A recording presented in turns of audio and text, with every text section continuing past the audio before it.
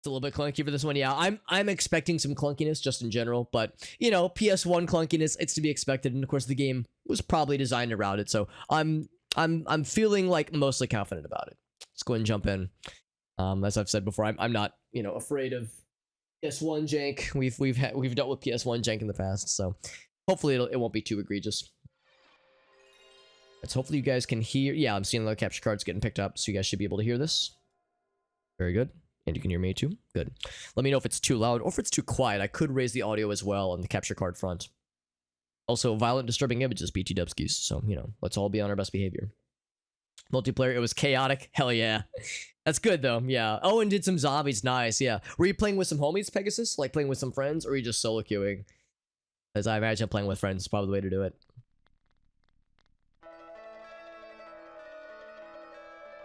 There's that classic theme. Solo and randos, yeah.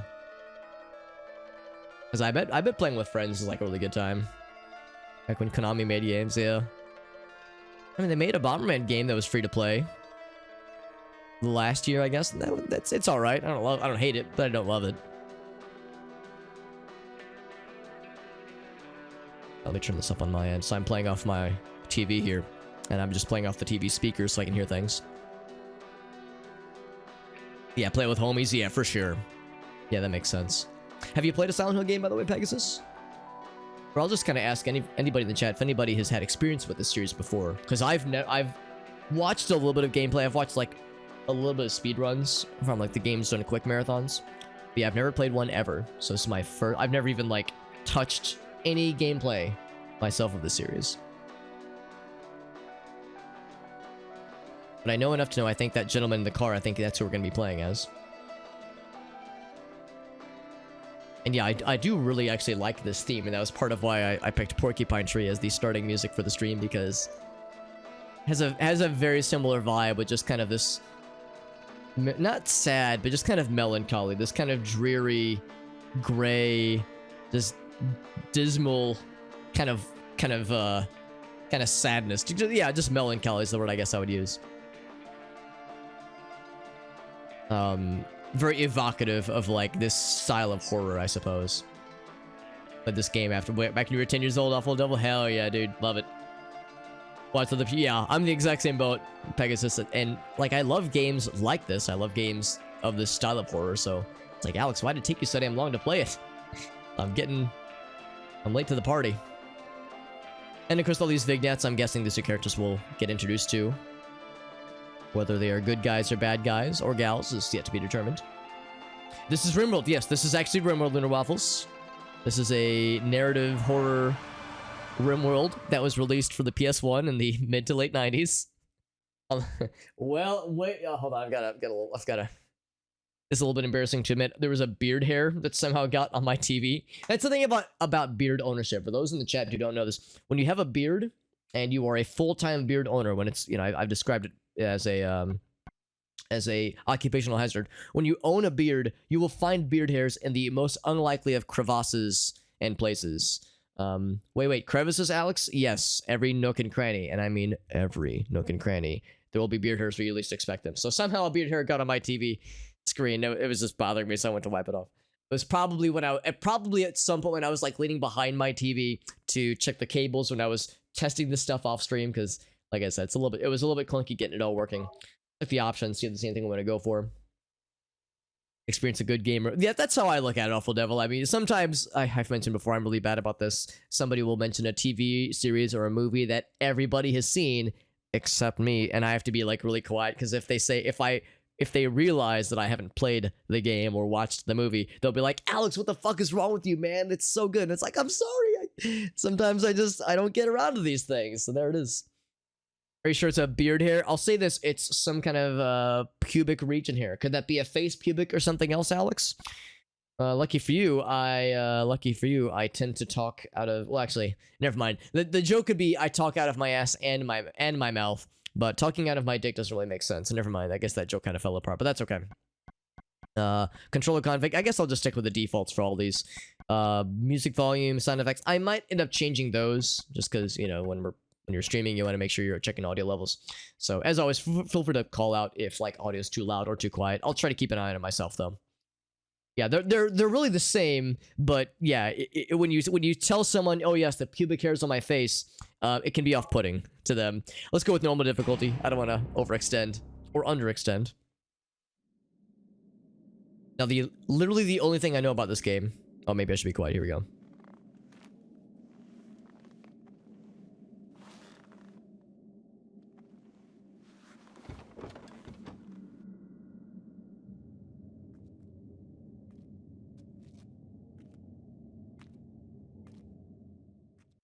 Okay, that was a quick cutscene.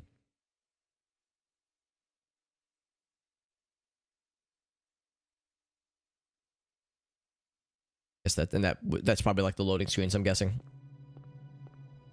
So, the only thing I know about this game is, of course, in the intro cutscene, we had this sequence where this gentleman is driving his car and he thinks his daughter is on the seat next to him.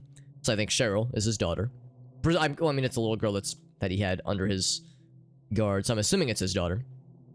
But, and then he had this, like, vision of her, I think the same girl, being in the street in front of him, so that's, like, what caused him to veer off the road. So when we see him emerging from a car accident, that was presuming, like, meaning that that cutscene at the start, or that sequence at the start, was, like, kind of the intro for the game. So the only thing I know about this game is a meme of this gentleman's face looking at the camera and saying out loud, "Who the fuck ripped this fat ass vape in Silent Hill?" Because the fog is so thick, multiple thick. First playthroughs, it probably will. It's this child bride. Oh god, now this game just got weird. Suddenly he's the villain. All right, so what do we have? We have a pause screen. There's eventually there's gonna be a map. What else? There's that. There's that. All right, so a bunch of buttons don't seem to do much. We have this is like a camera. Yeah, or no, what is this? It's like yeah, that's like an alternate like a look around option. That button, there's a sidestep. Oh, okay, we have two sidestep buttons. Dual analog does work, although it's a little bit weird. I might just use the D-pad. Dual analog is a little bit strange. So yeah, and I see what Irasi was saying. Yeah, the controls are a little bit odd, but not bad per se. Select is our inventory. Or, well, it's a few things. It's a pause screen. Name 1 through 3. Yeah, I think that's our inventory. And we can go to the options screen from here if we wanted to alter the sound effects, that kind of shit. Thick with, yeah, 10 C's. Yeah, real thick, exactly. His name is Harry Mom Jeans. That's right. If you hold both, oh, that's good to know. Thank you for the heads up on that, Awful Devil. I have a feeling that's probably going to come in handy. So let's see. I cannot seem to go up to status or equipment. Oh no, status is his current health. Okay, cool. And of course we have no map. Yeah, so if I do this, there it is. That's pretty nifty. Yeah, thank you for the heads up on that, Awful Devil. Hasmati, good to see you, buddy. Strafe and run. Yeah, so is there? Let's see, what's the run button? Okay, so it's square for a run button, and then. Oh, cool. Yeah. It's a little bit weird. But yeah, I'm starting to figure it out. So yeah, we'll need to remember that run button because we'll probably have to run from things pretty often. This is my first Silent Hill experience in any capacity. I'm very excited. Looking to see if this will like way to check the door. X. Alright, so I'm guessing certain things cannot be interacted with, so to speak. Let's look elsewhere then. But yeah, my first Silent Hill experience in any capacity. Oh, he heard footsteps. I didn't hear them. Or the audio on my end. Yeah, never played a Silent Hill game. I've seen a little bit of Silent Hill 2. Like visually seen them, but I've never played it at all. And I think that is Cheryl, our little girl. Cheryl? Is that Cheryl? I'm pretty excited, Hasmati. I'm pretty excited because I like games, I think, like Silent Hill. I've played games like Eternal Darkness, that kind of thing. I like the old school kinds of stylings. Stop. So, you know, I'm late to the party, but better late than never. So we're trying to chase Cheryl, but of course, can't seem to catch up with her. Oh, there she is, maybe. Like how this, I don't know if the word is dithering, but I like how you can see this very faint shadow of her. I would imagine this probably looked a lot better and less like pixelated on a CRT, because of course I'm playing on on a high definition television. Beware of dog. Oh, I was actually wanting to inspect the door. I guess I'll just go ahead and open it. Oh boy, yeah, off to a good start. Yeah, Cheryl, you little goofy little child, you strange little gremlin. Harry's model looks a little bit. Yeah, it's just like, I think part of it is, yeah, we're of course viewing through high definition displays as opposed to CRTs. I bet the CRT experience for this game was probably the like more how the developers expected or intended. Hey, what's up, Farfnick? You little cherub. That's right. And Final Fantasy VIII. Yeah. Some PS1. Let's think about this. Final Fantasy VIII. Yeah, PS1 era. Not just PS1, but N64 did this as well. Some early 3D games had that look about them. That lanky look. All right, so let's poke around here. So I don't think this dog corpse is Cheryl. Tank controls are a little bit clunky. But I've never played the original Resident Evil games. I haven't played a lot of like fixed camera angle tank control FPSs horror games before.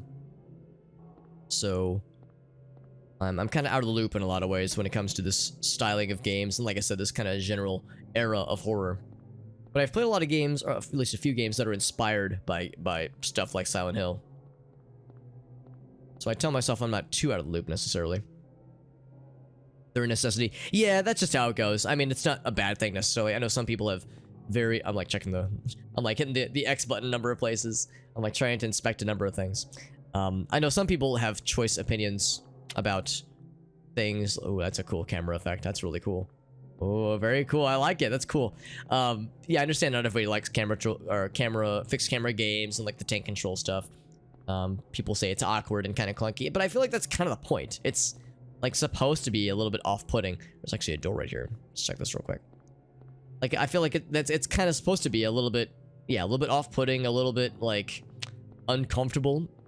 I like to think that it's more or less meant to be like those scary dreams that a lot of us have, where we're trying to like run away from a monster or something, and our legs don't work very well, and like we're having a hard time moving.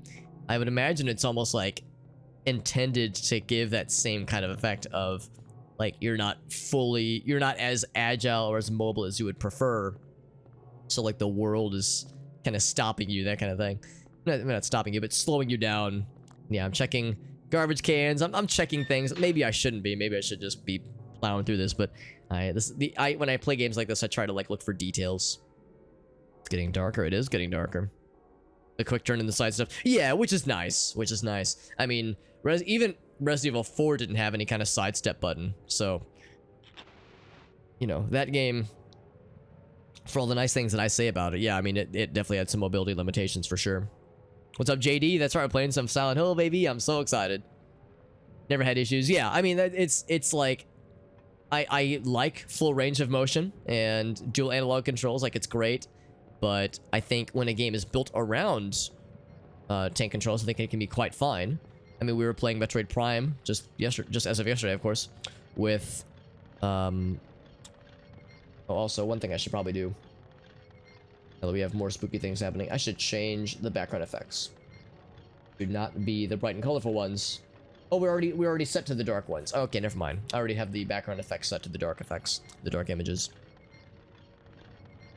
But yeah, we were playing Metroid Prime with mouse and keyboard controls, you know, very much a non-standard control scheme, and it was fine, and I liked it, but yeah, the whole time in the back of my mind, I was like, well, this game wasn't really built around this, so, you know, we upped the difficulty to try to compensate for it, but, it probably did, I like to think, not break parts of the game, but definitely altered some parts of the game beyond what the devs would have originally intended. Raining snow visibly at the ground, it does, yeah, it's a nice touch. So broken wheelchair, I don't know a lot, obviously, but I do know that in the intro cutscene there was the some kind of woman. She looked like a nurse. I understand that nurses, like sexy nurse zombies, are a thing in some capacity in this game. So some kind of notion of hospital horror is something to be expected. What is this? You know, I mean, this gentleman's name is Harry. Is that correct? He's doing a pretty good job of like dealing with this pretty well. If it were me, can't go into there. If this were me, I would not be so like inquisitive. I wouldn't be, what's this? What does this mean? I would be, oh fuck, this is terrifying. And this is like a waking nightmare. Like I would be not quite as blasé about the whole thing. So this man is doing a pretty good job of keeping it together. I'm gonna turn up the audio on my end because I can hear there's more background noises, by the way. The rain of the, oh fuck, the definitive editions. Yeah. We needed a definitive edition, quote unquote, of this game with like thick ass rain and weirdly rounded character models. This weird shit like that, man. Some back alley surgery shit, man. This is like spooky shit, and I am here for it. And the off-putting camera angles really add to like the surrealness of it, man. Some spooky shit, Pegasus. I know, that's how I feel, man. Holy shit. Pegasus, what are some other things you have planned for your channel, by the way, if you don't mind me asking? Like, if there were other things you had planned for your streams, as obviously Vanguard was tonight. Like, if there was other stuff you had kind of like in the periphery that you were kind of looking forward to. Because I've been looking forward to this for a while. Like, I've been planning for it for a while. And yeah, the sound keeps getting like more and more, I don't know, just off-putting is the only way I can put it, honestly. Nothing but bad things. Yeah, the GTA remaster stuff is like, the memes are hilarious, but I feel bad for anybody who actually paid for those games, paid full price for them, because I mean, supposedly Rockstar is like aware of the problems, but Rockstar didn't do the software development for the remasters. Some other contracted development firm handled the remasters, or the definitive editions. So I don't know exactly how they're gonna fix it necessarily, but yeah, it's like they got some pretty rough issues. Sound is a bit low. Oh shit! All right, so let me do this then. Let me pause. Let me up the audio a little bit. Let's go for like, because yeah, I definitely want to make sure that you guys can hear this stuff, because yeah, the ambience and the Silent Hill sound effects and yeah, and the music, just the ambient soundtrack is definitely something to enjoy for sure. Pokemon Go as, oh, does it really, JD? I'm curious. I definitely want to. I'll have to check that out at some point, because I know Gracie and I were playing Pokemon Go for a while. It'd be a good excuse to pop back into it. They're getting refunds. That's probably for the best, because yeah, it's been messy. Such a bummer they delisted the original games to make room for this shit, man. They got little hats. That's cute. All right, let's see if we can get away from this. Oh gosh. So I got bodied just a little bit there. Let me know if that's better, or if it still needs to be upped a little bit louder. I could turn it up much louder if need be. We got our asses kicked after finding a crucified zombie monster. Now, was that an intended death? Maybe it was.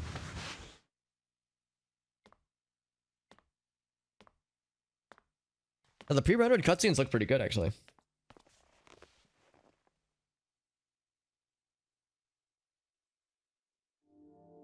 So was that just a dream, or did we really get our asses kicked out there? How do you feel? For the remakes that just came out, that makes sense. Or I guess they're coming out on Friday. I've been run over by a truck, but I'm all right, I guess. Glad to hear it. You from around here? Why don't you tell me what happened? Wait a second, I'm just a tourist. I came here for a vacation. I just got here. Okay, so we were forced to stay there anyway. I don't know what happened. That makes sense.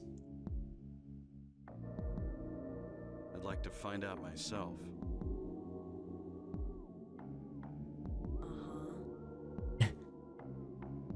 Have you seen a little girl? Just turned 7 last month. Short, black hair. My daughter. Sorry. The only person I've seen in this town is you. Where is everybody?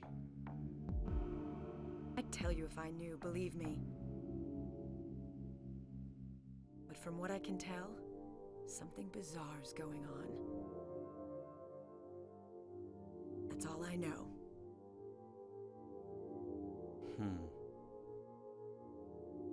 What's your name? Harry. Harry Mason. Cybil Bennett. police officer from Brams, the next town over. The phones are all dead, and the radio too. I'm going back to call in some reinforcements.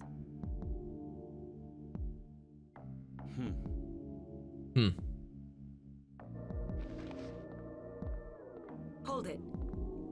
Where do you think you're going? My daughter. I've got to find her. No way.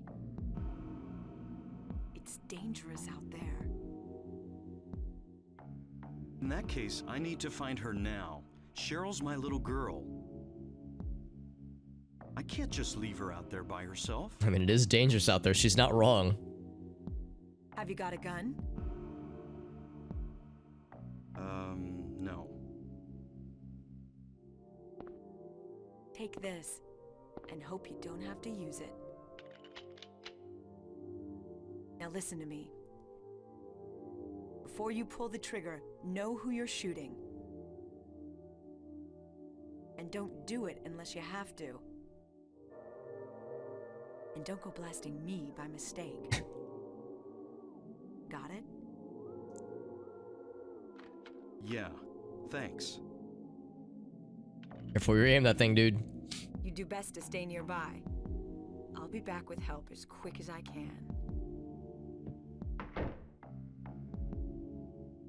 Yes, when you're in that alley sequence, yeah, so the walls closes behind you, or the entrance closes behind you, so yes, you're committed to that sequence, so it's like an expected death, so to speak. Sounds like yeah, I turned it up even a little bit more, so yeah, like I said, feel free to hit me up if more audio trickery would be helpful. Of course, the thing I'm always worried about is, and I don't think this game is like this, but there are of course games where it's quiet 90% of the game. Then there's that 10% where it's super loud. So if you crank up the volume, it's like ear screeching. I don't want to explode people's ears, so I tend to, go overly cautious when I can help it.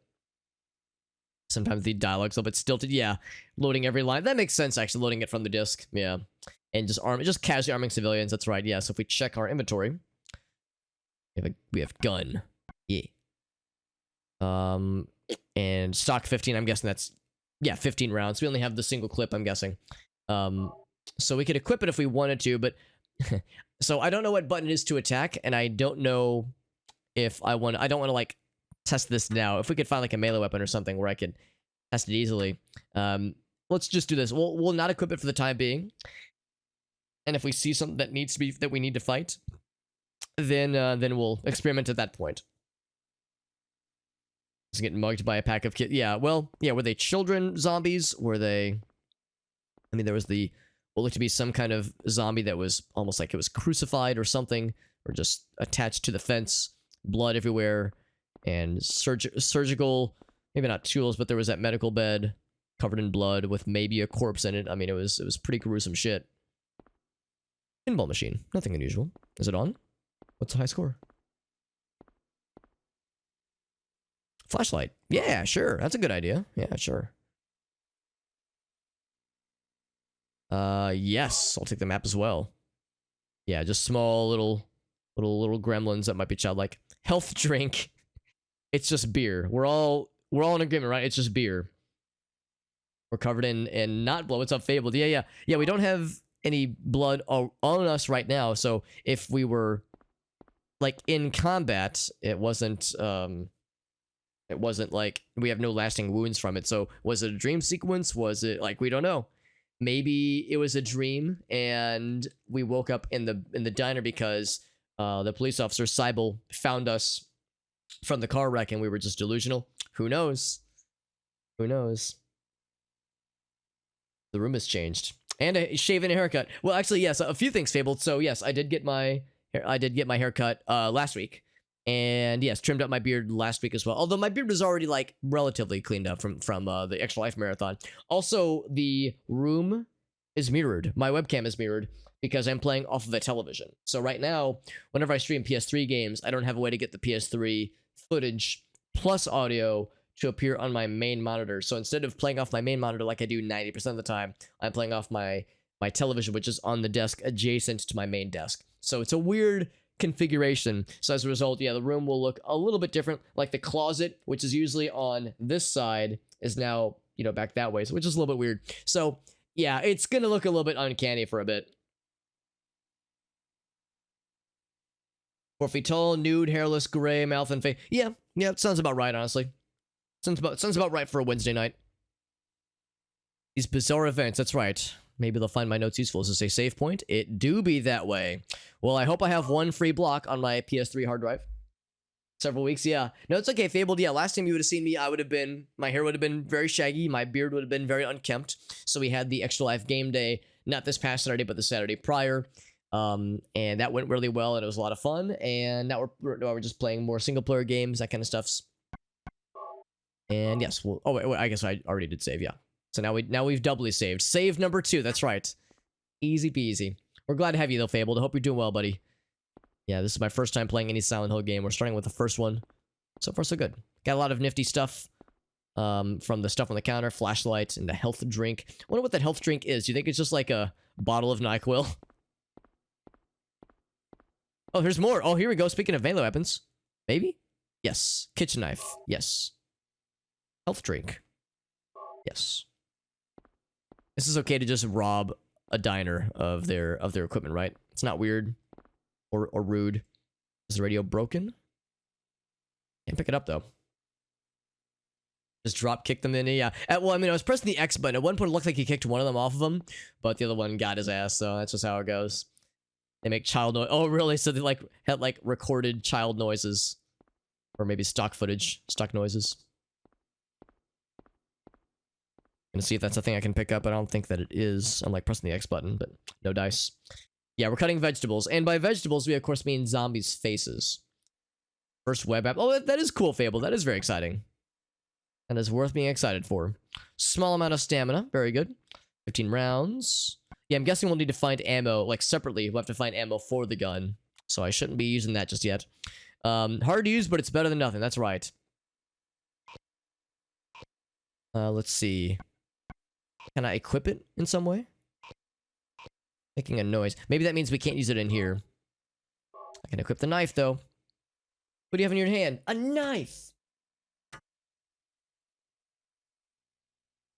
Alright, so now we can find out. It is... Oh, how do I... for what the attack button is. Got a map, which is nifty. Oh, okay, so there's an attack stance. You have to hold... Okay, hold that. Okay, that's what it is. So you have to, go into, a stance. Oh, and that's where the side... Wait, no. How do you do this, the sidewalking? Oh, okay, that's what it is. Oh, you can move and attack. That's cool. Yeah, okay, that's kind of nice. I guess you can also move and shoot as well. It's a little bit interesting. So yeah, so it's attack stance and shoot. Kind of like in Resident Evil 4. Similar kind of idea. First time, it is my first time playing Derek. I'm very excited, my friend. Very excited. First time playing, and first time ever seeing this game in any, major capacity. I've seen a little bit of Resident Evil, Silent Hill 2, but, not anything lasting for him. The only thing I'll say about Silent Hill 2... Oh. What's that? What is that? Huh. Radio. What's going on with that radio?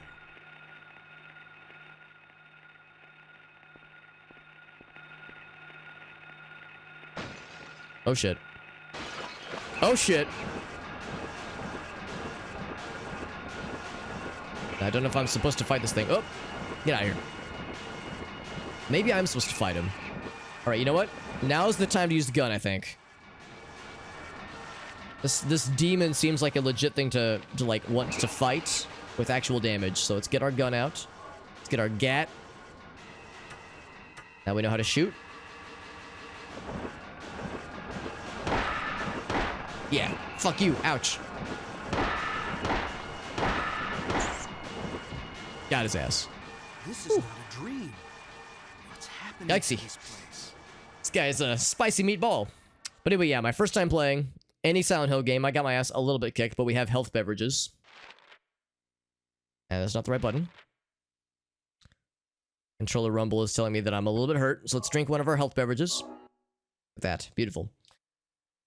What's that in your hand? A knife! No! What's up, Gobby? Good to see you, buddy.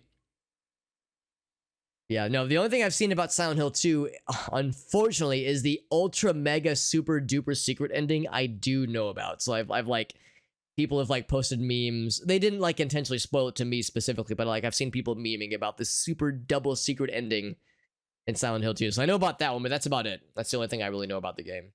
Health pills, but yeah, it's like a health beverage. I like to think it's just a bottle of NyQuil, which would add to like the dreamlike state of this game. So yeah, okay, so it needs to be in a dark place. That makes sense. It's the gun aim shuffle. That's right, or the knife side shuffle. Yeah. Didn't understand what I was. Yeah, I'm in the same boat, Derek. If I would have played this as a kid, there's probably a lot of things I wouldn't have been able to appreciate. And it's just, you know, as a 32-year-old man, I'm hoping that there's a lot of things that I'll be able to well, yeah, just to appreciate about just the game as a whole. Some strange fun. Yeah, some strange shit for sure. What's up, Jim? Good to see you, bud. That demon clawing my face, that felt pretty real, honestly. Pterodactyl has oddly humanoid legs. Yeah, the monster design in this game is something to be appreciated for sure. And bat-like wings, yeah.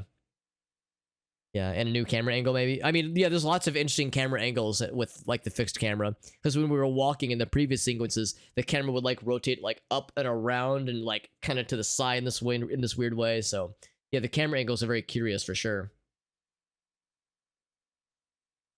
The fetus skin, yeah. A lot of, like, games that were inspired by this game have, like, similar stylings for the monsters.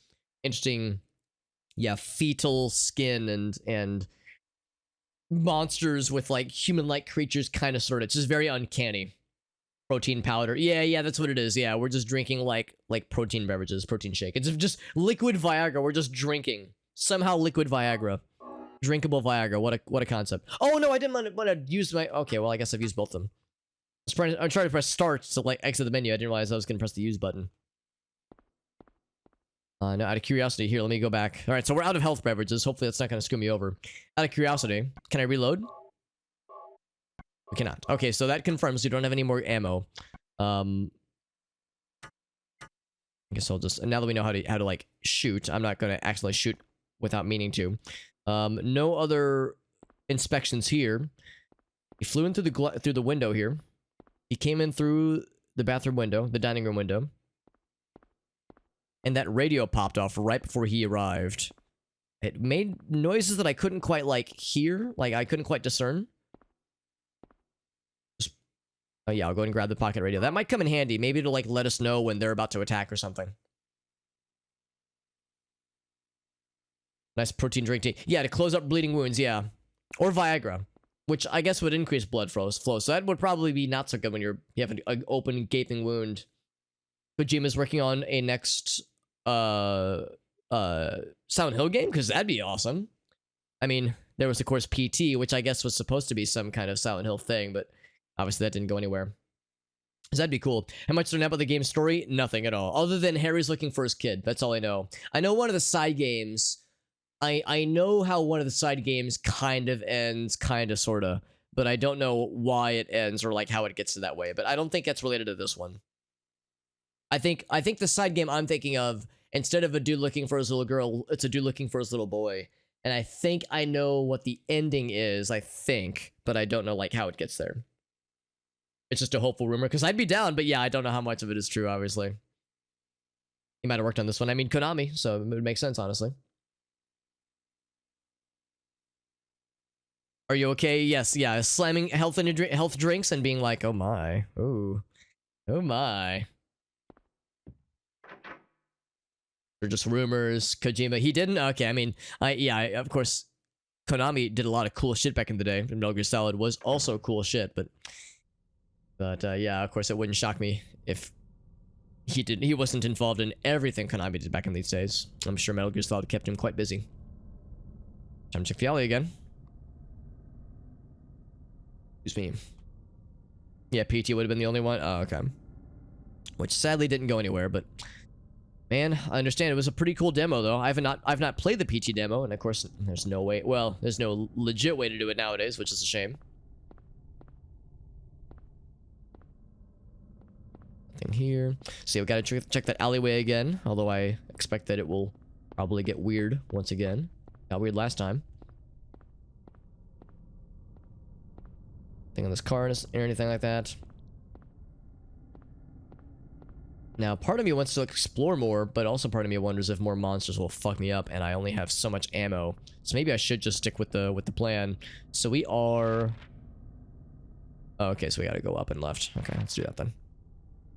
Let's just stick to the sidewalk for the time being. What are these? Downing Viagra to fighting female monsters. Maybe that'll be later.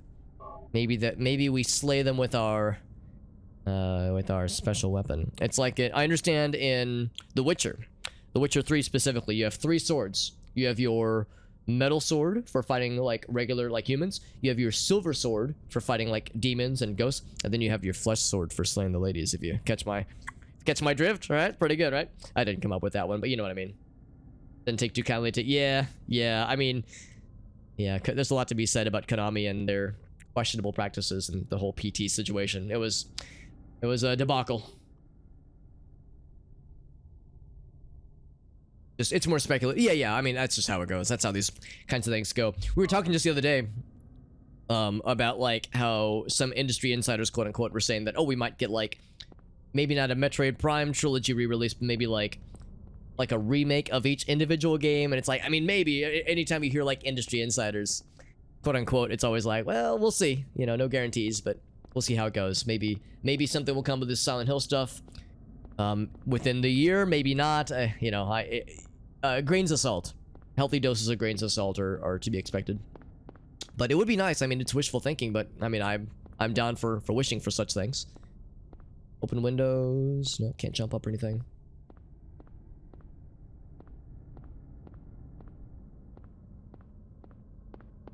And I want to explore, but I have a feeling this game will maybe not so much punish me for exploring, but I feel like there's monsters abound and I don't have the resources to fight right now. I should probably be careful. Like an HD version on the Switch. Yeah, like it would be cool. It would be cool. I would certainly be down. We played Metroid Prime. We actually just beat Metroid Prime 1 yesterday, which is good. And it was a fun time, but yeah, it was a reminder that yeah, we haven't heard much about Metroid Prime 4 in a while, and some kind of supposed Switch release has been teased for a while, but no info yet, so I'll believe when I see it at this point. Industry insiders, yeah, it's like, you know, again, just grains of salt. Like, it's nice and wishful thinking, but, you know, there's something to be said about not attributing too much faith in them because there's no guarantee. Oh, we don't know what that noise means. I can hear him. That's the map button. Eventually I'm going to learn that the map button is the triangle. Radio that a bit static when monsters. Yeah, so it's like, it's not really a static, it's like a ringing bell noise.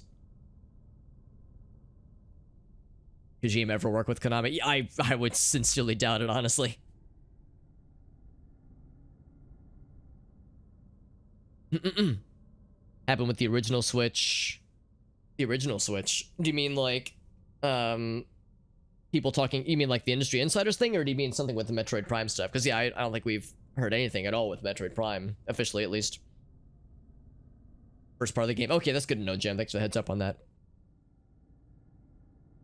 Oh, you're saying like when like the industry insiders are talking about the Switch? That's already on though.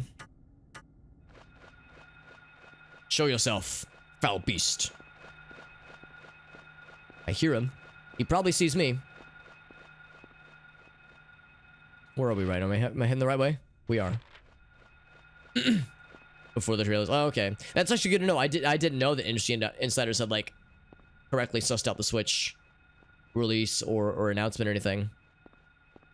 I mean, that's the thing too, is that sometimes the industry insiders are correct, but there's so many of them, and there's a lot of conflicting info, so sometimes it's hard to know which are the ones that are reliable and which ones aren't. And of course, there's the phrase that, you know, a broken clock is correct twice a day, so, you know, sometimes, you know, you will get the right info. But it's a mixed bag for sure.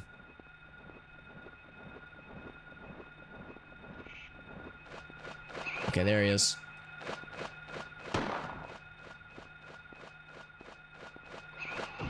And of course, the combat is a little bit awkward, but that's the point. You know, it's supposed to be disorienting. Ouch. I don't think I'm automatically aiming.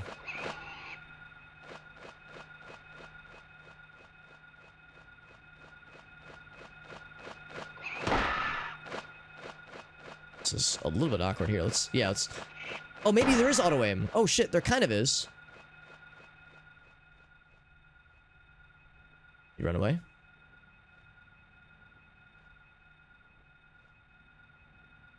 It's snowing.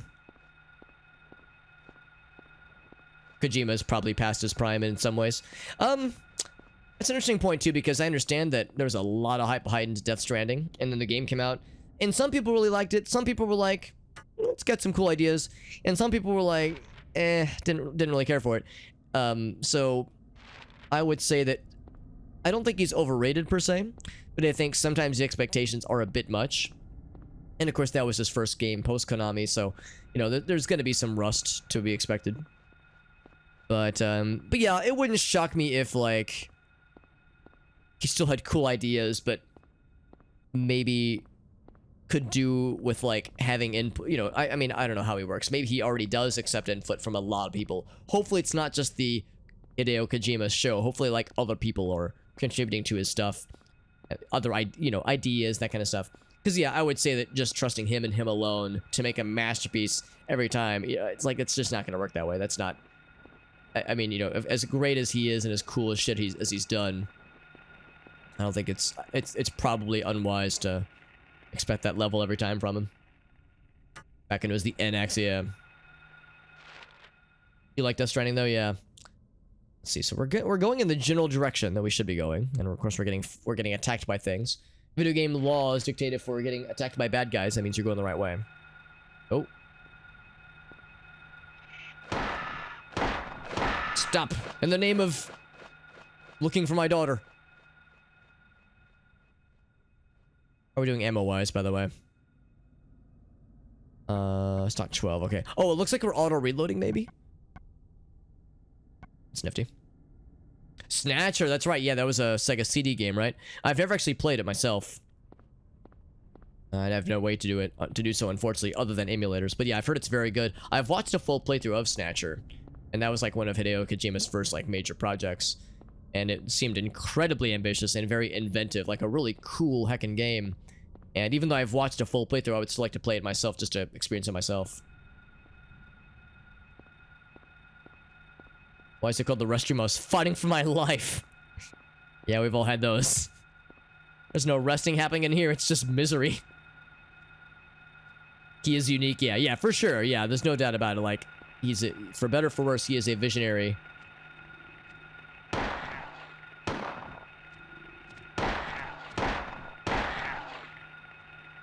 Is he dead? He's like moving still.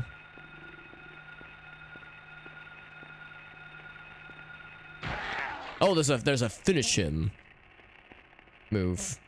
Well, he's still moving. Okay, now he's dead. I wonder if I shouldn't be fighting everything. Maybe I should try to sneak, because I don't have that much ammo. Speaking of which, I'm like checking dumpsters to see if there is more ammo at the side. Some kind of Toriyama kind of stuff too. Dragon Ball, right? Yeah, filtered through. Yeah, exactly. Like, we were just talking the other day about like George Lucas and how there's this documentary with episode 1 where you're just watching him make all these really not so good decisions, and everyone around him is just being like, yeah, these are great, George. Like, everyone's just kind of nodding their heads. A lot of yes men around him, yes men and women around him, and a lot of people have correctly pointed out, it's like, man, some people that, like, I think episode 1 and Star Wars prequels and probably sequels, like, you know, a lot of the Star Wars things would have done better if like more people could have been involved in decision-making processes to like point out things that maybe weren't so good, or maybe like offer some additional ideas. Also, I can't sneak past this guy. Oh, you're back, by the way.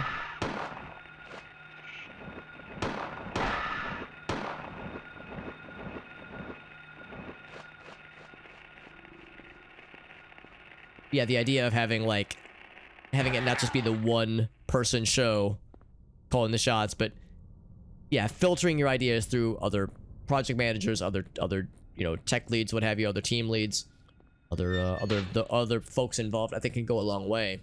Because yeah, I think when one person calls all the shots, unless that person is perfect in everything they do, there's going to be issues.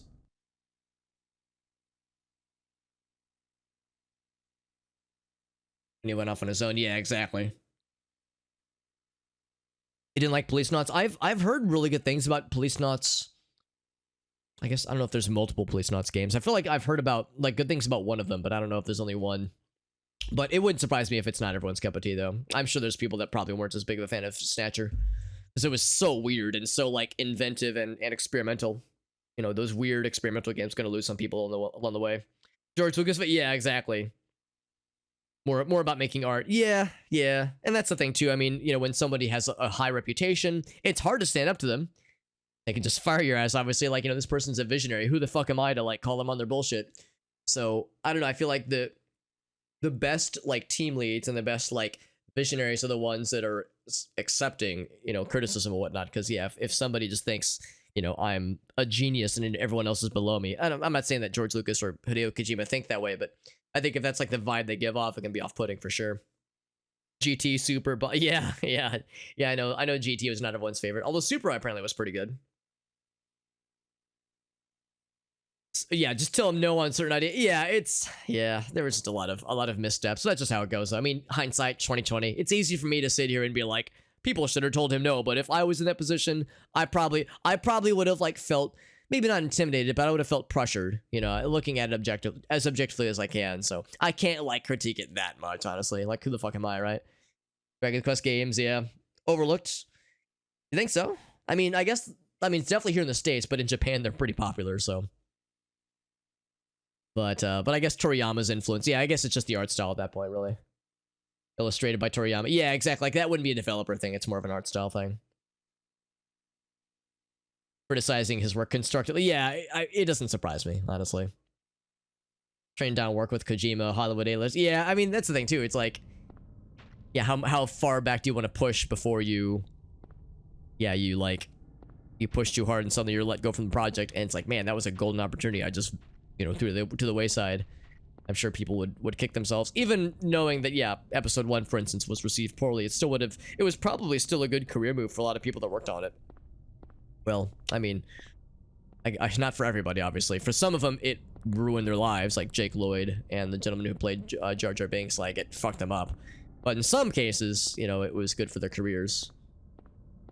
Like, it was good for Ewan McGregor. Like, he escaped pretty unscathed, and everybody agrees he's like one of the few good things about the prequel trilogy. So, but yeah, but then the Jake Lloyd situation, the Jar Jar Binks actor. I mean, yeah, some people it really caused problems for sure. So many things going on. Yeah, my favorite part, and everybody quotes it all the time, is like when they watch that first attempted cut of the movie, and they're sitting in their little personal theater, credits are rolling, and George Lucas is sitting there with his George Lucas face, and he's going like, I might have gone a little too far in a couple of places. And that's like, kind of jerks you around a little bit, doesn't it? Like, he's kind of ruminating on the demon he is about to usher forth into the world. But again, like, I'm mostly memeing. Again, who the fuck am I to like say like, what's like an armchair movie critic be like, oh, they should have done this way. Like, who the fuck am I, right? Like, I don't know shit. And again, you have to consider this is a motherfucking Star Wars movie. The first Star Wars movie since the 80s, or I guess early 80s. And it was the late 90s, so it's like this was a cultural moment. And there was all this pressure and all these expectations. I mean, let's be honest. Could episode 1, no matter how, what if episode 1 was an amazing movie? Could it have actually like lived up to expectations? I bet like no matter how good episode 1 would have been, there would have still been disappointment. There would have still been, you know, people that weren't as big of a fan. So you have to like kind of put I have to put my own biases in check from time to time. To school, by the way. Isn't this Cheryl's sketchbook? She's at the school. Okay. Good to know. So that's where we're going next. Midwich. That's the middle of a sandwich, for those who don't know. That's when you're halfway through a sandwich and you have to make the call. It's like you have that moment where you're like, well, I'm eating the sandwich and it's good, but I'm starting to get kind of full. Should I finish it or should I save it for leftovers? That's the Midwich. And then there's the Broodwich from Aqua Teen Hunger Force. That's something else entirely. Steel pipe. I wonder if there's a way to know... Actually, here, well, here, let's check this as well. If that's a melee weapon, if that'd be better than the kitchen knife. development and a ship product. Yeah, there is. There absolutely is. Force Awakens, New Hope with the Mary Sue. I mean, I've heard that a bajillion times too. The Mary Sue thing, I don't know, it doesn't really bother me too much. I think that like I never got the Mary Sue vibes personally from Force Awakens, just because like you get the impression that you're like that as you know, Rey kind of like is trying to figure her shit out, that she's like I guess that's the thing. When I think of a Mary Sue, I think of somebody who can solve all the problems and like is like placed there specifically to do so, and like can do so knowingly, whereas it seems like Rey's kind of like stumbling her way through like kind of figuring things out. So I guess the stumbling is where I don't it didn't bother me as much, but I guess this thing though, it's like everyone's definition of that kind of thing, or the threshold for when it bugs them is different. So this is the sketchbook, by the way, and it's the drawing of him. Looks just like him with the bug eyes and everything. Minimal training throughout the series. Well, the minimal training thing, I mean, the same could be said of Luke. So like, you know, like he has training sequences. I guess except for Return of the Jedi, I guess there's like a time jump that we're assuming is, you know, takes a while. But like, I guess the idea there, it's like, well, she's got some kind of bloodline, so that's like the Star Wars thing. It's like, oh, this person is part of some impressive bloodline, therefore they have all these innate abilities and midichlorians. So that's like, for better or for worse, I guess that's just how the Star Wars thing goes. Sketchbook from her 5th birthday. Oh, but I can't pick it up though. I can look at it. Yeah, you can't pick that shit up though. Just gotta enjoy it from afar. Can I equip this? Long range but of limited use. I get the impression that's probably better than the knife. I wanted to go into a melee kind of deal. So we still have that on. Look. Okay, so just a screenshot of it. Okay, nice and simple. Bump, bump. All right. Oh, and also maybe I should look at this little hovel. Okay, there's no look. I mean, I can visibly look at it, but I can't like inspect it anyway. So, all right, well, to the school. And I'm sure we're not gonna see any nightmares in the school. Everything's gonna be totally fine, and nothing scary, nothing weird, no horror movie, horror game shenanigans. Completely normal shit.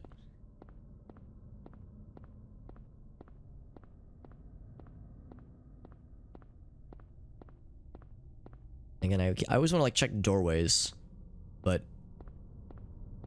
like it was locked the last couple times I looked, but maybe the 3rd time it'll be different.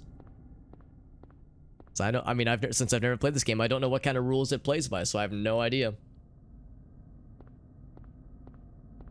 Fans of War creating it versus a visionary creating their own. Oh yeah, that's a good point too. Yeah, like the whole Sonic fan game, like what was it, Sonic Mania versus Sonic Forces? Because yeah, Sonic Mania would have been, I mean, it was a Sega sanctioned game. It wasn't a fan game per se, but it was made by teams that were people that had experience of working on fan games, and you know, there was that kind of passion behind it. And then there was Sonic Forces, which was, you know, actual Sonic team, and a lot of people criticized Sonic Forces being like, oh man, this was made by official Sega, and it's, I'm sure Sonic Forces isn't a bad game, but Mania was so well received, everyone's like, this game's great. So it is kind of an apples to oranges kind of thing to really compare them fairly. And of course the goals were different with each game. You know, retro revival versus some kind of new experience. Got his ass. Can I stomp his ass? Hold on. I guess it's already dead. And it's not like Diablo. They don't drop ammo. They don't drop weapons. They're just dead. These flying, these winged demons.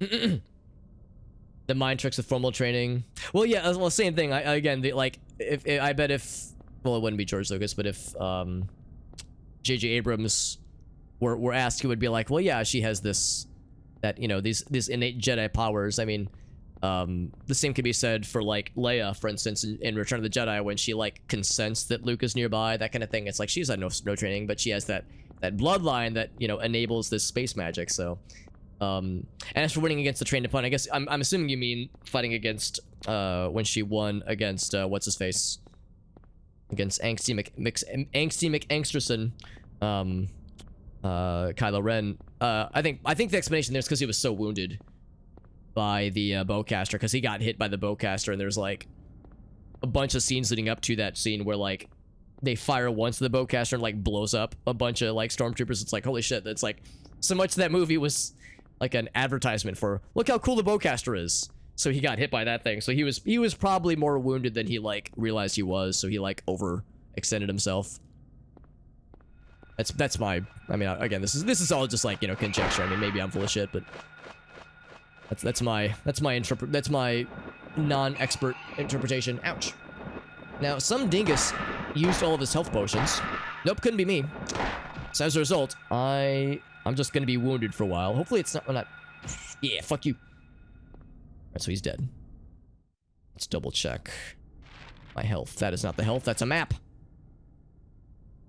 Can't look at health from a map. Okay, so I'm wounded, but I'm not like dead, like dead.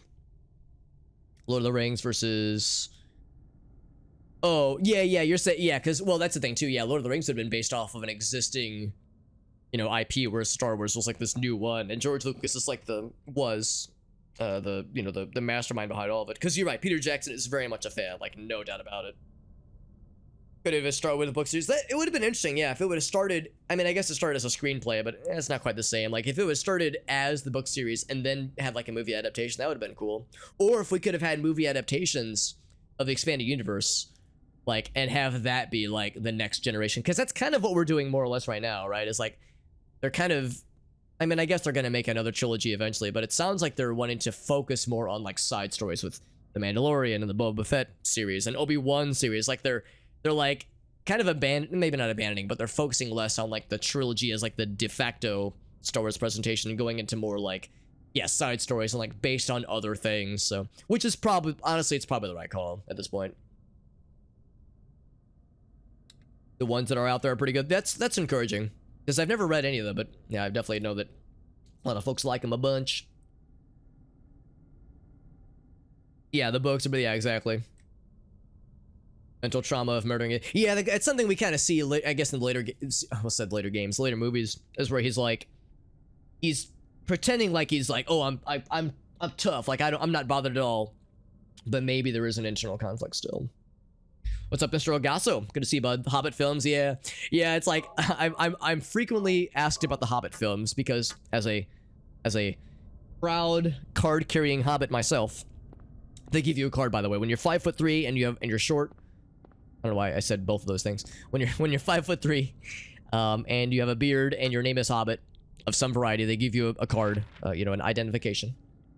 In case people aren't sure how short you really are. Wonder if I should go back to the cafe real quick. Or maybe I should just keep walking this way, because I might have to fight more monsters along the way. But anyway, yeah, I'm frequently asked about the Hobbit movies, how I feel about them. And it's like, I liked them, but I had to leave my expectations. I had to check my expectations at the door, because Peter Jackson spent a lot of time and energy trying to distance himself from expectations with Lord of the Rings, which are inevitable because he directed both trilogies, even though he didn't even want to direct the trilogy for the Hobbit movies. I think it was supposed to go to Del Toro, but he had to drop out like at the 11th hour, and Jackson had to come in. My understanding is, at least, is that Peter Jackson had to be brought in like at the end to finish up the movies, or like to direct like a good chunk of them. Even though he didn't want to, because he knew what was going to happen. He was like, people are going to expect more Lord of the Rings trilogy, and I can't supply that. Maybe he could have, like, if he would have had the reins from the get-go, but again, he didn't want them. So it's like, it's disjointed, and like, there's very fair criticisms about how the movies were made. But, again, you know, checking the expectations at the door was what saved me, at least. So I enjoyed them for what they were. Did I like them as much as the Lord of the Rings movies? No, of course not. But I mean, they were all right. There was a lot of moments I appreciated. I think the acting was pretty good. Some cool sequences, some cool things they did with the lore. I've never actually read all of The Hobbit, I'll confess. So there's a lot of it that I was like, I don't actually know what's gonna happen here. So I didn't mind the like new characters or like the Cimmerillion inserts. Like I didn't mind that too much. There were some moments that were pretty egregious. I mean, Legolas existing in the movies is kind of silly.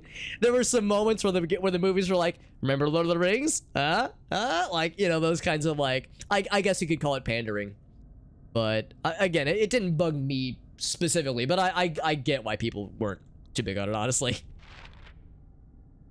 The Tolkien edit of the Hobbit movies. There's a Tolkien edit?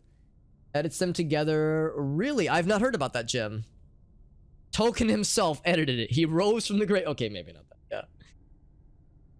Why would it need to be 3 movies? For the original trilogy? Oh, no, you mean for the Hobbit movies. Yeah, why did it? Yeah, it didn't need to, but they wanted it to be. Yeah, that sounds cool. Did they force him out? Yeah, that's a good question. I don't know why Del Toro exited the project. Maybe it was a voluntary leave. Maybe he got forced out.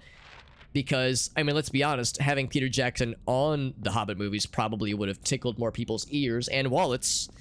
So, maybe there was the hope and or expectation that if we get Jackson on the horn and get him to direct these movies, he'll make us more dollars, and they probably weren't wrong. Again, even though he didn't want to do it, so I mean, I hope he was paid handsomely for it, but I feel bad for Del Toro if he was forced out of it, because that would be very shitty. If you were cartoon orcs.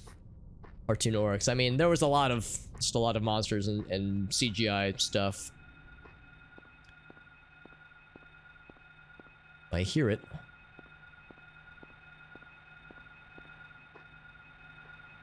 Where's the meme where you see a doghouse and the guy's like, there's nothing around here? Or there's probably a dog nearby, and then you turn around, the dog's like jumping at your face. Too ambitious to make a single. Yeah, ambitious is a fair way to describe it. Maybe I just snuck past this demon wherever he is.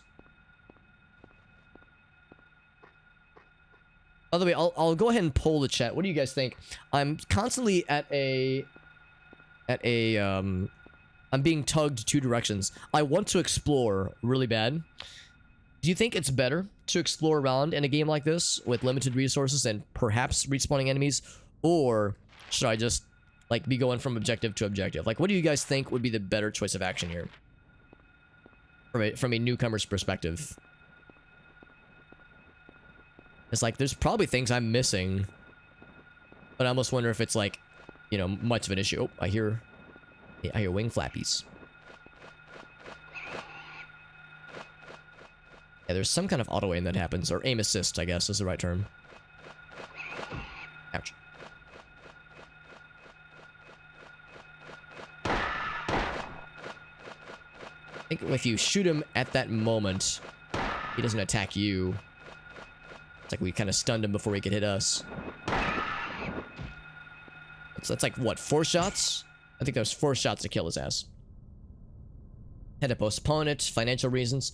Oh, okay, so it was like, maybe they didn't force him out, but yeah, like, the scheduling just didn't work out. That's a shame. More funding and better tech, yeah. I mean, I don't know if CGI was the reason that, like, the scheduling, funding stuff had to happen, but yeah, I'm sure it's probably a lot of things culminating.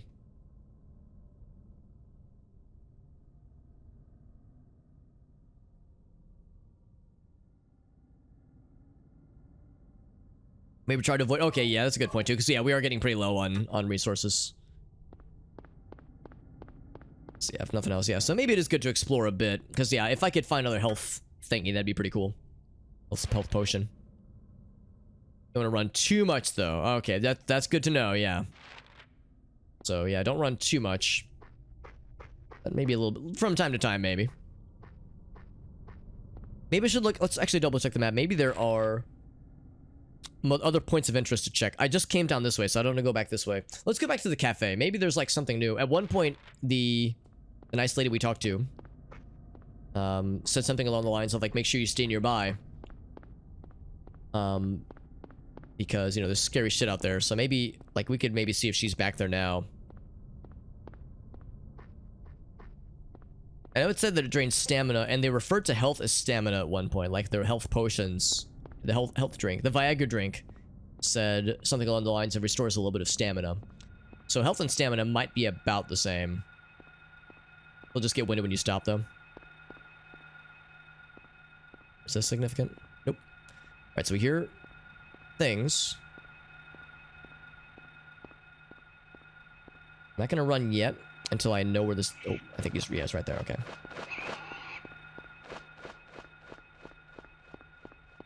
What if I can just, like, run to the cafe? Am I going this way? Probably not. So I might have already outgamered him. He has not followed me. Okay, so it doesn't affect your health. That's good. So we'll take a left to this next street. Oh, oh shit. I was about to say, I might have outrun him, but it looks like there's another one that decided to try to get to us. Just cross the loading zone. Cafe, I think, was on this side, maybe. We're just about upon it. Running and stopping. Yeah, it seems like there's ways to kind of hit it with the jukes. Okay. Anything new in here? Probably not. I mean, let's be honest. It's probably not one of those kinds of games. Now, I'm down to like 1 hit health-wise. It would probably be unwise for me to save. I would feel better saving if I got some kind of health beverage. Let's go back then. Let's go ahead and head towards the next goal then, just towards the elementary school.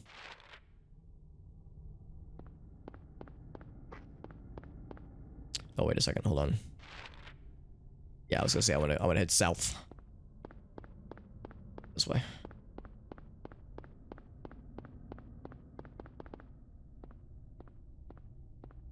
Yeah, I should try to avoid running too much unless there's scary things nearby. Yeah, that's the thing, Jim. It's like, I'm sure I just need to, like, you know, find myself to the right place. Get more health and more ammo. I'm sure there's more than I would otherwise think. Let's run this way, then. Let's just jaywalk across the street real quick.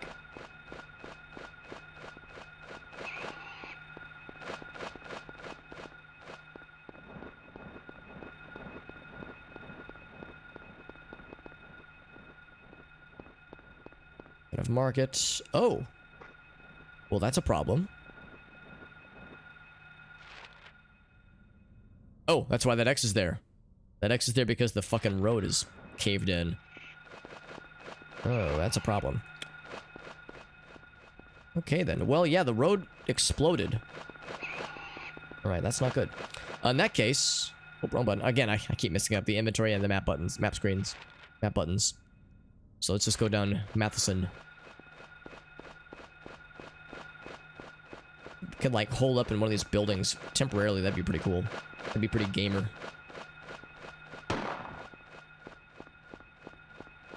If I could just, like, hide in here real quick. Roasted coffee! Let me in! Let me in! Let me in! No! I want to live!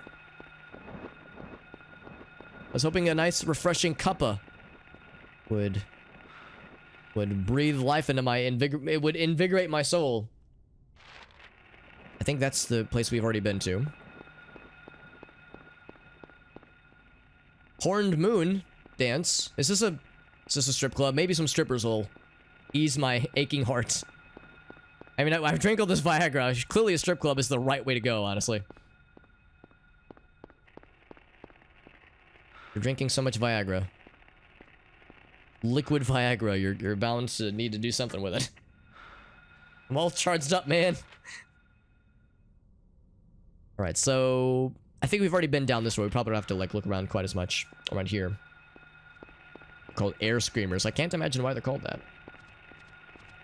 It's updating the map. That is good. They call them demon child, demon bird. Oh, dogs, and another fucking dead end. He's hacking dead ends, man. Goddamn. There's an awful lot of enemies out here. God dang. I feel like I shouldn't be here. I feel like I have put myself in a not so good spot. But you know what? This is how we learn. We have now learned that... Yeah, we're getting all these X's on the road. Nope. No, thank you.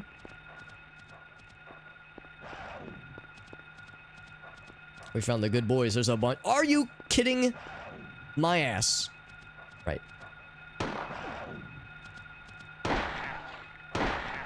Is this one to leave me alone? They're called groaners. Although good boys is also a good term for them. What's up, Warbird? Good to see you, bud. Doghouse, 11th Street. Well, we've definitely found some dogs and some houses.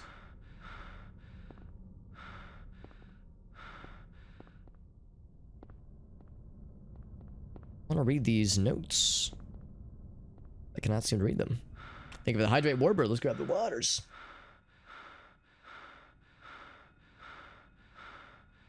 Yeah, Harry got his ass kicked, and by him, I mean me. I like how we're kind of like painting a picture of this whole town is caving in some ways. Makes the question of how the hell did we get here? I guess we got here from the highway, presumably, but... Alright, so in that case, hold on. So we have to go up. Back up 11th Street, yeah. Down back to the Midwich. That's the half-eaten sandwich we were talking about earlier. Excuse me. Same kind of like, yeah, skin tone. Yeah, like, it's from what we've seen so far, all the monsters, I guess, except for the demon children, have, like, similar, like, flesh tones, that kind of thing. Oh, yeah, here's the thing. Yeah, yeah. Oh, a house key. Oh, shit. Nothing unusual. Oh, it's not the meme. Oh, okay. Oh, am I dead? Yeah, I'm dead. Shit. I'm sorry. I probably should have stopped for that. Because there's a thing where if you play, I think it's this game, maybe it's Silent Hill 2, where you find a doghouse and you inspect it, and the protagonist goes, there's a doghouse, but there doesn't appear to there does not appear to be a dog anywhere. And if you click it right, you'll get it right as the dog is attacking you. So it's like, I wonder if there's a dog around here anywhere while a dog is ripping your head off. Alright, so let's load. Alright, now the good news about loading this save here is that I'm loading before I accidentally drank both health potions like a dingus. So, you know, we'll call this an optimized loading zone, load state. But good to know, we don't have to fight everything we see, and it's probably wise not to do so. So should probably try to play a little bit smarter.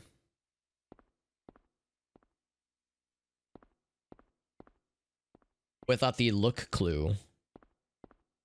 Look clue. I'll admit I don't know what that is. I guess you mean like, if there isn't like a key object to look for. Like in that case, we're looking at the house key that was tied there. I have a feeling we're gonna need that house key, so we'll need to go back. That was somewhere in between Levin and Midwich. It was like I was going down Levin Street, and then I had to double back as we were like starting down Old Silent Hill. There's like a street clue for it. Oh, interesting. Okay. All right. So, oh yeah, let's go and equip the gun because my gamer sense tells me that we're gonna need that pretty soon. It's almost as if we just did this literally minutes ago. We have both these things. Equip.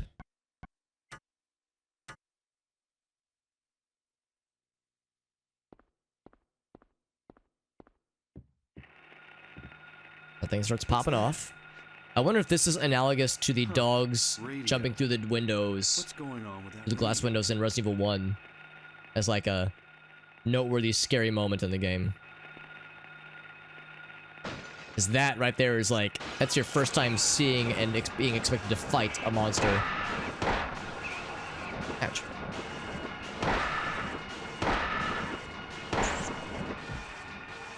That was 5 shots to take him down. What's happening to this? So it's somewhere between 4 and 5 shots.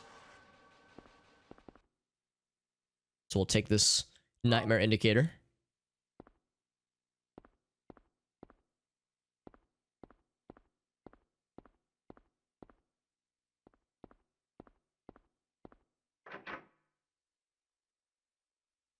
The monster glass. Yeah, I guess it is kind of a trope at this point. Horror movie, horror game trope.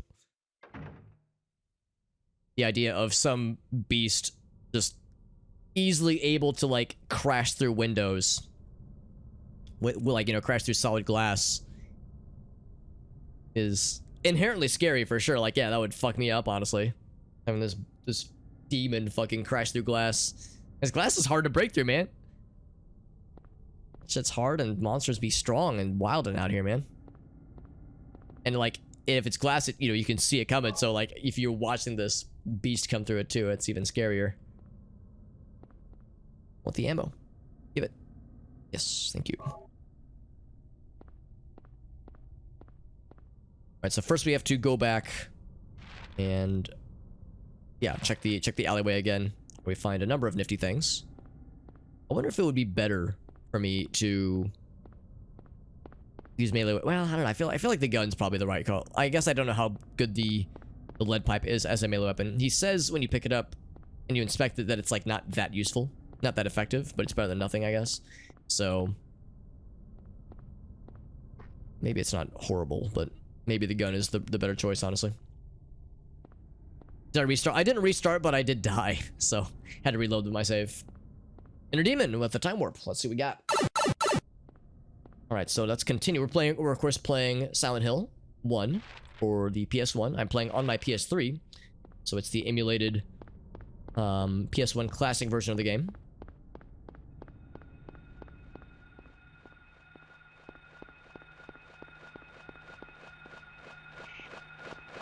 And here, a winged beast. Oh, okay, so if you're running, you can still get hit. But if like I think Rossi pointed out, if you run and stop, that stopping animation can make you, not get shit upon. Now down this alleyway, I might just go ahead and shoot things because I don't know of a way to like get around these lads and ladies.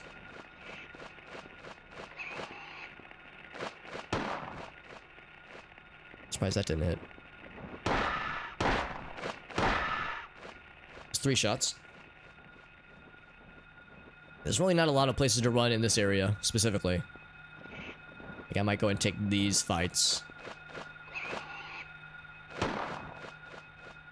When he's flying away, you can't seem to shoot him, or at least I'm having a harder time shooting him. But if he's flying towards you, that seems to do a pretty good job. My phone ding, let me check that real quick. Hold up your right hand. This right hand right here. Or, well, yeah. So you're saying, like, which right is your right? So, yeah. So, as I'm facing the webcam, this is my right. So, that's like, how things have been flippy-dippied. As anti-Alex mirrored or unmirrored. Yeah, which is the real Alex? Ouch. I've shot you so many times. Maybe I'm shooting different winged beasts, but I landed like 7 hits a little bit earlier, so that guy just did not take a hint. Zella, that's correct. Yeah, the backwards Alex.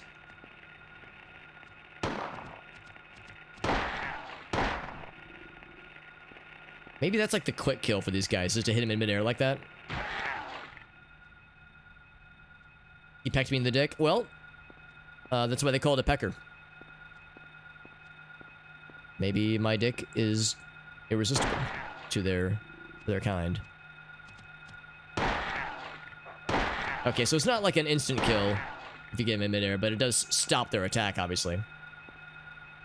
Of course, that does quiet up the radio jingle jangles.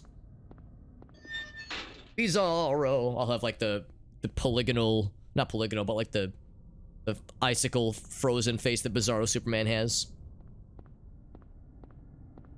Take him well done. That's right. That's the finisher move. That's, of course, I'm a big fan of Eternal Darkness, and there's a similar kind of mechanic in Eternal Darkness where you can down a zombie and you have some kind of any kind of weapon. It could be a melee attack or a ranged attack. Some kind of weapon that can attack a monster. Then yeah, you can smack them while they're down to like some kind of finishing move.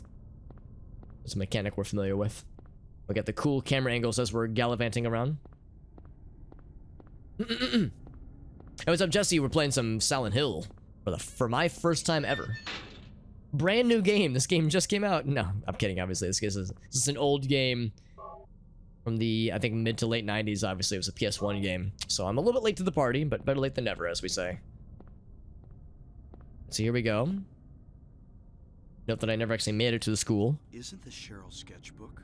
I died along the way because I was fighting far too many things with no healing. Was 2001? Oh shit, I thought it was like older than that actually. That's not too ancient. Wait, this was 2001. Really? This was 2001? Are you serious? Because like the GameCube was out in 2001, right? I guess maybe, or maybe I'm wrong. Maybe my timetables are wrong. Because I thought 2001 was when Eternal Darkness launched. Okay, so they were still making PS1 games in the 2000s. That's shocking to me. Well, actually, that's not that weird. I guess because Majora's Mask came out in 2000s. Maybe it's not that weird. In my mind, I was thinking that like 2001 would have been like GameCube times. Maybe not though. Yeah, maybe my timetables are all over the place. Because Silent Hill 2 was also PS1, wasn't it? Yeah, just the PS1 in general. Yeah, I've never played it. And I've never played any games that were immediately inspired by it. Because, of course, there was Resident Evil 1. Well, Resident Evil 1 might not have been inspired by this game, but they were contemporaries. There was Dino Crisis. There was, like, been a bunch of, like, tank control FPS1 horror games that I've never played. Looked amazing at the time. Yeah. Oh, it was PS2. Oh, okay, yeah. In my mind, I thought they were both PS1. Okay, yeah, maybe that's why it's not on the PS3 then. I understand that, like, emulating PS2 games and well, that doesn't make sense, no, because there are PS2 games on like the classics section on the PS3 store. So maybe not. I don't know. I'm just wondering why there was never an attempt to port it over. Because I know that Silent Hill 3 there was some kind of issue where they just don't have the source code anymore, so that game pretty much can never be re-released, unfortunately. But 2, I thought, yeah, maybe it's the same issue with 2. I'm not sure. 2004. Wow, so the PS1 had a much longer life cycle than the N64. That's nutty. I had no idea it went that late. Alright, so now don't run too much. It's a winged ouch beast. And now I will continue to run. Maybe I should go back and save, actually, now that I've, like, done things. Unless maybe there'll be a save point right as we get to the school. If I can make it to the school, that probably will be fine. Get the mappy. So we know that 11th Street to, like, down to the old Silent Hill is cut off. There's a convenience store on the top right. I wonder if I should check that real quick. Maybe there'd be, like, some supplies up there. Yeah, right up there. Let's go to that convenience store. Let's take a chance here. Oh, he's pretty hurt. Let's use... Oh, now he's not. Oh, maybe he was just wet because he was tired. Let's go and use a healing potion, though. I might as well.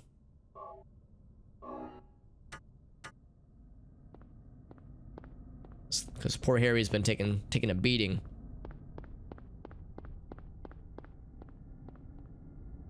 Might have actually walked by the convenience store earlier and not noticed it. Like, not been aware of it. Alright, so it'll be up that way. Crabs! Now, I don't know if that means it is a seafood restaurant. Or like a... like a seafood... like... what's the word, like wholesaler, I think? Like selling in bulk, maybe, for restaurants. Is this the coffee place we tried to get into earlier? That's not it. Am I going the right way? Be across the street. Does your inventory... Oh, does your inventory fill up? That's good to know. Hopefully I'll know fairly soon. Not a 7-Eleven, it's an 8-Eleven. Oh, I see him. There we go. I see he was like off to the side there. More like the low tier step. Yeah, that makes sense. Probably not a lot of big hitters. Hello, yes, I am now an employee at this convenience store. Not a lot of customers at this hour. Oh, look at this, a save point. Oh, look at that. There's no limit. Oh, that's good. Okay. So I don't know. Yeah, I have no idea. I have no idea if there would be an inventory limit. There is in some games along this line. I know. I don't know about the mainline Resident Evil games. I don't know if there's a limited inventory. There is in 4, but that's like more of like the size of like your attaché case. All right, so now we're at store. That's correct. Welcome to store. How can I help you? I see stuff along the side here. Things like glow or kind of pop out in the background. First aid kit, yes. Things kind of pop out of the background, that's a good sign. When it's gray and dingy, it's like, I probably can interact with that. If it looks special, like that's not special enough, clearly. Ooh, but there we go. There's another health beverage that sticks out very clearly. Silent Hill 4 does have a limit, yeah. I understand 4 is divisive for some people. Some people liked it, some people did not like it. That's one where you're like trapped in a room and you're trying to find your way out. Like, I don't know anything about the game beyond that that the reviews were mixed and some people liked the idea, some people didn't, but I understand I guess that was the last one of the series, wasn't it? All these health beverages. All these liquid Viagras, and look at this ice cream that's blocking our path conveniently. Not very convenient at all. Silent Hill Origins, yeah, I've heard Origins. Actually, I guess I don't know specifically about Origins, but that's probably one of the side games that has the mixed reviews that I've heard so much about. Tetris, that's correct, yeah, and RE4, that's right. Go ahead and save real quick. I went ahead and picked up stuff, so I might as well. Like how the game keeps track of how many times you've saved, so it can shame me for my save count. Alright, so convenience store was nice, and knowing that there's another safe one up here is, well, convenient.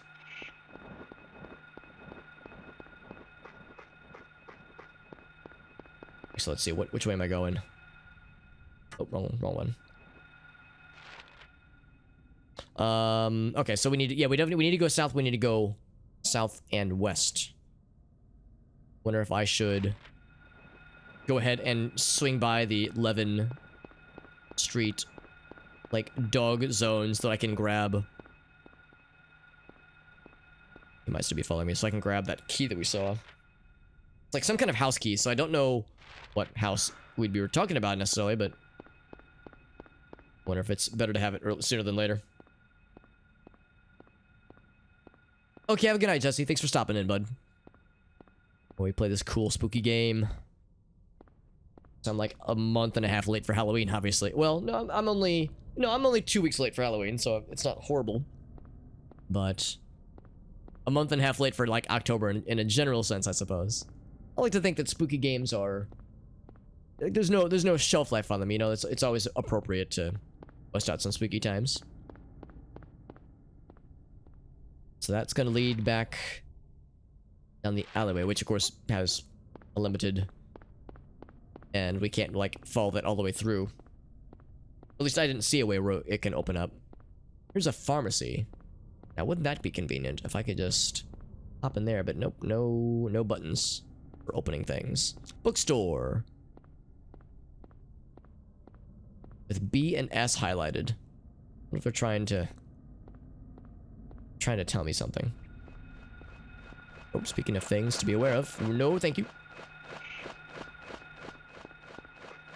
Oh, is this the dog zone?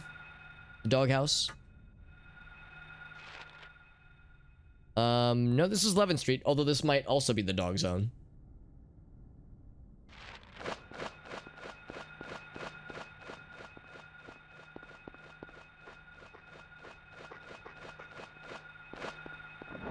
You know what? I'm gonna kill this guy. I've got a decent amount of health, or not health. Well, yes, health, but also ammo. Yeah. Get his ass. Okay, yeah, of course, Jesse. No worries, bud. If you have to hop off, I totally understand, but we're happy to have you. So no worries either way, my friend. Yeah, knowing when to pick fights and when to avoid them. Because I have a feeling this, of course, is a horror game where you're probably expected to some degree not fight literally everything. And limited ammo is to be expected. I mean, I don't expect the game to be a walk in the park. This is meant to be a challenge.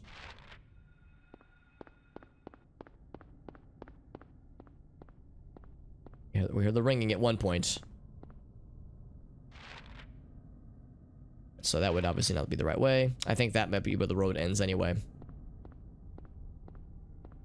Some kind of shit. Yeah, I'm sure we'll get more weapons in the future in this game, but it seems like, at least at the start, it's going to be pretty light on giving us a lot of stuff. Wouldn't be scary if we were armed to the teeth. Ooh, okay, another one of these. Oh my, some bloody... Oh, I think we actually saw these earlier. Doghouse, 11th Street, yeah. Oh, that's the clue then. Okay, that's what tells us to look at the doghouse. Oh, I see. So you need that clue to know there's something on... Okay, I get it. So that, I think, entails that the game is saying, like, yo, you have to get that key now, probably. So in that case, we're kind of on the intersection of 11 and Matheson right now.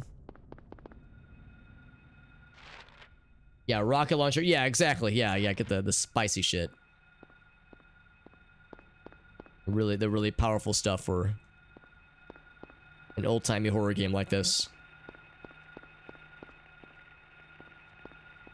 Hearing other noises. There's the ringing. And also like a churning noise. There's a doggo. In the distance-o. We're still on 11th Street. I wonder if I'm going the right way. I need to remember where that doghouse... Oh, here we go. Some houses. There's a doggo.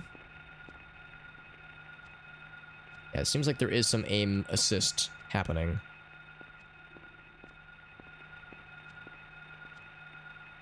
Oh, this is a dead end. Did we mark it on our map as such? We did.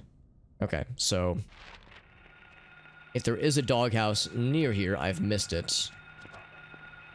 Oh, Jesus! I thought for sure he didn't see me. He did the opposite of not seeing me. Ouch!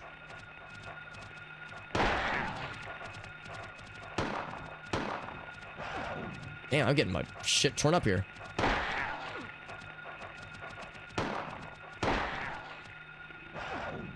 Jesus. Jesus! Oh my god, the auto-aim is... Maybe I'm relying on it too much. Oh my god, am I gonna die from this one lad? I died from this one fucking dude. Alright, so...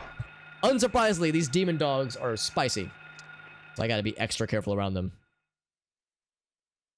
But we just saved, so it's fine. There's gonna be a lot of... Alex fucks up, probably.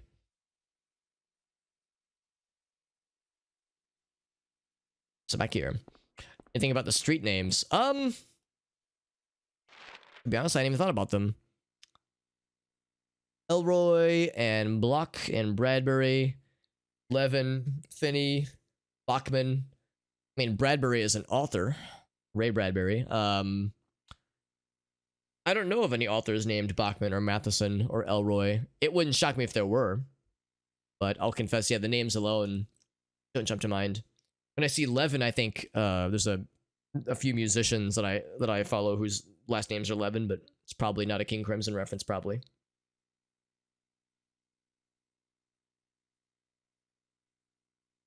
Yeah, Matheson, yeah. That doesn't strike a bell. Or ring a bell, rather.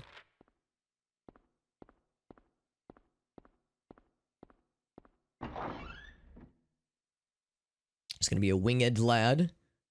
Just as we exit. Be waiting for us. No, thank you. So then we go back this way. Look at that, we even follow the arrows. How helpful. Ouch. Alright, you know? Alright, no, never mind. Oh, what's this? Oh, fuck this guy. Alright, no, alright, he gets two quick shots on me. Two, like, cheap shots on me. It's like, alright, fuck this guy. Seems like a lot of times I can just run away to kind of, like, dodge those kinds of attacks, but take 2 bites out of me like that. That's not so cool. Now, what is this, though? I want to explore this. I mean, I can't get in there, obviously, but I wonder what it is.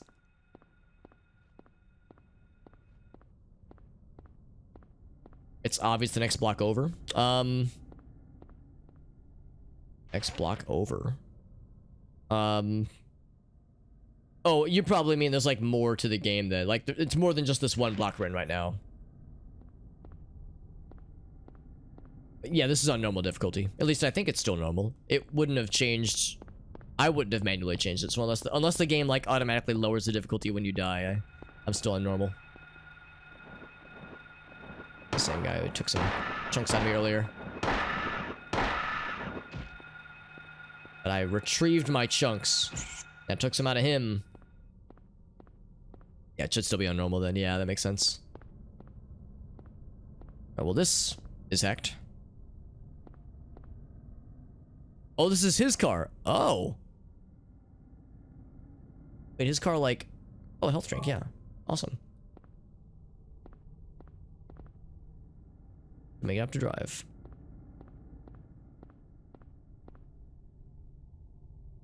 So, like, went down. Oh, and I see now, yeah. So, it, like... So, the highway is actually up there, then. Oh, this is... I guess this is how we got here, then? Or no, this is a tunnel, I suppose. Tunnel that leads to the highway, maybe. Okay, so yeah, I shouldn't have gone this way, but we got a health thingamajig out of it, so I tell myself it was worth. So we have to go back then. Quite a ways. So I think my understanding is that it sounds like we're gonna need the hint for the doghouse thing. So let's go down 11 once again. And then realize that there is a limitation how far we can go.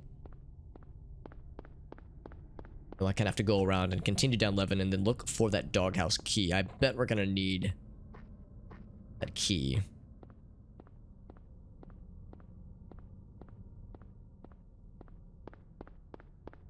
Wish I would have noted, not this last death, but the death prior. I wish I would have noted where that doghouse was located exactly.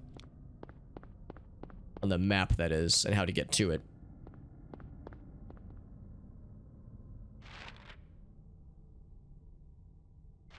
Okay. Just walk down the middle of the street. You know, there's no traffic or anything, so jaywalking is perfectly permissible.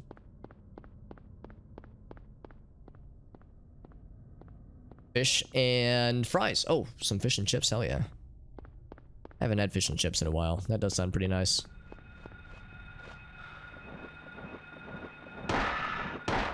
There's a couple spots near me that do pretty nice fish and chips. It's obviously not like the official British variant, obviously, but it can be nice. It's a nice treat.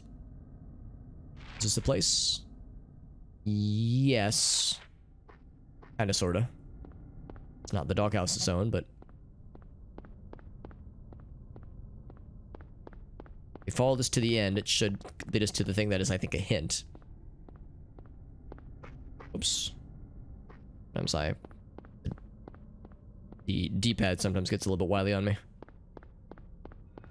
To be honest, I was never a huge fan of PlayStation 1 or 2 D-pads. Or like how the games register them. So I usually, or I'm sorry, not the D-pads, the analog sticks. So I tend to just use the D-pad for PS1 and PS2 games. PS3 I usually a little bit more D-pad, less dependent on the D. Oh, I'm going down Matheson when I want to keep going this way, I think.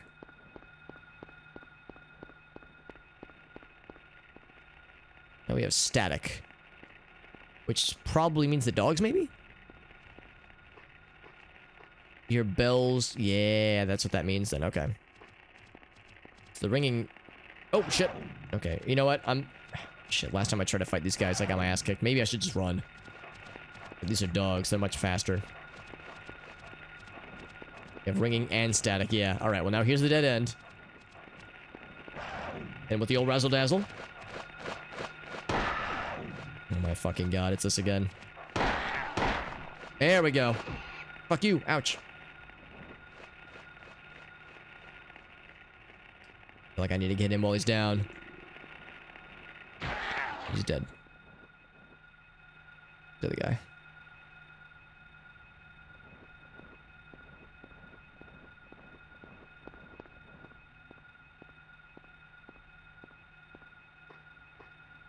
So where was the hint? Was it over here?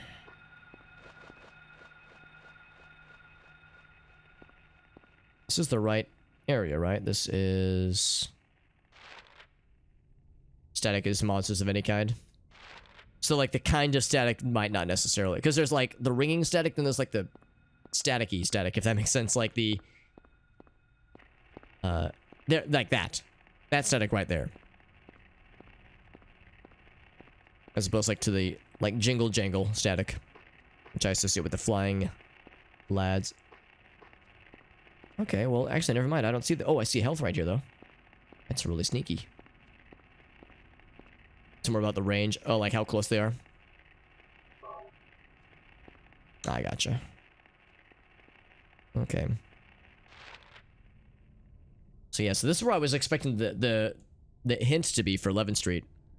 Or the 11th Street doghouse hint thing. So now they're getting... So now they're close, then. That's what that static... That's what that kind of noise means, then.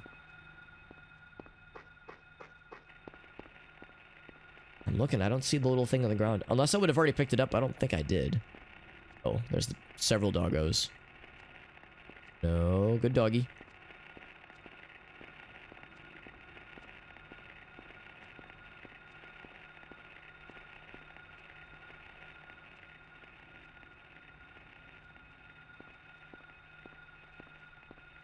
Health in the corner. Oh, do you mean like, yeah, on that little doorstep? Because that was a well hidden one, honestly.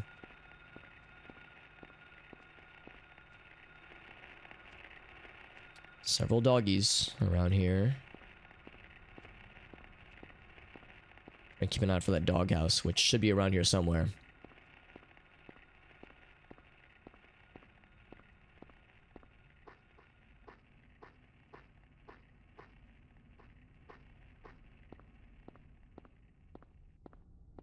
So we are on 11th Street, obviously.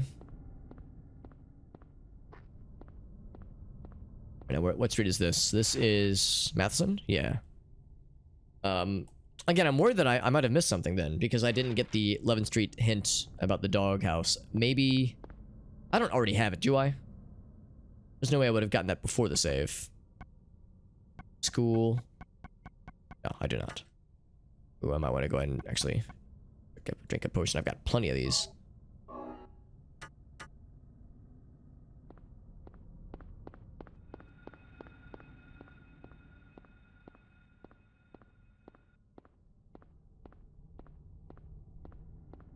But maybe it's not an issue right now. Maybe it'll come into play later.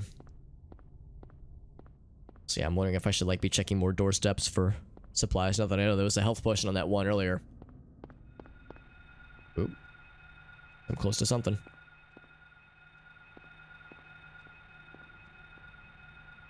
There's a doggy there. Yeah, I should utilize side steps more often if I'm ever uncertain. What road is this that I'm on right now? Oh, we're going back up 11. Yeah, I don't want to go this way. Let's just go this way then.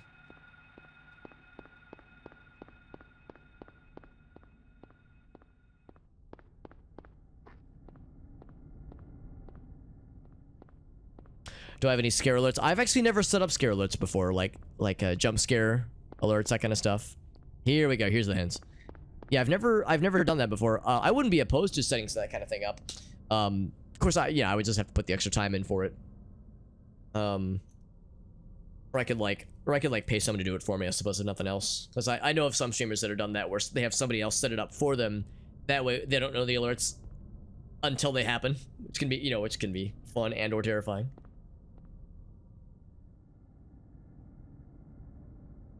I don't play a ton of scary games, although we're doing this game in the Eternal Darkness afterwards. The next couple, next several weeks are going to be lots of horror game. The difference here is that this is a blind playthrough, or a first playthrough rather, whereas Eternal Darkness is a game I've played approximately a bajillion times. So, it's harder for that game to scare me, whereas this game,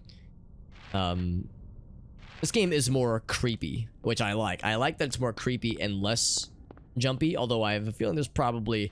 I'm sure I have only scratched this... barely even scratched the surface of this game, so there's probably plenty more where that came from. Let's try this side of the street.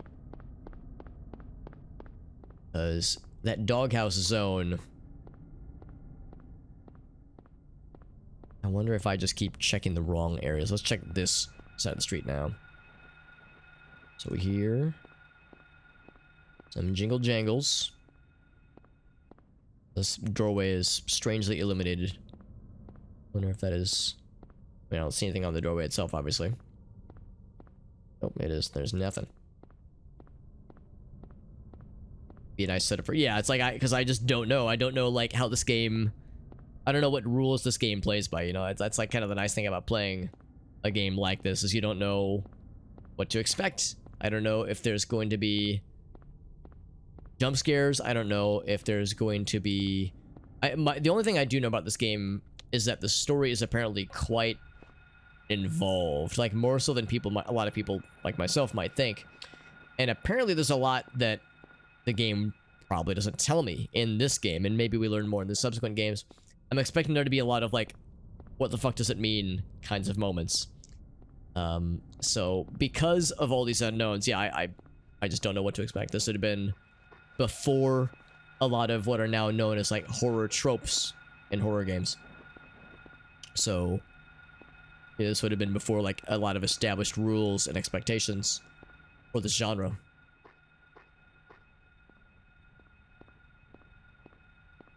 And just take it nice and slow like. Stumbled upon the good boy zone completely by accident, and now I cannot find the good boy zone despite my best efforts. I think what had happened is that I had like wandered into like a little side path somehow. Because now we're approaching what's the top street? Finley? Could it have been... Probably wasn't those. Let's check the other sidewalk. Basically the other side, because it's like a residential area, right? Let's check the other side of that. Didn't find any monsters, oddly enough. I'm not disappointed by that. Whoops, speak of the goddamn devil, ouch. So Resident Evil came first then? Oh, okay. So yeah, Resident Evil came first. They probably came out pretty close together.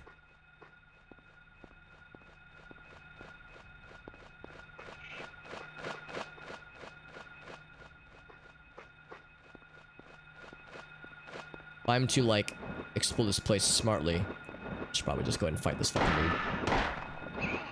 Ouch.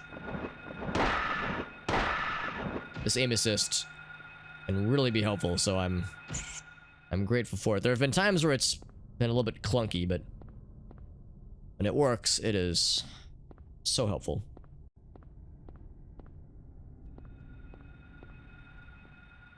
That's probably for the doggos, right?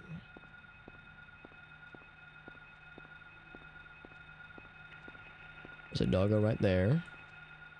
Good boy detected. Just go around him. Let's try to not engage if we can help it. I angle the camera. It's like I want to be kind of in the periphery, but I don't want the dog. I mean, these are dogs. They have superior senses of smell.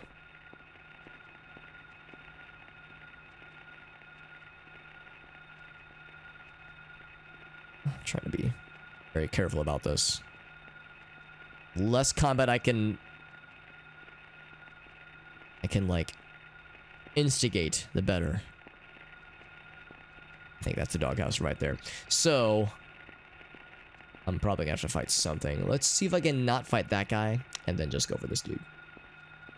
That's the house of the dogs.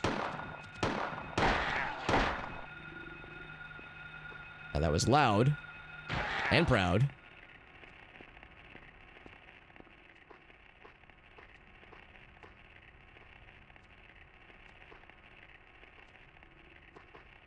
There we go. There's one jump scare, but yeah. Okay, good to know. So house key. Nothing unusual. Nothing unusual, just covered in blood. So for future note, this was right in the middle on the left-hand side as I'm looking at it. Okay, so if I need to get to the school and all these roads are blocked off and there's all this bullshit, let's do this. Let's go for nothing else. I should save because we've made some progress, which is great. Let's see. We can go back to the cafe, save, and then maybe try to go down Bachman. But take a left through Bradbury. Maybe that's the strat. Get the fuck out of here.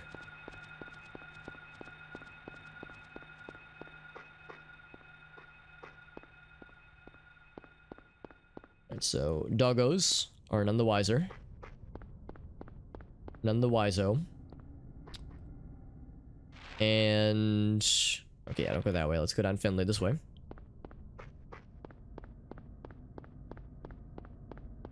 A lot, of course, has been said about the Silent Hill fog. Who ripped this fat vape in Silent Hill? And it's a feature. It's a feature of the game. And it is to be appreciated as such. But I think it's at least partially also a limitation of the hardware. And I like that. I like that they took... maybe I'm wrong. Maybe the PSOne was able to render at a greater distance with all the other details that are shown, but I think the general gist is that the draw distance fog thing was like a limitation of the hardware. But it's cool. It's cool how they took that hardware limitation and turned it into a feature, turned it into a part of the game, then like making that part of the experience. I think there's a lot to be said about that in just a lot of art forms. And yes, I know video games is art. Like some people have varying opinions on that kind of thing, but I think games can be art, and I think I haven't played this one all the way through, obviously yet, but so far I would say this is quite artistic in a lot of ways.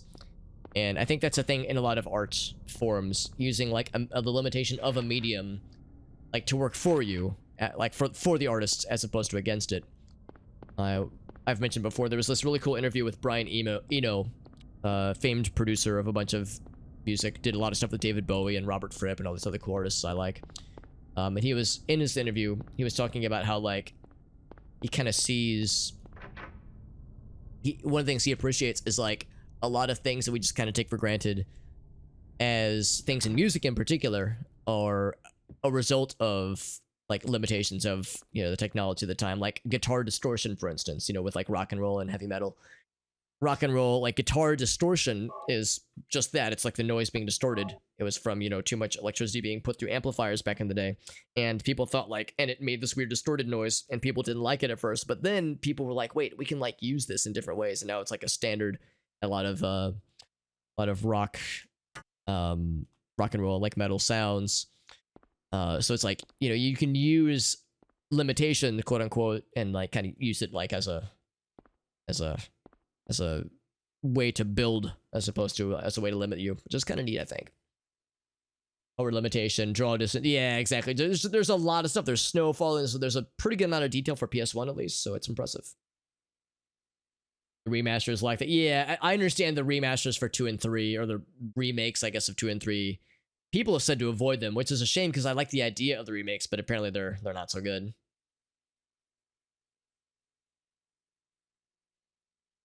Crafting textures and 3D models, yeah, I would say so.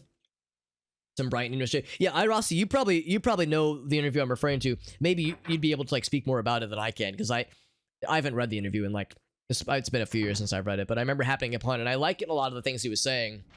He was saying like he expects a lot of stuff along those lines to kind of evolve over time with like how we listen to music, like when we listen to CDs versus listening to vinyl, or even to an extent like in the vaporwave genre, like with cassette tapes, like cassette tapes being such a major part of that genre's aesthetic and like how they enjoy that music. Cassette tapes are like obviously kind of an antiquated medium, but like some genres really gravitate towards them, even in here we are in 2021. So he was saying like, yeah, the mediums, not so much even for artists making music, but how we consume or enjoy music will also kind of shift over time and inform how we enjoy these things, which I think is kind of cool. So yeah, I've never actually listened to Brian Eno's music. I'm more just of a fan of like the production work that he's done over the years, but I should probably like give his music a chance. I'm not a huge fan of like ambient stuff, and I understand that's like mostly what his music is, like more ambient music, but I should give it the old college try. Godzilla's roar, I would not doubt it, honestly. This is the Queen Burger. Hello, yes, I would like a double. I would like a double Queen Burger. Oh, don't mind that, by the way. That was just my. Oh, there it goes again. Yeah. So when that happens, I have to look on this screen because that's my converter being weird. So sometimes it just goofs out for a second. So that means my TV keeps blanking out on me. Okay, now it's good. So I can see on both. Because yeah, it was blanking out on my TV, but it was okay on OBS. So you were just seeing the little thing in the top left that said like, hello, this is the resolution. So that's the converter that I have, the HDMI to component converter. It's the one real downside with the setup that I have right now is that sometimes it gets sad. Ouch. Is this the right street? Let's find out. Yeah, Godzilla's roar, like how they made the noises happen. So they are... Oh, but they're not remakes. Oh, okay. I thought they were remakes for 2 and 3, because I thought for, like, at least 3, they just don't have the game source code, so they had to, like, build the game back from scratch. Well, maybe not from scratch, but, like, based on, like, an older build or something. Like, they had to, like, fill in the pieces in some way. So, yeah, I thought it was kind of a remake, but, yeah, if it's more of a remaster, that's kind of a shame, then.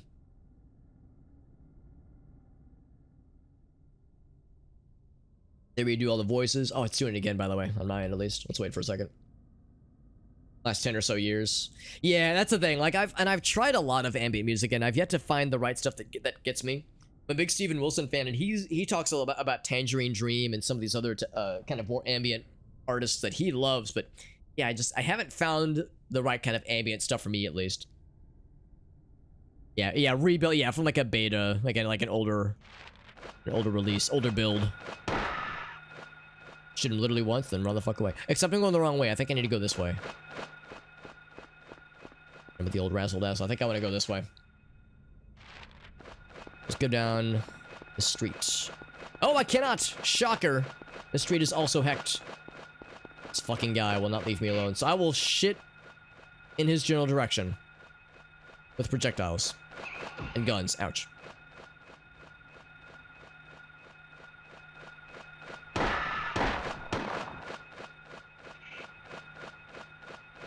Sometimes you can get these guys with the razzle-dazzle. Other times they are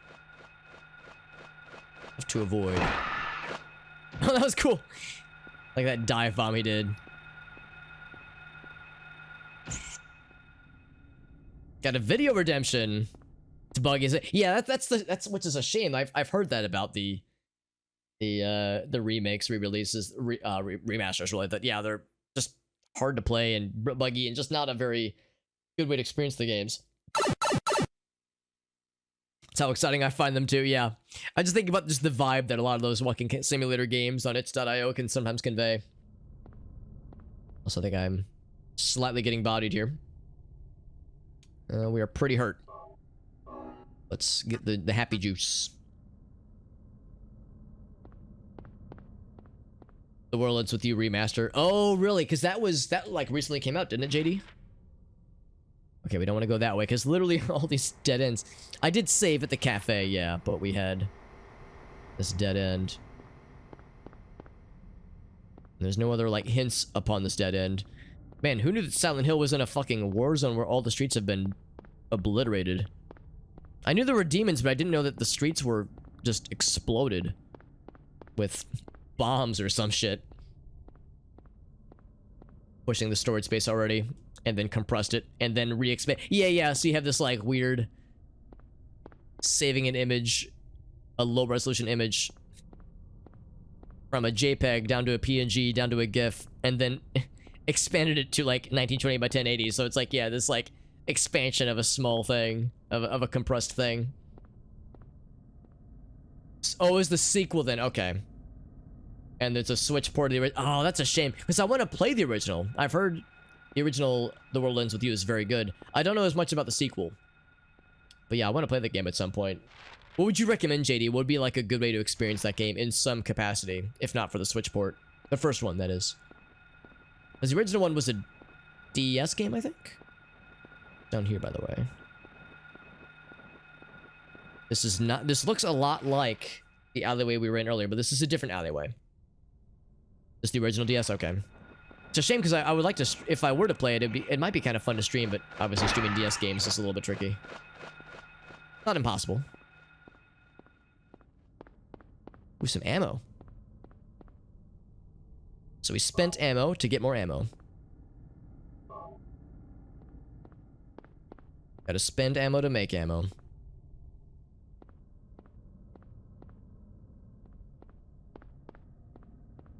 Lots of, yeah, just sinkholes in the streets.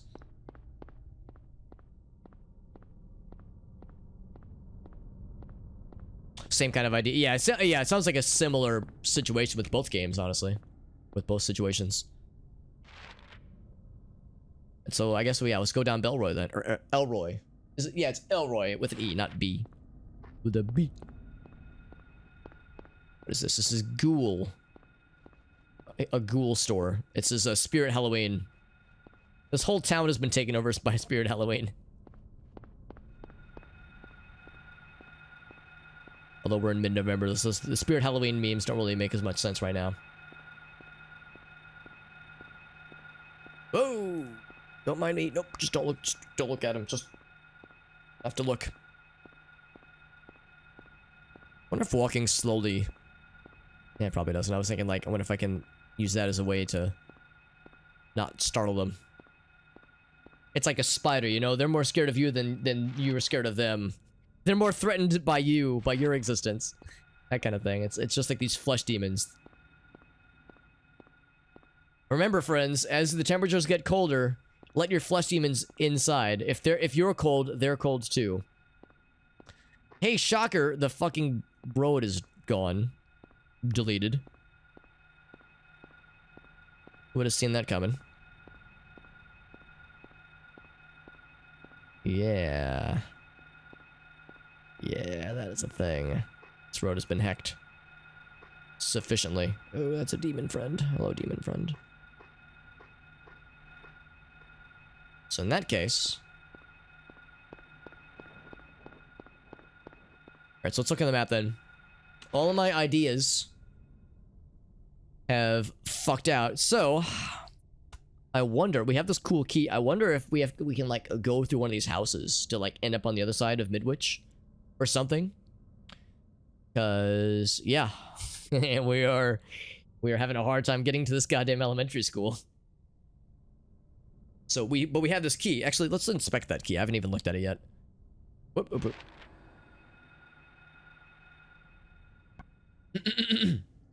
Metal Slug in the PS4 from 3 to 2 to 1 and then up to PS4, obviously. Yeah, but I play 2. I would play 2 eventually for sure. I'm not sure how I would play it because I don't have a hard copy and the remake / remaster isn't good, and there's I don't think Silent Hill 2 is on any digital like storefront, so I don't know how I'll play it. I guess there's always emulation, but I guess that's just something I'll need to look into. There is the PC version. And there's probably some abandonware sites. So, I mean, I guess I could do it that way maybe, but we'll see. We'll see how it goes, though. It's in perfect order. Yeah, it's fine. It's totally fine.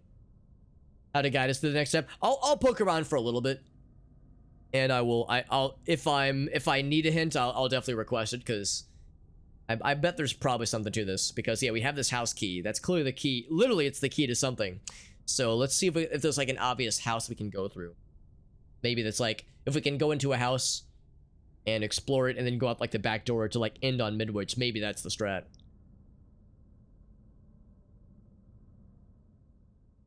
As this town is strangely navigatable. Strange to navigate, rather.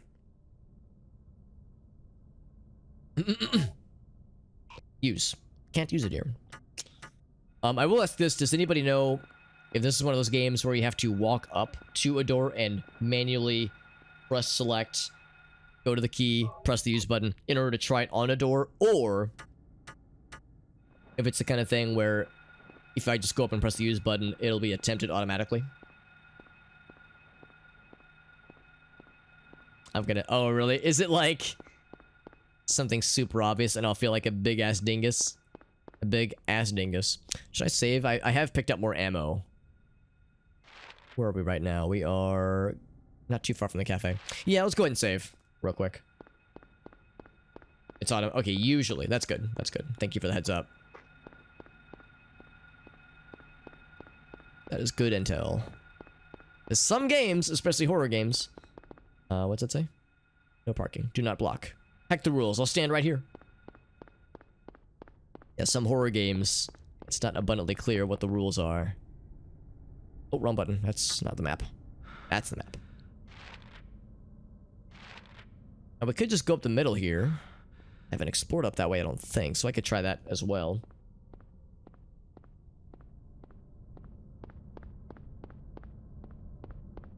There's the Queen Burger. Welcome to Queen Burger, home of the Queen Burger. Oh, here's the entrance. Yeah, yeah. Can I go in this way, maybe? Oh, no, I want the double Queen Burger experience, please, with cheese. Actually, hold the cheese. I have to watch my dairy intake. Oops. So much soup. Is that where you got your clothes, JD? From soup? It's a natural. Yeah, that's the thing too. These stumbling points are just part of the experience, so I'm not opposed to them existing, unless I'm like, you know, just losing my goddamn mind. As I've mentioned before, that I've watched other streamers where they're stuck on a thing and it's making them fucking miserable, and the chat, like 90% of the chat knows the solution, but they're trying to be respectful and not backseat. But everybody's like uncomfortable because the streamer is losing their mind. The chat is like, holy fuck, it's right there. How do you not see it? What the hell? And everyone's just unhappy and pissed off. Like, I really want to avoid those kinds of situations. And I like to think that I rarely get, like, you know, tilted by games, especially if it's a game I've never played. But yeah, I would say it's probably best to recognize when, yeah, you've passed, when you're approaching that point, when the negative of backseating is overwritten by the positives of, let's not make people pissed off. You know, that kind of, let's not make the chat miserable. You know, the stream should be a positive thing. I don't want to make people miserable. If I'm making people miserable, then I'm not doing a good job. Kind of soup. Double Queen Crisis. Oh. Yeah, you're right. Yeah, I was saying I want the Double Queen experience. Maybe I don't want that, actually. Dillard's brand soup. Yeah, Gene flavor soup. Why are you in soup? It's all soup. Trying to figure out the puzzles, yeah. Still funny. That's how I feel as Ziabasto as well. Like, I'm not too worried.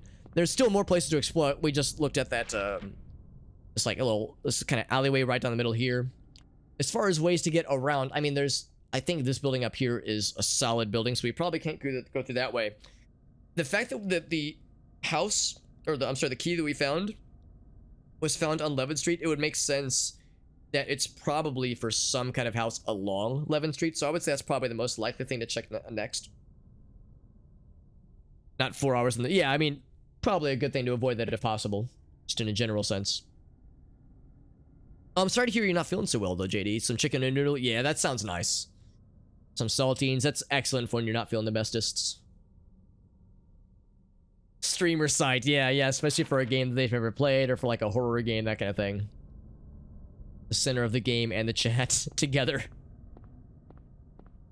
It's sweet of you to say, Derek. It's really not that bad. And of course, we've done games played for the first time ever on stream before, so it's relatively familiar. And I've been on both ends of the equation before. You know, I've been a viewer and a streamer with a new game experience and people trying to abstain from backseating. I've mentioned before that I have some streamer friends that have, you know, systems in their stream, which I respect, where there's like no hints ever, unless they say, you know, the safe word. Unless they say banana. The safe word is banana. And I try to be a little bit more like, I try to like let people, like, trust people's best judgments, because I think most viewers get it. Yes, there are some people that get a little bit too excited and backseat a little bit heavily, but honestly, it's rarely a problem here. Like, usually people get it without me having to explicitly say it. And if there's a hint, usually it's because they realize, like, yeah, this part of the game is kind of bullshit, and I want to help the streamer by lessening the bullshit. Because, like, you know, a lot of people very generously want the streamer to enjoy the game, and some old games have some bullshit moments. So I tend to be like, you know, use your best judgment. If you think there's a thing that I really ought to know about that will make my experience better, and your experience better especially, because you know, the viewer's experience is the thing I'm most concerned about whenever I stream video games. I mean, mine's important too, of course. You know, I want to make sure I'm having a good time, but yeah, the viewer's experience is a big one. So, like, yeah, if you're just like, oh my god, do I want to watch somebody deal with this awful part, maybe not awful, but less than savvy part of the game, or let them struggle a little bit and then give a hint, like, you know, those kinds of situations where it gets tricky, obviously. Thank you for the hydrate, Mr. Warbird. Here comes the drink of the waters. Let's all drink water together. Here we go, boys and girls. Experience the tips. That's right. Yeah. Yeah. Experience the tips. Experience the frustrations. And it just, that's how we learn, right? That's how we learn these games, especially a game as old as this one. That a lot of people know very near and dear to their hearts. Wouldn't want to watch. Yeah, I can think of a few where it's like, it's kind of tough watching a streamer play it. Or like watching a blind YouTube playthrough or a first ever YouTube playthrough of it. Think about this. So if we want, ideally, to get to Midwich, we probably wouldn't want to check this street. We want to check the other street. And of course, the other street, I think, is where where Dogtown is. Where the dog zone is. Game FAQs and 56K. Oh, yeah. Early-ass internet. There were player's guides, but they were kind of expensive. Maybe not that expensive, but I mean, sometimes finding them was tricky. And we were all kids, so we were, you know, using our allowance. Lawnmower money. Mowing lawns money. So, yeah, so let's just check some doors. No, you fucking don't. Ouch. Apparently, yes, he fucking does.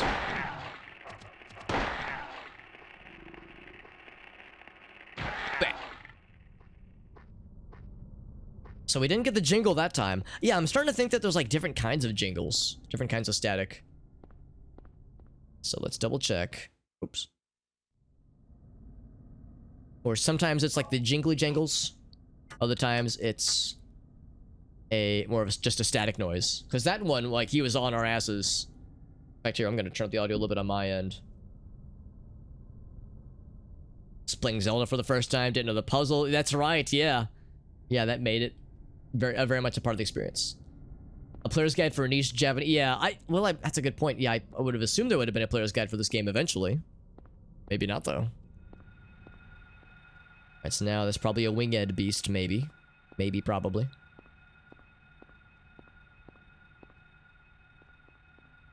And again, it says house key, right? House key. In the dog home. They released one for... Oh, okay, so there wasn't one for one then. Interesting. Wait till someone... Yeah, exactly. I remember D-Man, who's another one of our mods. I remember him saying, like, you know, when you're offering hints to a streamer or to a YouTuber, the best strategy is to be a user manual, not a player's guide. You know, it's like you want to offer, like, here's how to play the game. Here are, like, general gameplay tips, but, yeah, you don't want to, like, go too ham and tell them everything, obviously. So, like, that's, like, the distinction. I think that's a good way to... A good general... kind of rule to follow, I would say, more or less. I'm trying to be sneaky. I don't know if I'm succeeding. Nope. No, you fuck... Okay, I wasn't sneaky enough, clearly. Oh my god. It's hard to know sometimes when I'm aiming at a thing. So it's like, sometimes, like, I'm looking right at them, but...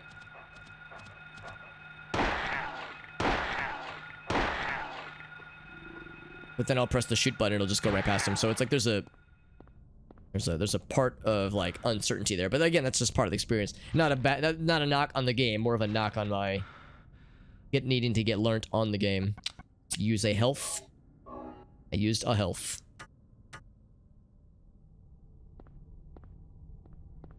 Can maybe be this house. Look how, like, this house kind of pops out a little bit more, right? But no dice.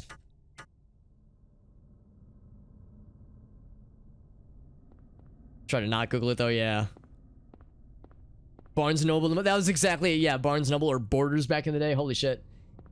There was a strategy game for... Okay, so there was one for this one, at least. And maybe for 2 as well. Paperback... Oh, God. So it's like a collector's item. That makes sense, honestly. Thinking about this car right here. Can I use the house key to start this car? Surely. Surely that would work. Hates backseat gaming. Yeah. Obscure riddle hints. Yeah. So right, so it's like those kinds of nudges. But that can be tricky to give. Because, yeah, some of those riddles can be really spicy.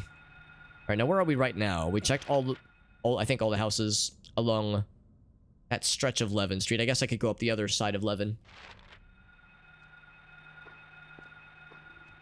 There's more doggos there. Yeah, I think so. We just checked like the area around where the houses are, or where the doghouse was. Did I check like the top part of 11th Street? I think I would have, but I don't think I actually did. So the first, okay, so there are guides for the first floor. That's good.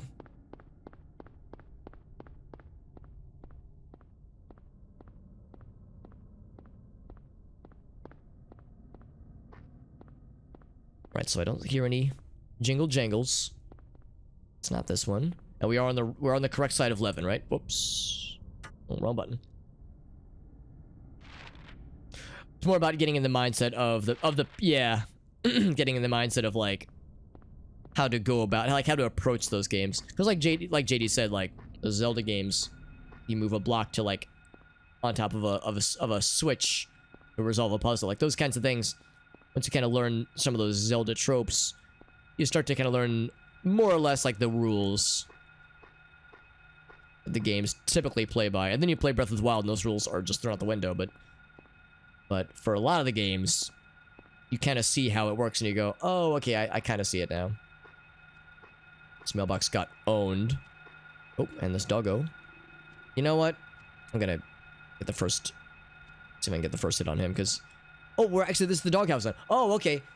I think I did check all these though, didn't I? I think I would have checked all these houses. Maybe I didn't. Maybe I didn't check this block of houses, but I thought I was about to. Maybe I'm barking up the wrong tree then. Pun slightly intended. Maybe I should try... Yeah, let's go back then.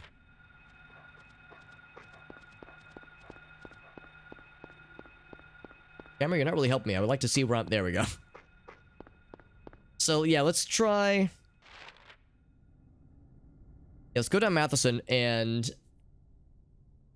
Did I try that little alleyway? I think I did, but now I'm kind of doubting myself.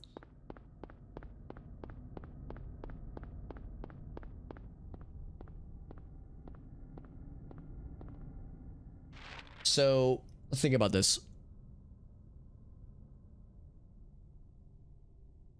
This is less residential, though. This is like, at least I think it is. Maybe it's not. I think these are more businesses. Yeah, here's a Julio's Auto Parts store. Some great specials and some great deals, honestly. Is this the strip club? The Horned Moon? I don't know if it's actually a strip club, but I'm mostly memeing. One of those moments, Jim. Hey, what's up? Good to see you, bud. If you immediately replay it, it's... Well, you mean like... You immediately replay it and it's like super easy all of a sudden? As opposed to being like really challenging. Because yeah, this is a challenge. It's a legit challenge. And it's a challenge I respect. The game demands you respect it. There's a lot of doggos. Which means we're going towards something. I don't know if it's the correct way, but it's a correct way. That's what I tell myself. There's a thing on the ground. See, look at that. We're being gamers. Finding new things still. It is satisfying getting a hit to cancel out an attack like that. We're doing well. We're playing a game I've never played before. So we're learning. I think it's just a first aid kit though, yeah. We're learning a game we've never played, and I've never watched a playthrough of this, so there's things I've never even like begun to experience before. And the glory behind that is that I get to learn it all and experience it all firsthand. The struggle is that I get to learn it all and experience it all firsthand. And sure enough, I don't know how to get to the elementary school. And I'm wondering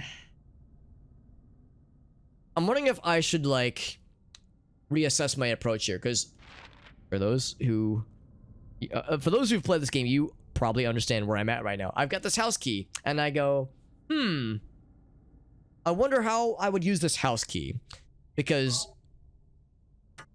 we look around, we need to get to the school. I think we need to get to the school.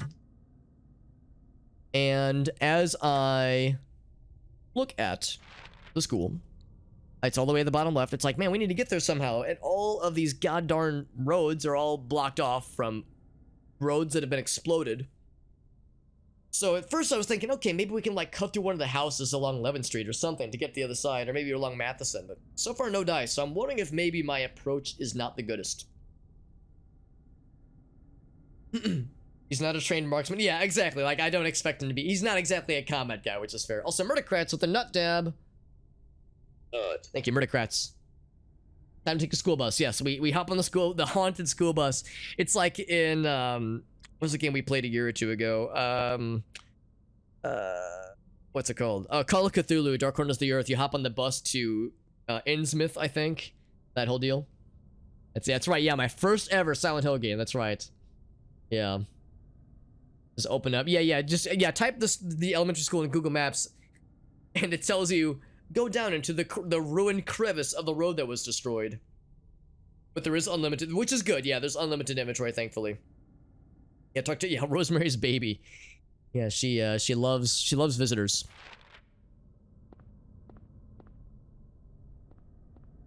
Look at that, like it's kind of glowing in the distance there, the area we just came from. What else should I try? I keep seeing like other labeled areas and thinking like, oh, maybe that's like special, but yeah, so far no dice. Because the note that we saw on the doghouse, actually I guess there wasn't really a note in the doghouse, it was just labeled house key. We of course have this note that says to school. Can't use that yet. Yeah, that's still on, obviously. Something else in my inventory that really jumps out as far as like an obvious thing. Dark Corners of the Earth, yeah. Acrophobia, that's right, yeah, there were some really cool things that game did. That game was tough to play. That's a rough one. It was like a game I'm glad I played through, but I don't know if I'll ever want to play through it again, just because like there were some parts that were just kind of frustrating, but I liked a lot of what the game was striving for.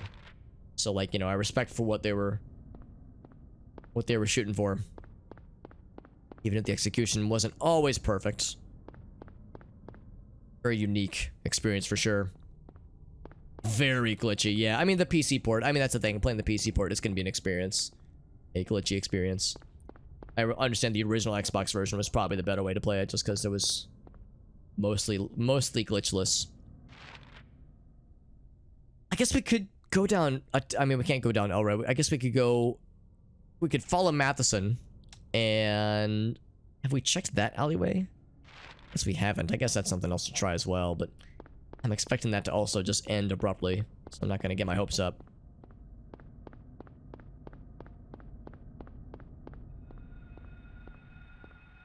Keep seeing these alleyways. There's, of course, monsters everywhere within said alleyways. There's a winged beast. I wonder if we should go back to the alleyway that brought us here, which is to say the one where we thought we saw with Cheryl previously. Little squeak. Maybe we should check that again to see if there's anything new there. I mean, there was like this little crevice where there was no obvious place to go. That's where we found the crowbar, not the crowbar, the lead pipe and the note that said school. So I don't think there'd be anything new there now. I guess we would be something to check if nothing else. Go back this way as well. This is gonna be like behind the the cafe area.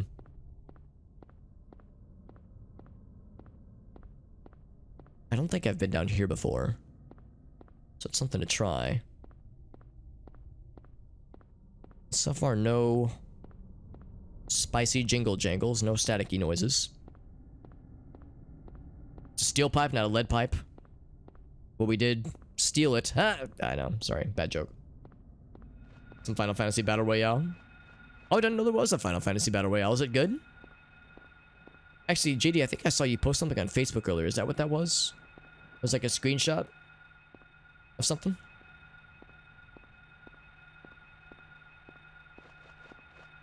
I hear noises, but I don't see noises. You can't normally see noises anyway. Off limits. Oh, but I'm here now. All right. Well, we're within limits now. What is this exactly? This is... We're like inside the cafe zone. Carrots are growing? In real life, that is. Not in video games. Just so we're all clear. So I stumbled upon a new area. There's a health drink. That's good. Just came out today. That's good. You're liking it. That's awesome. But it's just... oh, it would be awesome. Right. I see what you're saying. Yes. That's... yeah, you're saying, like, it would be nice if this would be on PC. Key of Woodman. The key is made out of wood. No, not really, but yeah. So a woodman's key. A dog... oh, that's gruesome. Yeah, so maybe they would port it eventually, but if right now it's only on mobile... it's unfortunate, because, yeah... I'm sure there'd be an audience for that kind of thing. Excuse me, on if it were on other platforms, PC and console. Of course, there's a door over yonder. What else we got? And over here. A little window thing up there. Can I reach up to it? No, I cannot.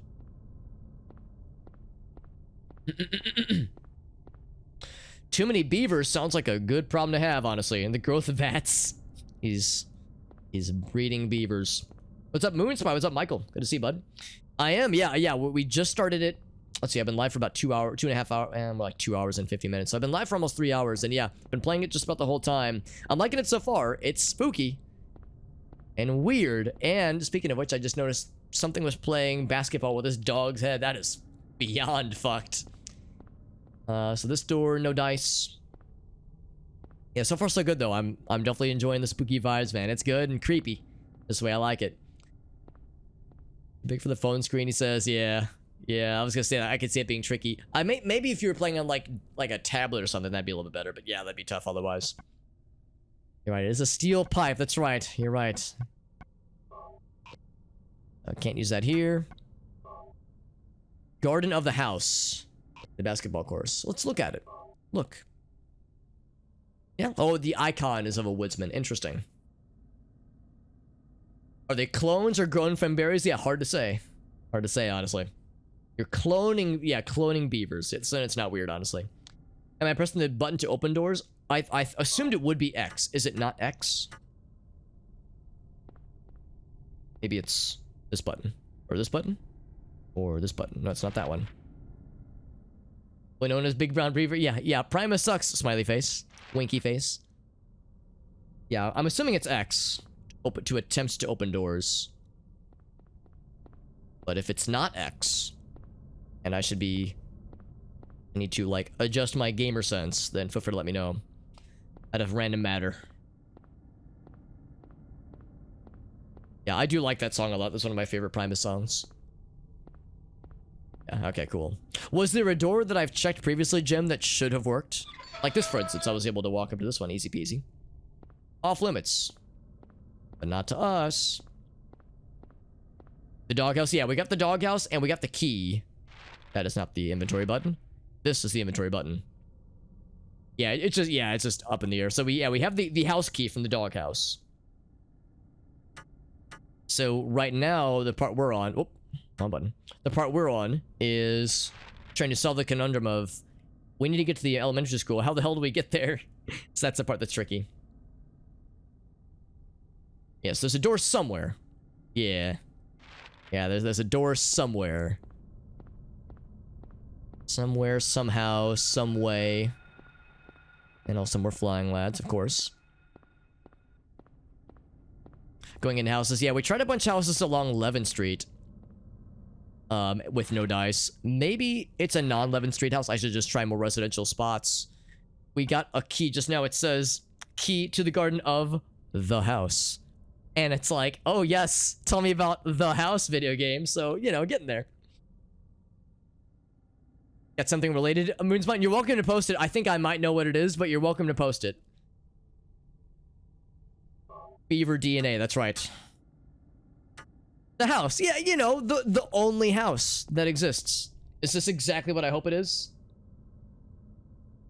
Yes, that's the one. Yeah, that's the one. I was referencing that earlier. As I was sad that he didn't say that line when I inspected the house, but it's because we'd gotten the hint about something relating to Doghouse on Levin Street. I was like, oh, I gotten the intel. Legs. Egg. Wait, you're selling legs? Oh, probably like turkey legs or something. Yeah. You want to just buy some legs real quick? Or some milk beef? Milk to beef. It's where you transfer from milk to beef. It's like alchemy. Yeah, we need to find a realtor. That's right. We gotta pay him the good monies. Okay, have a good night, Jim. I appreciate you giving the lurk view. I'll try my best not to scream too loudly and too screechingly to suddenly blow out your eardrums and wake you up in the dead of night. There's a number of streamers I follow that primarily, here, let's check some more houses up here. Primarily stream, you know, in the late night hours, and sometimes, yeah, if they're playing like a scary game or something, they'll make a loud noise. And it's like, you know, 1 a.m., 2 a.m. They'll be like, good morning, everyone. Milk beef. You know what? I'm actually not surprised. That kind of makes sense, come to think of it, JD. You milk the beef. No, you beef the milk. That doesn't make sense, actually.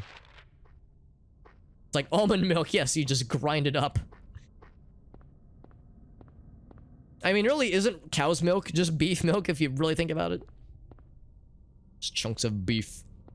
I like the video where it's like the little girl and she's like sleepy or delirious and she's like, I smell like beef. I smell like beef. I smell like beef. It's very dumb, but it's kind of cute though. It's cute and dumb. I mean, when kids are cute, when kids are dumb, it's like fun and adorable. When you're a 32-year-old grown-ass man and you're dumb, people just look at you funny, so. You know, it has a limited shelf life, I guess is what I'm saying. Milk steaks from It's Always Sunny. I don't know that one, JD. I gotta watch more of that series. I smell like, yeah, it's a classic, dude. I love it. Perverse about, oh wait, something perverse about cooking. Yeah. You cook it like beef within some kind of milk solution. Or like any kind of omelet that has chicken meat in it. It's like, really, you're gonna use the cooked embryos, unfertilized embryos of a chicken and then cook itself in said chicken unfertilized embryos? It's kind of silly. I hear him. Yeah. You saw we like aimed our gat at him and he flew away. Got scared. He best be scared. We don't fuck around. I wish to devour the unborn.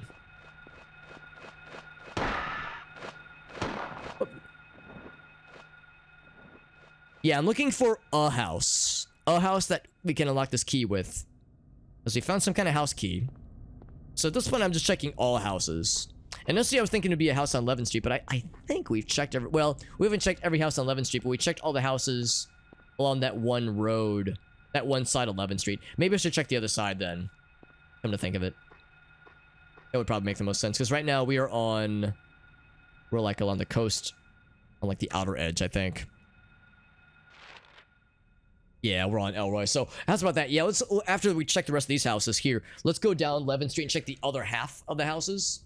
Because at first I was thinking it would be a house that points into Midwich, but yeah, maybe we just need to get, we just need to check any of them. So yeah, I'll try anything we can think of at this point.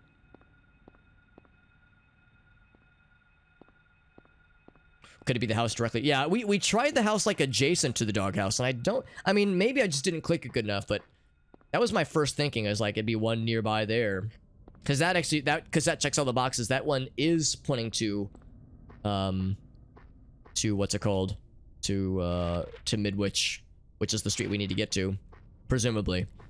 So, I was like, yeah, that looks good. I could have sworn I checked it, but maybe I didn't. Maybe I did, but I didn't click it good enough. I didn't, like, press the X button good enough. So here, we'll try the rest of these houses before we hightail it over back to 11th Street again. We leaving over to 11.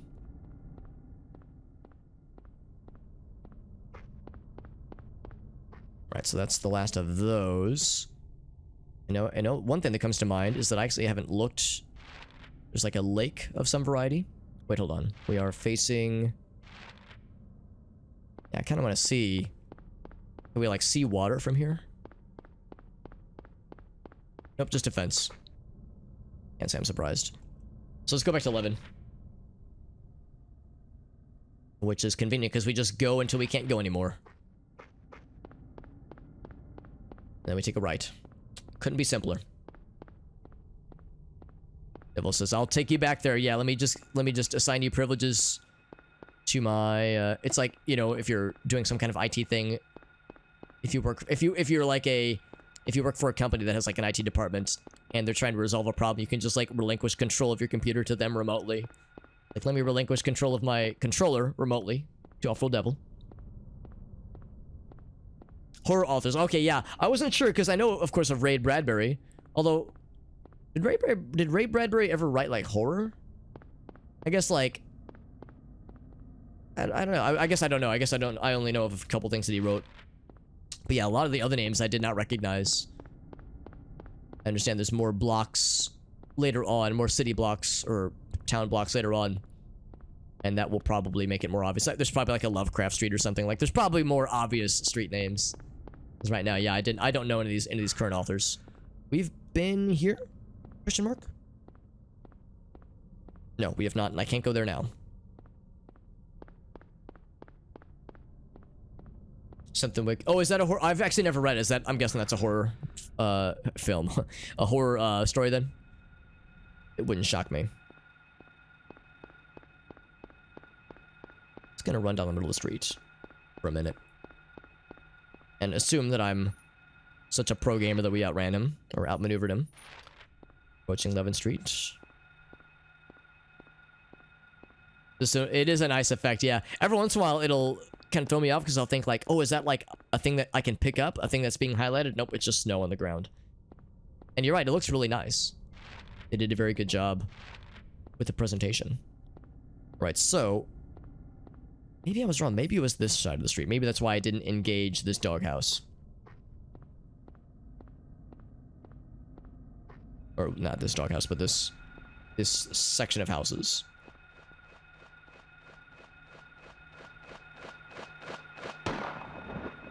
Okay, well, I fired my gun prematurely.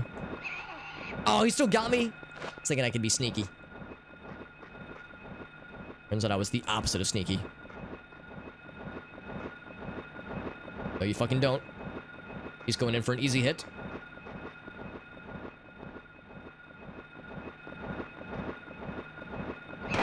Oh, the gamer moves!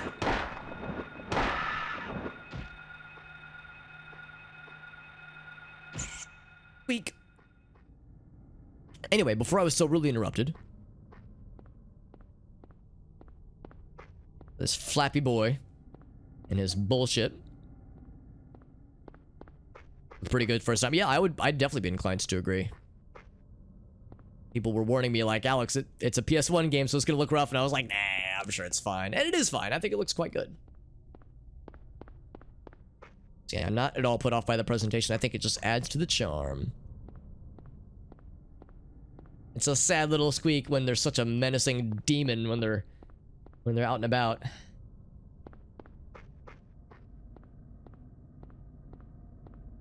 You almost feel sorry for them. Almost. Almost. My sympathy runs out quickly when they try to behead me constantly. But of course, we don't know what these things are, you know. That nice lady that gave us this gun was like, make sure you know what you're shooting at.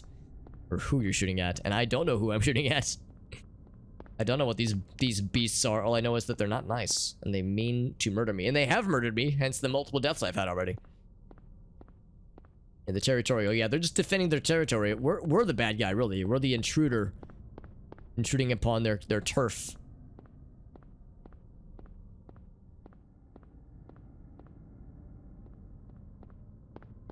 They look like they look like monsters to me. They look like some kind of winged beasts. That's all we know. We don't know where they came from. We don't know what they are or when they are or why they are, but all they know is they don't like us. And they like to break diner windows to get to us. So we must be really interesting. It's nice to feel wanted, you know? Should first ask questions, never.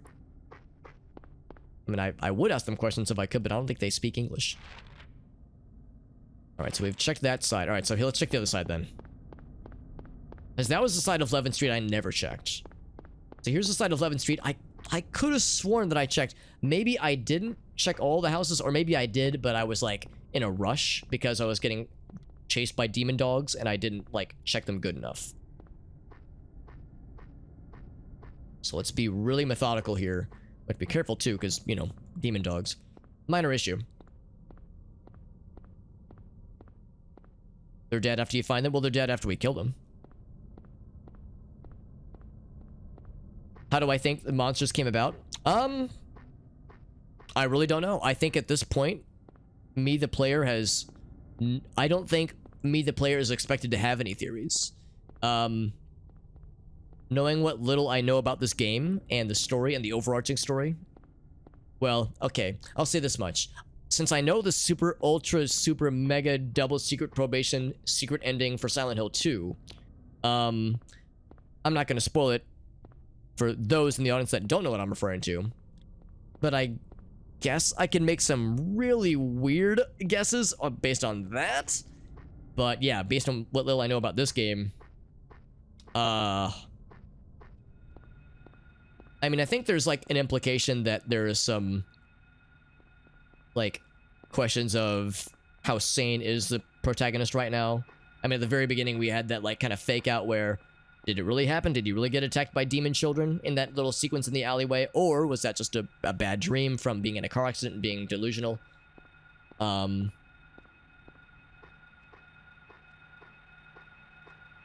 Here's a moment of truth. It was this one. Use the house key. There it is. It was this one all along. So what happened is that I probably didn't check. Either I did check this door and I didn't check it good enough, or I just didn't check it at all and I was like trying to run away from dogs. That is, so I probably wasted, I mean, we got other equipment, but probably wasted the better part of an hour or so. Hour or two.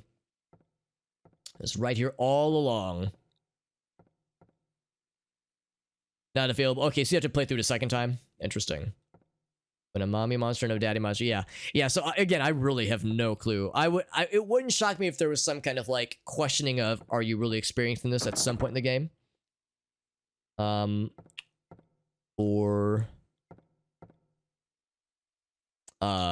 are you really experiencing it? Are you sure what you're killing are actually monsters? Or, I don't know, like just some kind of like turning on its head of what you think is happening in the game. I think that would fit well with what we've seen so far. But yeah, I have zero expectations going in, honestly. This game has a secret... Yeah, probably. Nothing special. Maybe I tried the side of the door. Yeah, I think what might have happened is I was like just trying to run fast because I think the dogs are still chasing me. So I was trying to get the fuck out of Dodge. It's a serious ending. Yeah, the first time. So the second ending. Okay, so the super double secret probation ending isn't like that. Maybe it's not canon then. Because if that's not canon, then I feel less bad about knowing it.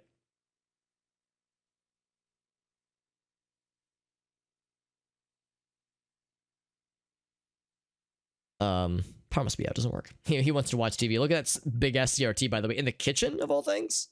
Oh no, I guess this is the dining room. I guess it's not that weird.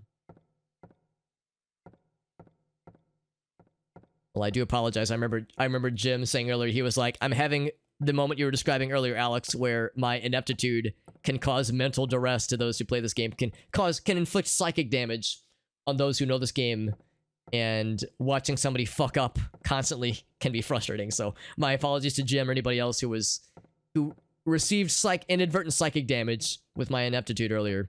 Hopefully we got that out of our system early, so now I'm only going to be a pro gamer from here on out.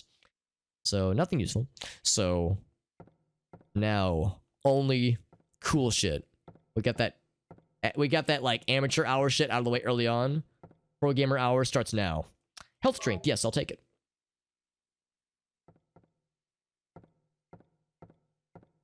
The secret ending. The joke ending. Yeah. So yeah, I mean, again, I don't want to really say it, but yeah, it seems like it's memes. The refrigerator's empty. You didn't even open it, dude. He just knows. He can just smell the lack of food. He has a sense of smell like a doggy.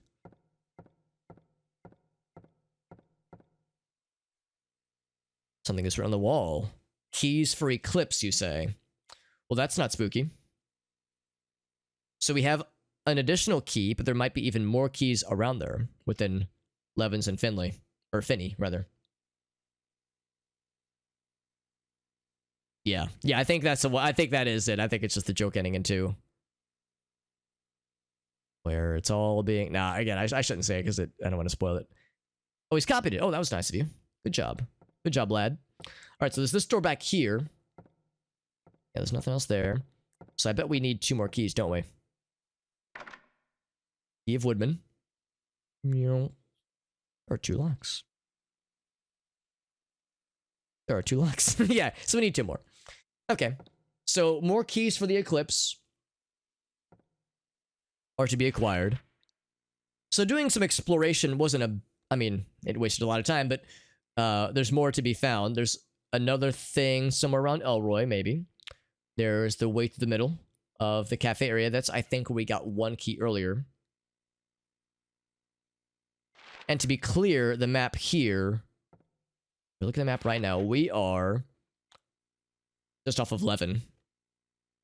So we're next to 11 and Fenny, rather. So keys for Eclipse are within 11's Street and Fenny Street. So maybe we should go there next. We went down the little mid alleyway, so we're good there. We need to check the bridge, maybe. The arrow pointing in the opposite direction. And then check kind of the bottom of Elroy. Maybe that's going to have some more deets. There's 2... Oh, really? Interesting. Yes, you only have the... Oh, okay, this is the PC might have had some more then.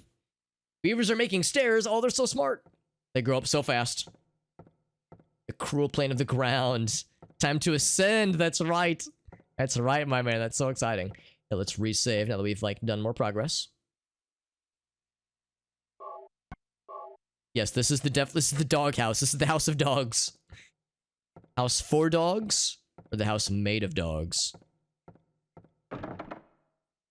It's locked. Can I piss in this houseplant? To regain some sanity or something?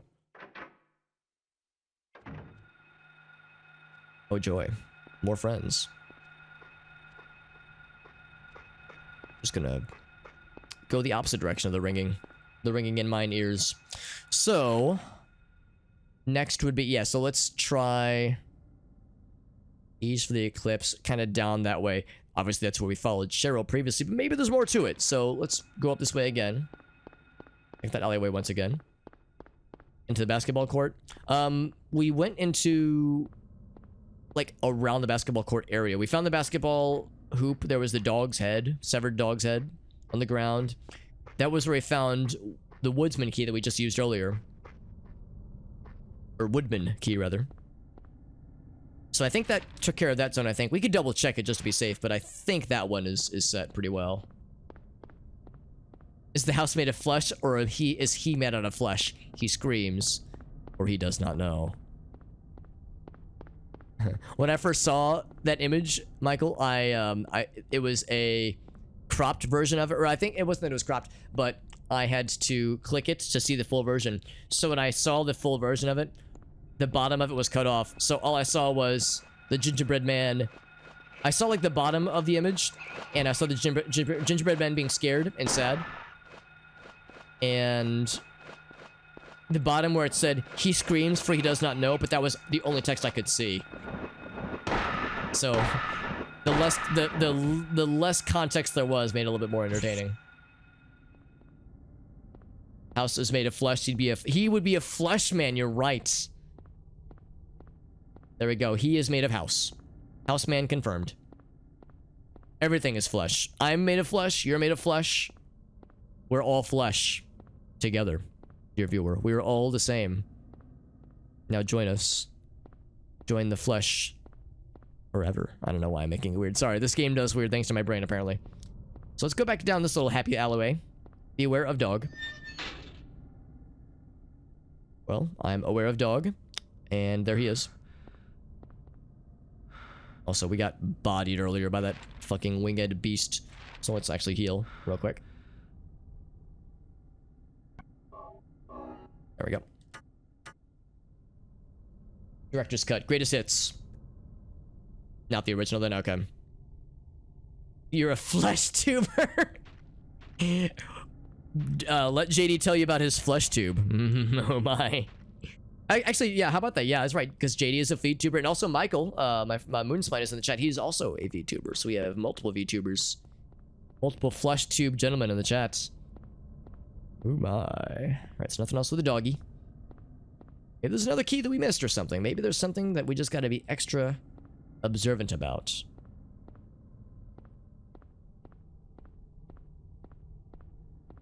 like that camera effect. It's appropriately unnerving.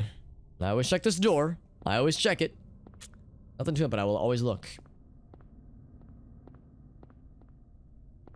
Titanium plate in your ankle. Ooh, there you go. He's part flesh, part machine. Hell yeah.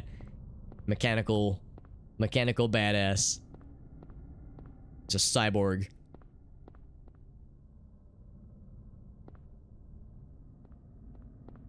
I bet that was probably not a very fun time when you were a kid, though.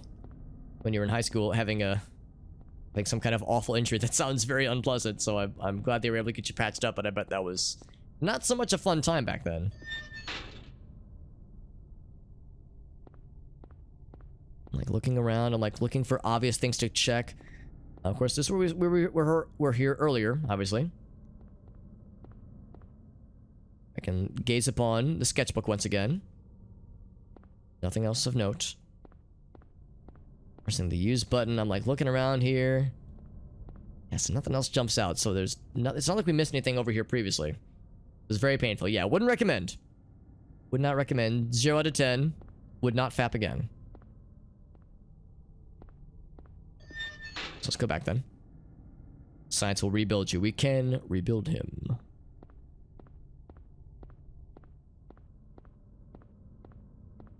We can rebuild him again. That's right. We can rebuild him properly. The first time we only replaced his ankle. Well, not his ankle. Replaced his ankle. But we only injected metal into his ankle. The next time, we're going to put metal everywhere. Just straight up Wolverine metal skeleton. Slip in some ice. Oh. Ah. Ah. Oh, that sounds awful, El Gaso. Oh my fucking god. That just... That dealt psychic damage to me. So I need to cure light wounds upon my brain after that one. That was rough. Yeah, so you're probably thinking saying to us that yeah, wouldn't recommend it. Would not recommend it. And yeah, 0 out of 10 doctors would recommend this either. Quick ammo check. How we doing ammo wise, by the way? I've mostly been shooting everything we see, but I'm trying to be responsible. Hey, what's up, Gratafi? Thank you for that raid, my dude. How you doing, buddy? Gratafi, you're a freaking homie. Thank you so much, my dude. For those who don't know Gratafi, he is a dude and a homie and a boss. He is also, along with JD, one of the holy trifecta, the holy trinity of Zelda gamers we play with when we do our Majora's Mask and Ocarina of Time randomizers, our co-op randomizers. Thank you, Gratafi. I see, speaking of which, you were doing some Majora's Mask, Rando. Gratafi and JD, you'll be happy to know I'm currently like 75% the way through editing our most recent Majora's Mask randomizer, where we got stuck on ice arrows for like 2 hours. That was a good one, but it was a tough one. And like editing through that part, so it's like I'm reliving the shared trauma we all had of being like, oh my god, where is it? It was so hard, but we got that shit, and we're all bosses. Thank you very much, Mr. Grass. We got Ciriceo, we got Lester, we got Gratz himself. All good stuff, my friends, all good stuff. How did it go, by the way? How did tonight's randomizer go? The holy Guyfecta with the fellas, with the boys, that is. Unless you're saying Guyfecta, it would be something else, rather. We're playing, what's it called? This game that no one's ever heard of. This little indie game called Silent Hill. It's a game I've never played before, and in fact, I've never even seen a playthrough of it before, so I'm learning. And it's very good, and it's very challenging, both with, like, monsters being out and about, and also with, like, trying to discern where to go next, but I like it. I like it a lot so far, and I'm enjoying it a lot, and I'm expecting it to get probably more weird as time goes on, so lots of fun things ahead.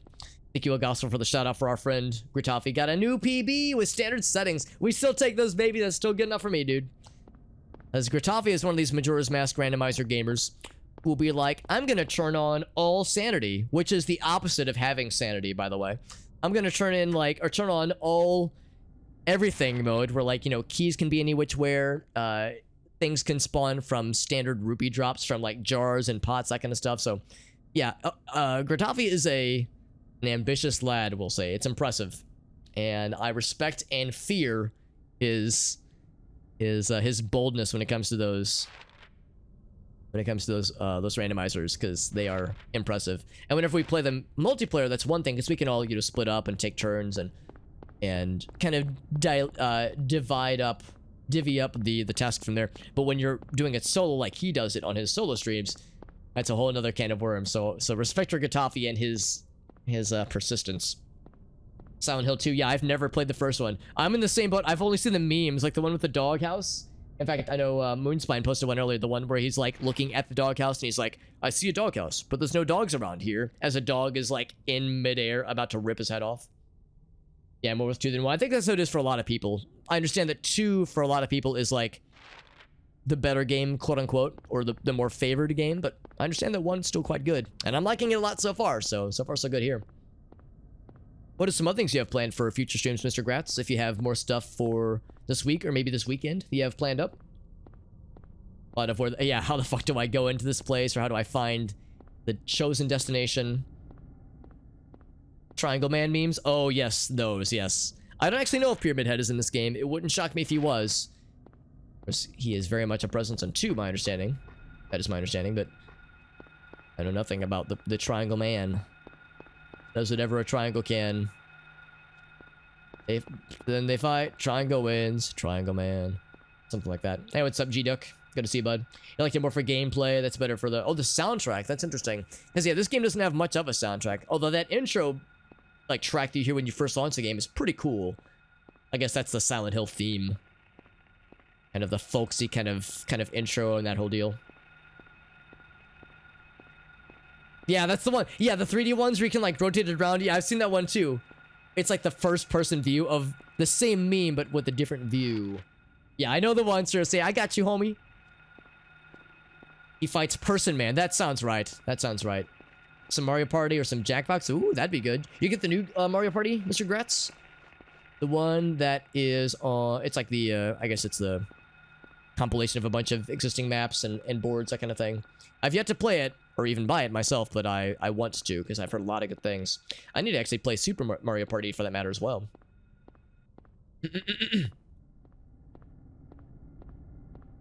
This game takes place in winter. Yeah, it's like, I guess, implied winter or like late fall or something like that, where it's snowing a bunch. How are we doing, by the way? Yeah, I'm following this arrow. It's like, there's going to be something here, probably. Probably, maybe. That is the one. Excellent. Excellent, Gratz. Yeah, that's cool, man. Wait, some Mario Party. Oh, very nice. Yeah, I'm glad you guys get to try it out. Yeah, I need to pick up that game so I can join in on these shenanigans. Because I do enjoy some Mario Party times in my life, and that would be a good one. Oh, hello. Things that I don't enjoy are these fucking nerds. Yeah, get fucked. Hold on, let me stomp his booty hole. Join us. Up.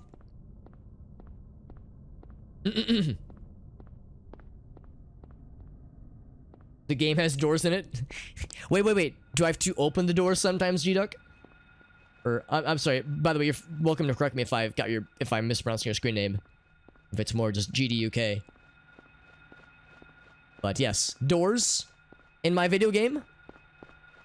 Caterpillars in my vagina. It's more likely than you think. Boop, boop. Thank you for the boop. I hear the jingle jangle, and I see this fucking lad.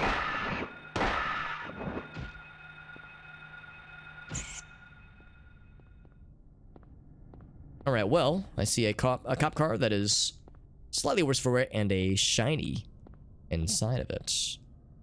I will grab the shiny Key of Lion. And then some bullets. Some juice for my gun. Some gun juice. The booty stomp, yeah, it is a good booty stomp. It's summer. Oh, really, Derek? Interesting. So it's like off-season. Granted, our lad is dressed for the weather. He's got a jacket on, so that was smart of him. But that is some shit. Be an even bigger spoiler. Oh, my little hobbit heart couldn't handle it. Yeah, no, we're in the same boat, Gratz. I've never played it. I've never played a Silent Hill game ever. So, better late than never to the party. But I am only, I don't know, 23 years late to the party? I'm a little bit late to the party. But better late than never, as we say in my home country. Let's go down to the bottom of Elroy Street. Maybe there's something else that we missed that was there. We've been there before, as evident by the red X. But maybe there's something else that will tickle my pickle. Or maybe the keys aren't there. Well, that's not true. We got the keys earlier from the Woodman key. So we're good there. But maybe there's... Yeah, maybe there's something we just didn't see last time. I like these more as a horror game than Resident Evil. Yeah, I understand that Resident Evil, of course, kind of set the standard in a lot of ways for a while.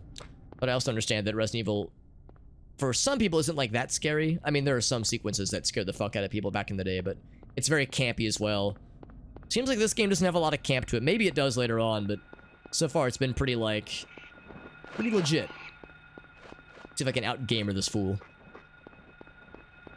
Then with the old razzle-dazzle. Did it work? Did I razzle his dazzle? Maybe. Because you don't want to take every fight. I've been informed it's best to... You can't avoid combat, so... Unless you, like, need to murder some motherfucker. Scared the shit out of you. Yeah, I think if I would have played this back in the day, for one thing, I would have been far too young for this game, so it would have, like, suplexed me. I would have, like, it would have scared me. It would have given me nightmares. I, like, wouldn't have been able to, like, play this game. It would have been too much for me. So playing it as an adult, it kind of softens the blow in that sense. But yeah, I'm sure, like, playing this when it first came out was probably mind-blowing. Like, if I could turn back... Sorry, I shared out for a little bit there. If I could turn back time, and stay this age, or as close to it, somehow, but also, like, alter my expectations to only know PS1 era games, to, like, basically be an adult when this game first came out, and play it when it first came out, like, that would be an interesting way to kind of have that exposure. You know, the intended exposure. Oh. Can I... Oh, you can walk on this. Oh, how about that? Now, don't fall. That'll be a not good time for people whose name is Harry. This and RE2 are what killed... Oh, wait, they killed your PS1? As in, like, they broke your console in some way? Because that's no good. Slightly different markets. Psychological horror. Yeah, that's a good point. Because, yeah, Resident Evil, you're fighting zombies and shit like that. This, we don't know what the fuck you're fighting. I mean, I guess in Resident Evil 1, you don't know exactly how the zombies came about, but, I mean... God, and the plot for the Resident Evil series is so fucking bananas, man. So I guess that's the thing, too. It's kind of... It's all over the place. I guess they are kind of just different approaches to the horror genre. Playing it at 10 years old, yeah, that would have fucked me up. At 10, it would have absolutely fucked me up, honestly. That plank we just walked across, or was it a plank, or maybe it was like a tree root or something?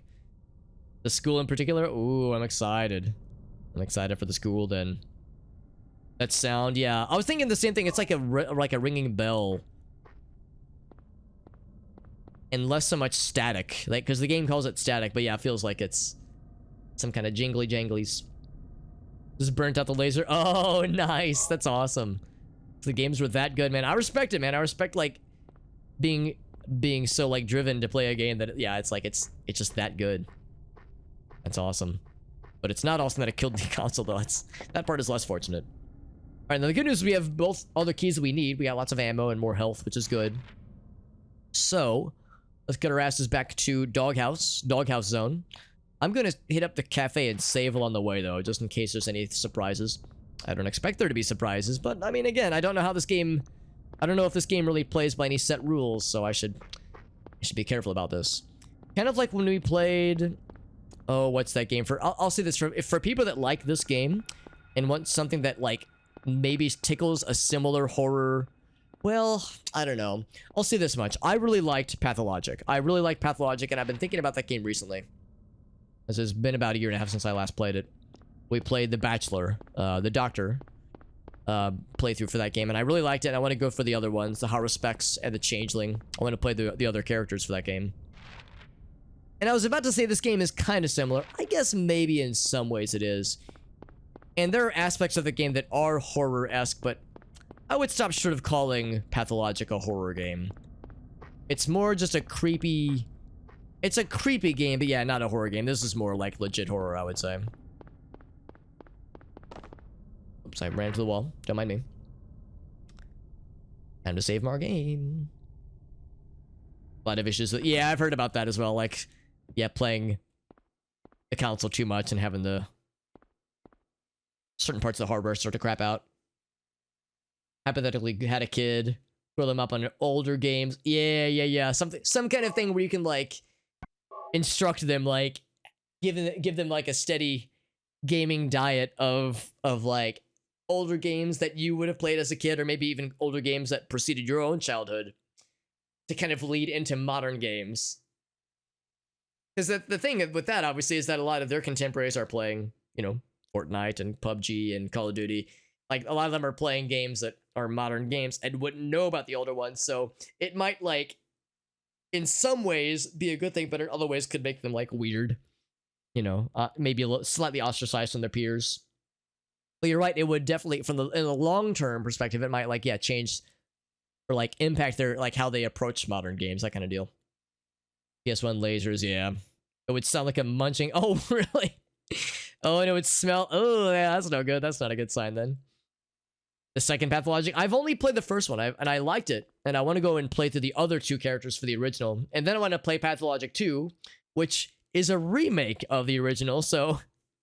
But with, like, with some differences. I understand that Pathologic 2 does something significantly differently, so... But it's a game series, a game 1 and 2 that I do want to revisit at some point.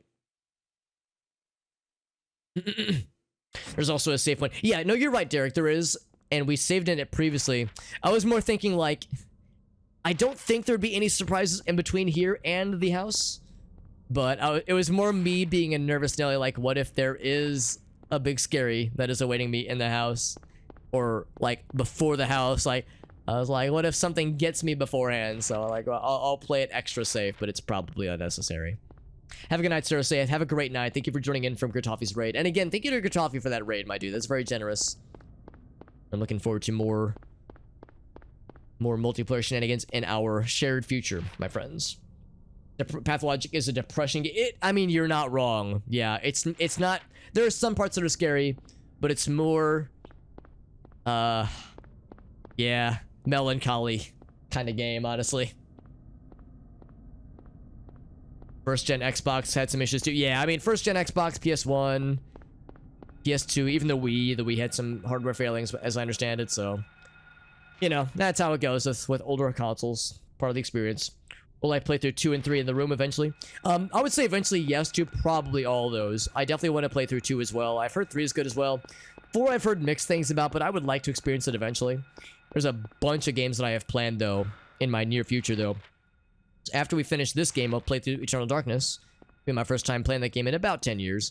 And then after that, maybe some more Noita. Then after that, maybe some Roller Coaster Tycoon. So I've got like a kind of like the next series of games more or less planned out in my head. Unless something else, you know, jumps in and inspires me and kind of short circuits my list. But yeah, between Eternal Darkness and Noita and Roller Coaster Tycoon, which are all very similar games, and you really break them down to the most basic of elements. Yeah, I've got a lot of things that I kind of have on my agenda. The gamer's agenda. What are they after?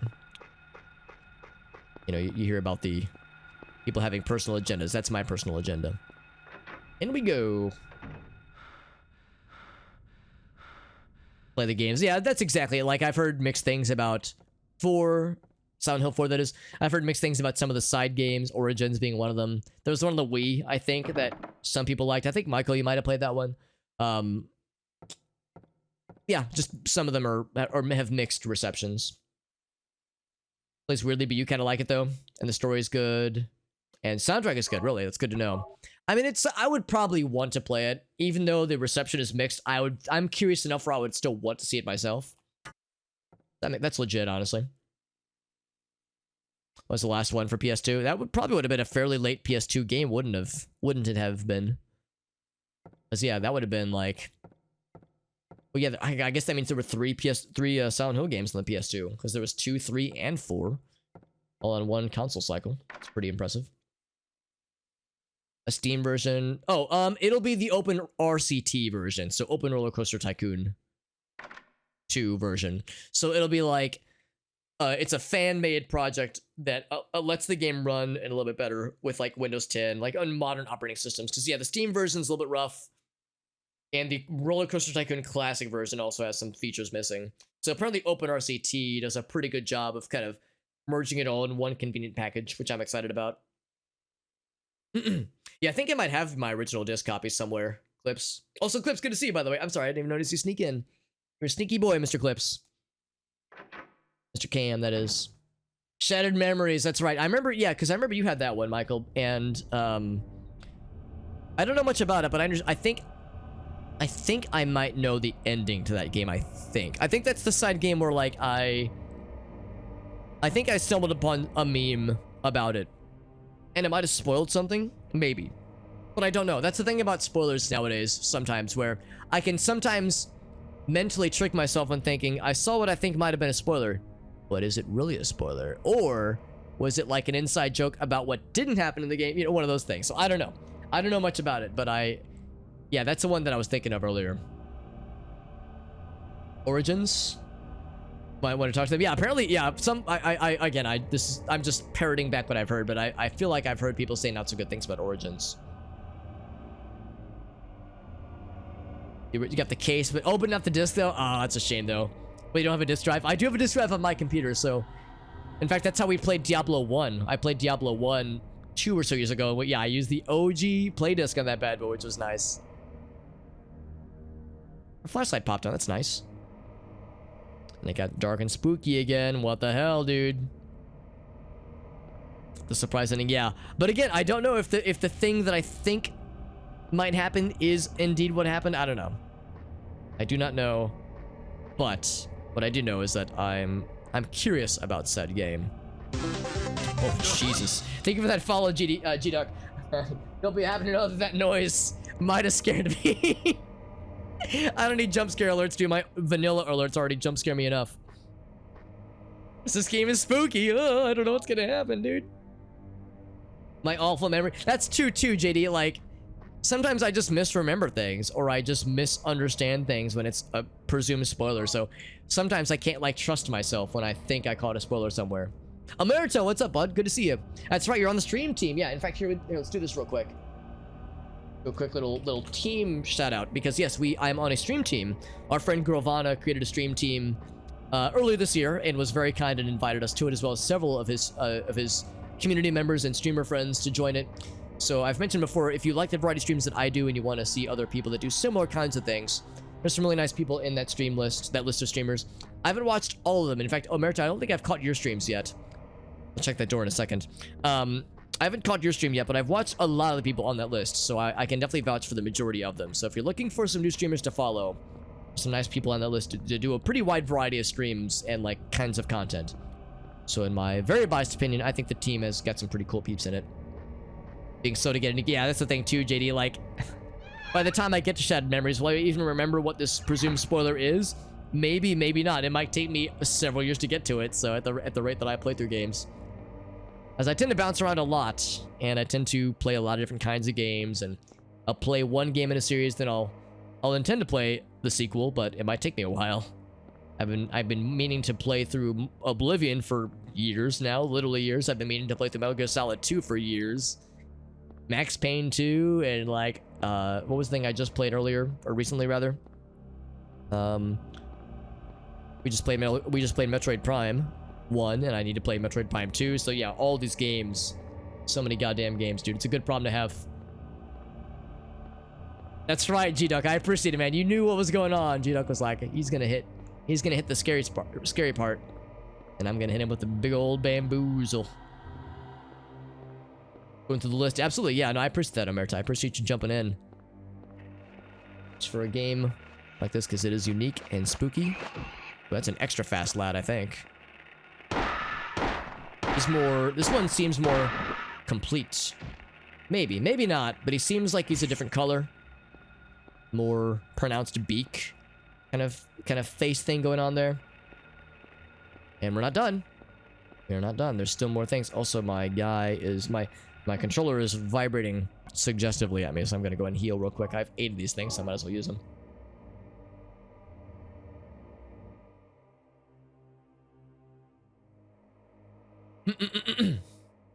It's easier to, like, absorb. Yeah, that's a fair point too. Yeah, like playing the game versus like watching a playthrough or like seeing a spoiler log, that kind of thing, is really is a different experience. So yeah, like even if I might know of a spoiler thing that might happen, maybe, you know, presumably, even if I know of that might happen, I probably don't know how it happens or like the lead up to it. So that can kind of be a nice saving grace as well. Also, I guess he's already dead because I can't any more kicks on him. Another quick kill, very good. Okay, that one we were able to finish though. The jingle jingles are quiet then.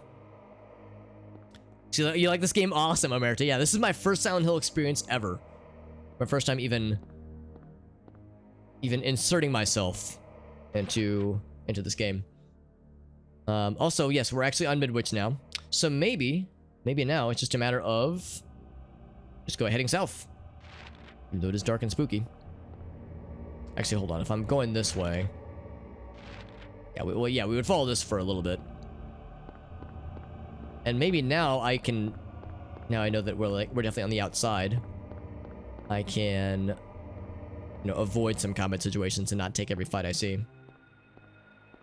Speak of the devil. Sometimes the build-up can be, yeah, sometimes the build-up is just as important. So, like, the climax you already know about, but, like, the build-up is, like, you're not sure how it happens.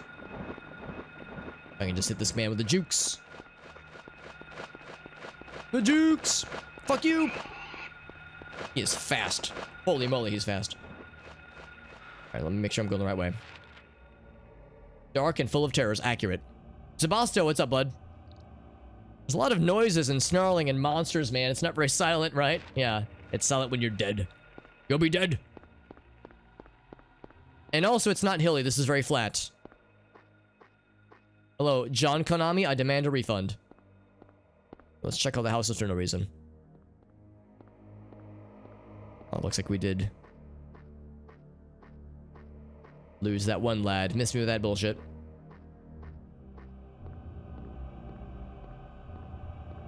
You know, come to think of it, it's probably not worth checking every house we see. Unless a house is significant in some way and has like some kind of indicator, it's probably not worth checking. 9 times out of 10. Doggy! You know what, I don't know if I can actually avoid the dog, so I will take this fight. Seems like those are harder to ignore, or harder to outrun. Hideo Konami, yes, Hideo Konami, it's his fault, ouch! He made all Konami games. By himself. Completely locked inside a bunker. Sensory deprivation chamber. By himself. No assistance.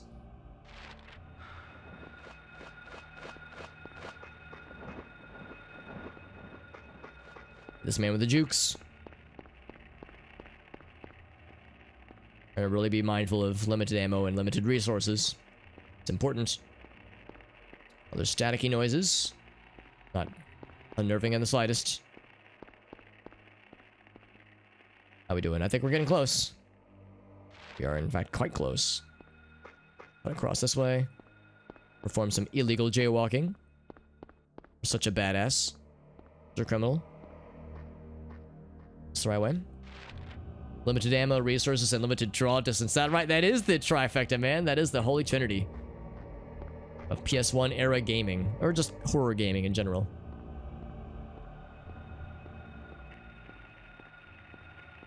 Show yourself, foul beast. I can hear you, but can I smell you? Kinda. Ouch. Oh, that's always so satisfying getting that midair hit. Get his ass. Yo, Daddy, what's up, bud? Your screen name makes me smile. I've seen it before, and it never fails to impress. Ouch!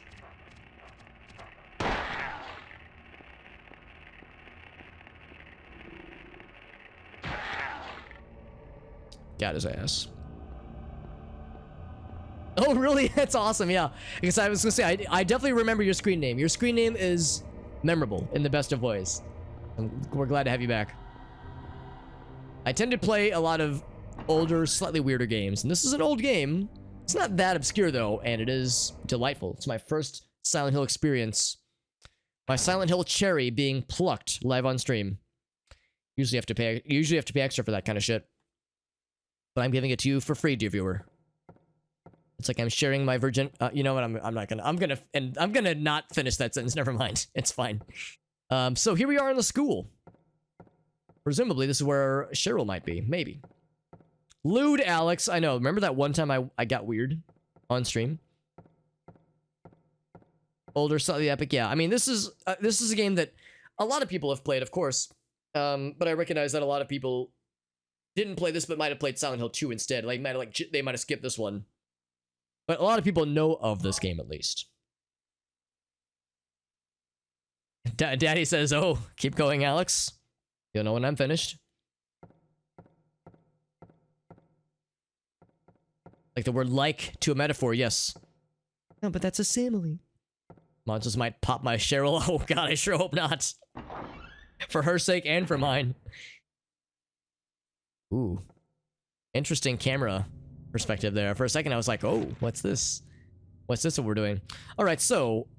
Oh my god, they have a place inside the school called Clock Tower. Doesn't one of the Clock Tower games have you be trapped in a school for like a better part of the game or something?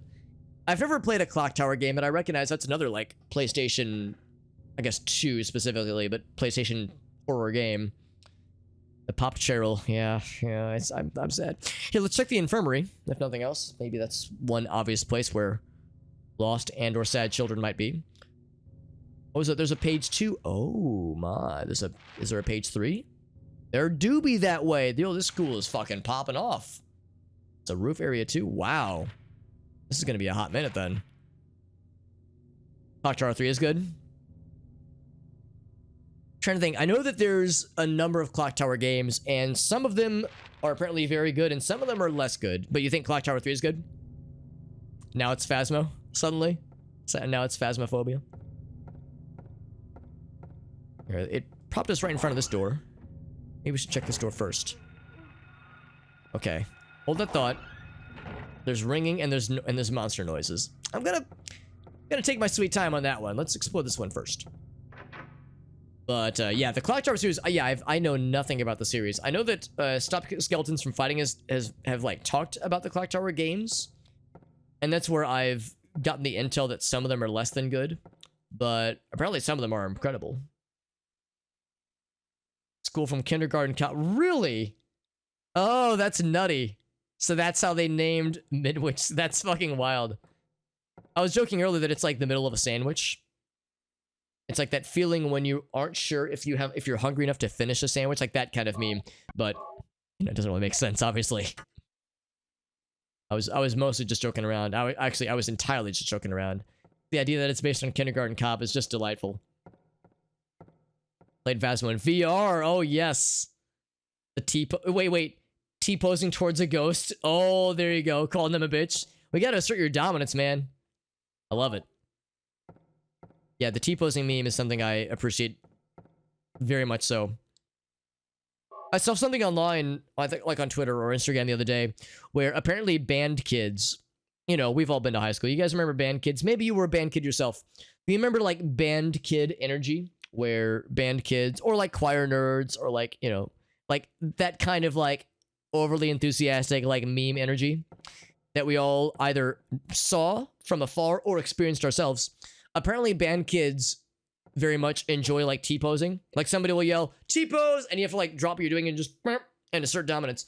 Apparently there was a meme that somebody saw where people were shinjiing. You know shinji? Where he's like he's doing like this in the chair. Apparently there was somebody opining that they were surprised that shinjiing wasn't a band kid meme yet. And that person observing that the fact that it wasn't a meme, the comments to that post were all like, what have you done? You've done it now. Now they know. Now it's gonna start happening. So get ready, friends. The next meme, before you even know it hits the streets, shinjiing from Evangelion, where you just sit in a chair and like cringe yourself into a faux fetal position. That's the hot new meme on the streets now. Oh, but not on the name. Oh, just the architecture. Oh, okay, I thought the name was it then. Okay, so 3, then 2, then 1. Oh, really? It goes backwards. I thought there was a later Clock Tower game that people didn't like, but maybe I'm thinking of something else then. Getting the robot Shinji, and then yeah, you curl up. That's right. That's pretty much it. I mean, I don't even if you have to say get in the robot. I think just someone just has to evoke it somehow. Beat up Bandcamp. Yeah. Either you were a Bandcamp nerd, or you either saw them from afar, or you were one. Regardless, we all know the enthusiastic, like overly bubbly personality that I'm describing, but only like when they're amongst other band friends. Like, you know, they'd be quiet and reserved amongst strangers, but like when they're around their other Bandcamp homies, they turn into like little band goblins, and it's fucking great, and I love it. So here we go. List of teachers. And it's smeared in blood, as all good things should be.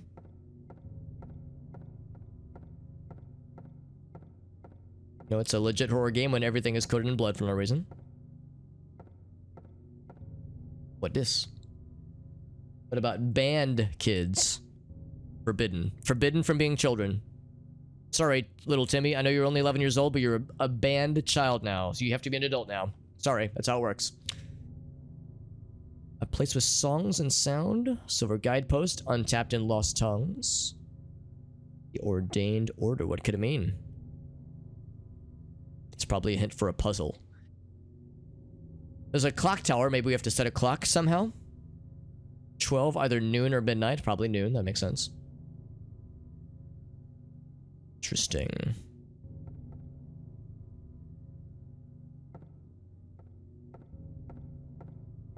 Anything else here? Nope, nothing else. It's only legit if everything's covered in blood for an obvious reason. Yeah, I mean, we've seen monsters and things. What caused these blood splatters? Oh, this is a happy little illustration. A picture of a door. Look at this happy illustration in a school. This is normal school drawing stuff. I had a mural like this at the high school I went to. Easy peasy. Get a refund if it's not covered in blood. That's right. Actually, yeah, it's a real horror game if the copy of the game that you're holding in real life is itself covered in blood. That's when it's... Then and only then is it a real game. Also, this is the teacher's lounge, and it has bullets in it. There's a joke there, but I don't think I want to make that joke. Let's not go there. So yeah, DIY blood aesthetic. Typical teacher's lounge. Picture of a door with, like, hanging bodies next to it, and then bullets on a table. A door. It's in bad taste, though, yeah. I don't know what it means. I do not know. Corporal punishment, it's called... It's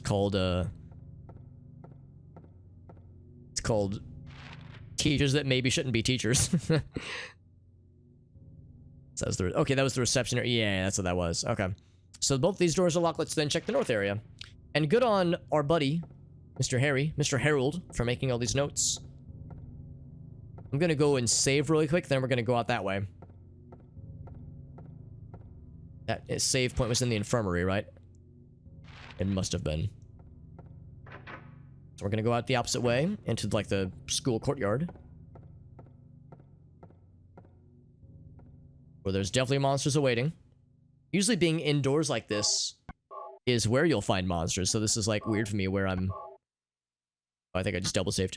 It's weird for me going into a place like this and having this be, like, a safe haven for monsters.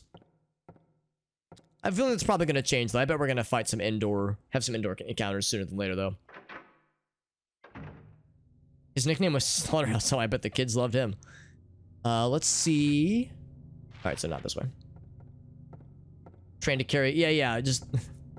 multiple firearms in case children have to be taught a lesson. Or if they turn into zombies, they have to be murdered. Also valid. We have to be very observant of our surroundings. It's because it was covered in blood all the time. Oh, speaking of children. Oh, God.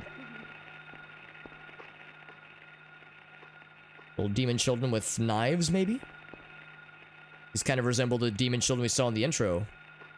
The prologue. Oh, speak of the goddamn devil. Devil children. Oh, he just fell over. Missed me with that bullshit. Not be opened. Let me guess. Why did I even think it was worth trying? Fuck you! Oh, get the hell out of here! Yeah, fuck you. Demon child. See, why'd I have to open my big mouth? See, I was like, I wonder if we're gonna have indoor encounters, then what's the first thing that happens? Demon children with knives. Oh, they hurt that as I lost some health there. We have a lot of healing though. That's why we have it. Time to use my trusty Jill sandwich. Me, the master of opening things. 3 bullets to the leg. Maybe that's the warning shot for a zombie. Actually, hold on. In that room, I didn't really explore very much. I was just trying to find a place to go. Okay, that was like the little middle area. So, oh, there's a storage area.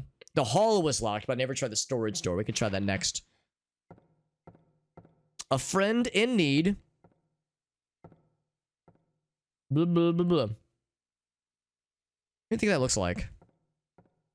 Have you seen this man in your dreams? Little rascals.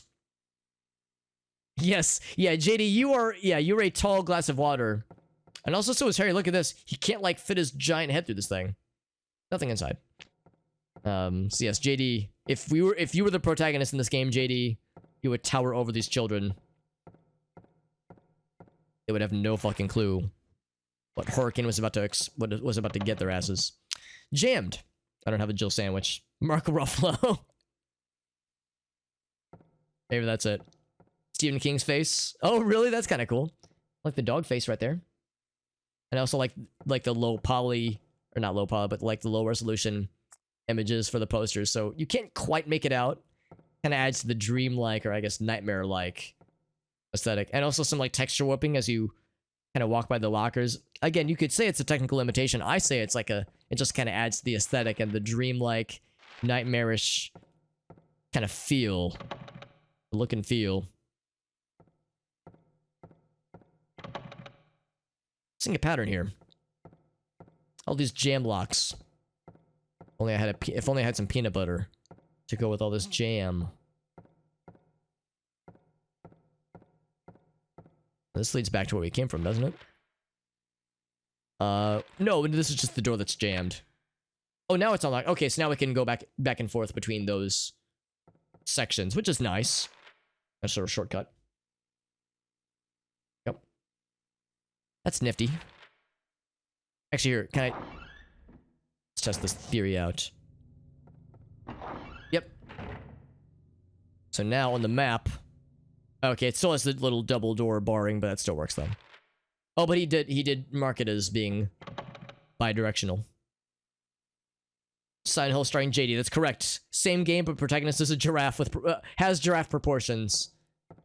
And whenever he like kicks the children that are latched onto him, they get yeeted across the room. Maybe someone could make a mod for this game. Oh, that's a bad time for my monitor to be weird. You know, for your guys, then you just see the indicator that it's being weird. Oh, he's still alive. Step on his nuts. Yeah, on your guys, then you see the little indicator for the resolution, but on my end, the screen goes black, which was unfortunate timing. Yeah, when it's a close quarter combat situation like this, it's like, nah, we might as well just kill his ass and run away later. Oh, come on, this is a horror game. You're telling me I can't go through any of these stalls? This is a horror game. The bathroom horror experience is part of the joy. Yeah, whenever you see me doing this, that's because I'm looking at my monitor, at the OBS window, so I can play off of that window for a minute. They were sent into the Palo region. Yeah, because they look like kids, you're right. Hairless bipedal sloths. Yeah, that's school children, yeah. This is what children look like here in the States. New Vegas has some similar ones. Has a oh really, Diary of Interesting. I wonder if that's like intentional. You know what, JD? I thought the same thing, and I wasn't gonna say it, but I thought the exact same shit. Let's say, hypothetically, that I am on a poster. Let's say, just hypothetically, let's say, and you see me in the poster, and that's my face. Let's say, maybe. Thought experiment, hypothetically. Bathroom horror, yes, bathroom horror, that's my, yeah. Oh, look at that, we were even in the correct bathroom. Oh, the game is, no, not the game, my adapter is being weird. Maybe it's trying to implore me not to go into the ladies' room. Don't do it, Alex. Shockingly, it's the same, but no urinals. That's all it is. How do we make a gender-neutral bathroom? Just take out urinals and make more stalls. It's not hard. And you're getting stabbed in the shins. Yeah, there we go. Yes, hypothetically. Let's say. Oh, come on, adapter. Why you gotta do me like this?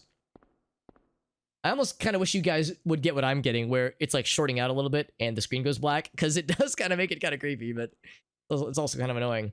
Yeah, I'm kind of surprised that, yeah, there's nothing in the bathrooms. I thought for sure there'd be something. Maybe there'll be something later on. Maybe there's more bathroom experiences in my future. Bathroom adventures. Starting Super Hobbit.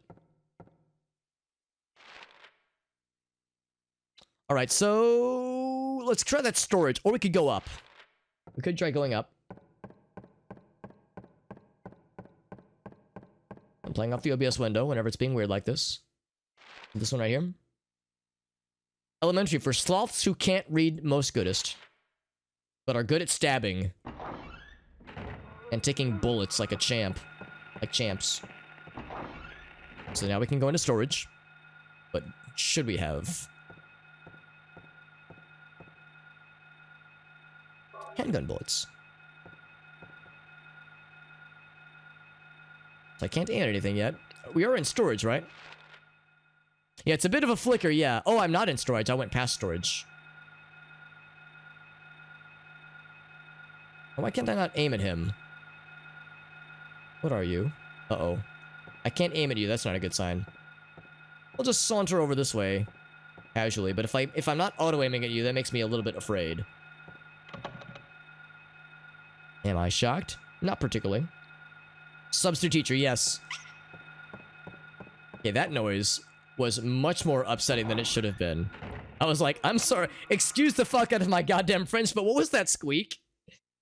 Ew, that was more off-putting than anything I've seen in this game yet. Children with knives that are trying to stomp on they're trying to eat my nuts, that's one thing, but squeak demons? No fucking thank you. Stephen Keegs. Oh, his pseudonym. Okay, that explains it. Just little Easter eggs and hidden little dealy boppers. That's neat. Alright, so... Oh, wait, maybe I can go through that door, actually. The one at the far end. There's also... Oh, I didn't even go to the clock tower, did I? We probably have to go there as well. Yeah, let's try to hit the other guy with the jukes and then get to the other side. I like the reception was like, question mark? We don't know. We don't know about that one. Miss me with that bullshit? No, I said miss me. Fuck you. Ow. Stab me in the butt? That's mean. Don't stab people in the ass unless you... Unless you really know them well. Alright, so I guess we have to go back to the courtyard anyway, so I might as well. Because that door up north is locked.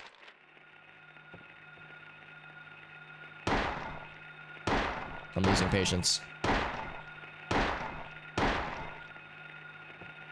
Now, I'm tired of getting my dick stabbed by children that don't read most goodest, but stab very goodest. And I'm hurting, and I know that because my controller is vibrating ever so sensually towards in my general direction. I got plenty of those things, so I might as well use them. By the way, it is nearly 1 o'clock, so we should probably wrap up fairly soon here.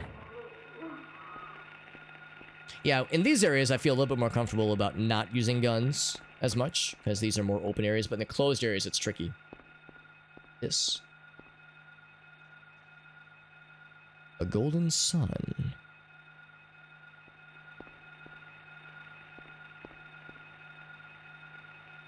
Shocked that it's locked. Stopped at 10.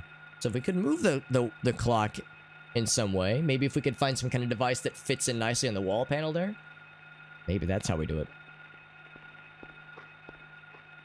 Whoops. Don't mind me, children. Sauntering slowly.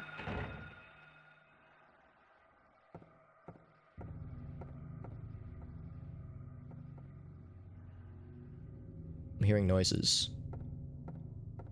Wish I could switch the camera around. Hello, noises? Is that you, Satan? Alright, just be on your best behavior. Actually, while I'm here, I should go ahead and save. That was in the infirmary. If you're frugal with bullets in the streets, you can kill things in the sheets. Okay, good to know. Yes, and by sheets you mean dungeons in this. Okay, so I don't have to be super frugal here at least. That's good to know. I appreciate the intel on that because yeah, I'm trying to be frugal overall, but that is good to know that yeah, I don't have to be that concerned when you're in these areas at least. Harry Mason and Door Jam Earl. That's right. That's right. Door jam. Put that shit on some toast. Delicious. When Harry loses patience, children get fucking murdered. That's right. Children demons get murdered. Wait, I did save, right? Okay, it saves so quickly, I'm like a little bit unnerved by it. Don't need to reads when you learn to stab so good. Yeah, if you stab good enough, if you stab things good enough, people won't question your literacy skills. Locked door simulator. Yeah, so I've heard that's the thing about the Silent Hill games in general. Like you'll like there'll be like a cupboard that's locked and you'll find a key to unlock that cupboard and inside that cupboard will be like a key to unlock something else. So I don't know how true that is obviously, but it's a dank meme that I've heard of. All right, so not a lot of options right now. We can go upstairs, presumably. That might just be the strat. Go upstairs, or we can't get to the right-hand side. Yeah, it's gonna be it. It's just gonna be go upstairs and just see what's up there. So, and I'm thinking the next save point we see, that'll probably be where we end for the night. As it is getting late. Every room in this game is a locked room, murder, mystery. You're not wrong. It is part of the experience. She's the only important child. Yeah, as long as you don't murder her, then we're fine. Don't murder your own daughter. Don't murder your daughter, %. Speedrun.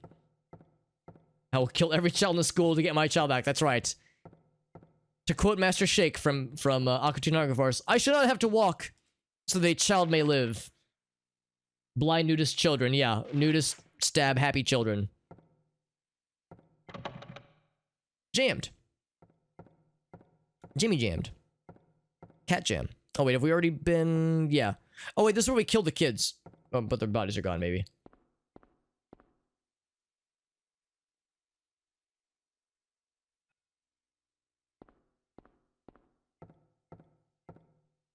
There. Oh, I hear more happy things. What's this map look like? Lab room, lab equipment room, classroom, bathrooms. Check this one, foist. And it's open.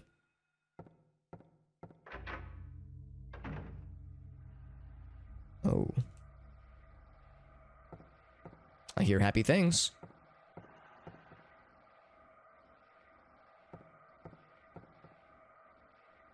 I'm not aiming at anything. Okay, well, maybe there's nothing... It sounds scary in here, but... nothing helpful.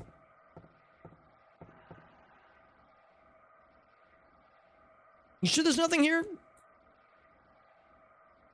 Questionable noises, man. I'm half expecting to, like, find a record player that's just playing something, and Harry's gonna, like, just click it off like, that was annoying.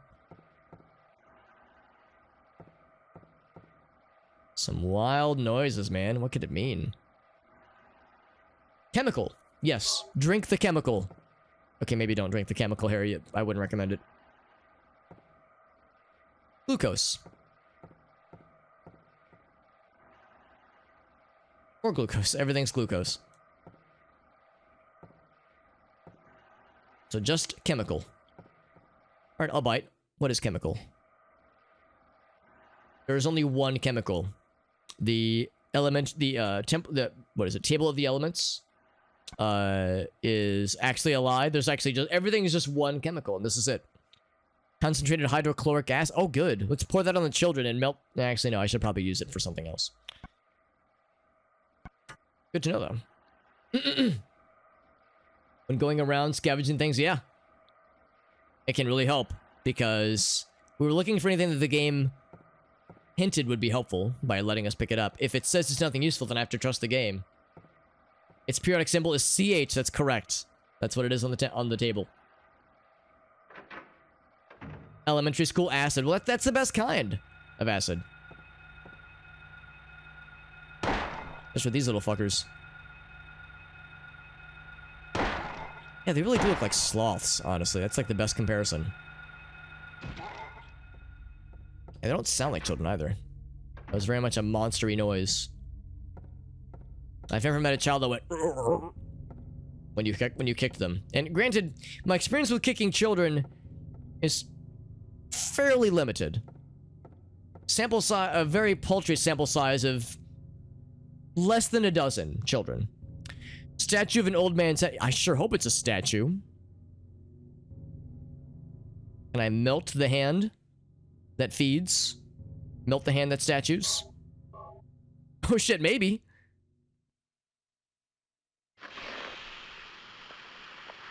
Experiment with kicking children? Or experiment with chemicals and hydrochloric acid? Gold medallion. I wonder where that goes. I wonder if it has anything to do with the little gold divot. The gold niche carved out of the side of that wall with the clock tower. Questions. Questions abound. Haunted a fair few kids. They can make some weird noise. Legit. Yeah, I believe it. Remix it into a song? Maybe. Maybe. Not something I'm familiar with myself. But I will say there are stranger musical genres out there. Gamer intuition? Dude, what can I say, man? When you're as old as I am, you accrue so much wisdom. You're able to make these very genius, far-flung reaches that says, maybe this gold thing I picked up is for the gold thing on the wall. That fits the shape perfectly. I'm just so smart, what can I say? I mean, I didn't get bodied by a dog key house door for an hour earlier or anything. Nope, couldn't be me. Definitely not. Nope, I definitely figured everything out the first time. For sure. But what else to find while we're here? Oh, child, you're awake. Didn't I just, like, kill you earlier? I didn't kill you good enough. I've killed him more goodly. Kid Kicking Kings. That's right. Yeah, new album, new musical revolution. Also, Statue of Hand. Not anymore because we melted that shit. A lot of handgun bullets in the school. Yeah, that is something I hadn't considered until now, and it's a little bit unnerving. Also, it makes me wonder if the children are respawning. And hit this man with the jukes. Come to me, my child. Come to butthead. It's a handgun? I hadn't even thought about it that far. Oh, he lost track of me. I want him to approach me. You know what? Fuck you! Of course.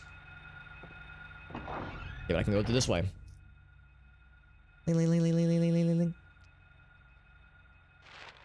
Child, you're awake. Not anymore. Not if I have anything to do with it. But there's no handguns. Yeah, just ammo. There's definitely something in here.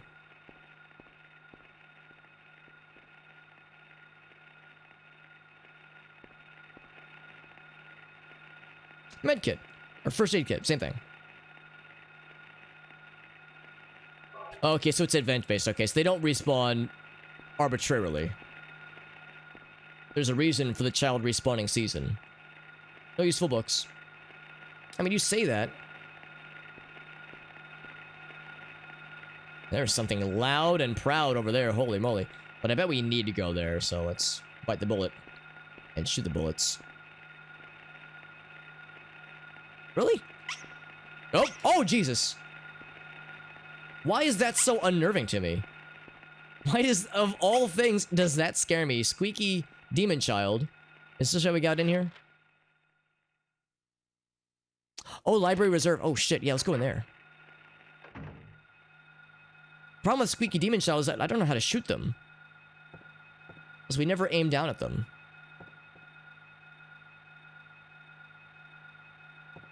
I guess dreams do come true. That's right. Yeah, these guys aren't really scary to me because, I mean, I can fight them. Squeaky children's are... can't be locked on. I don't know if they're impervious to bullets, but they can't be easily fought, it seems. Maybe squeaky children need lead pipes to the face or steel pipes to the face. If it's aimed roughly. Okay. Because, like, I know a lot of times if we go into aiming mode and he, like, points his gun, then that means you're, like, in the right position. But if he has his gun like this, like it's kind of at the ready but not pointed, then it's not obvious. So I was wondering, like, since he's not pointing his gun at Squeaky Child, maybe that means he's unlockable. Not lockable. But maybe it's okay. Maybe I just need to give the old college try. To not waste bullets if I can help it, but that's just how it has to be.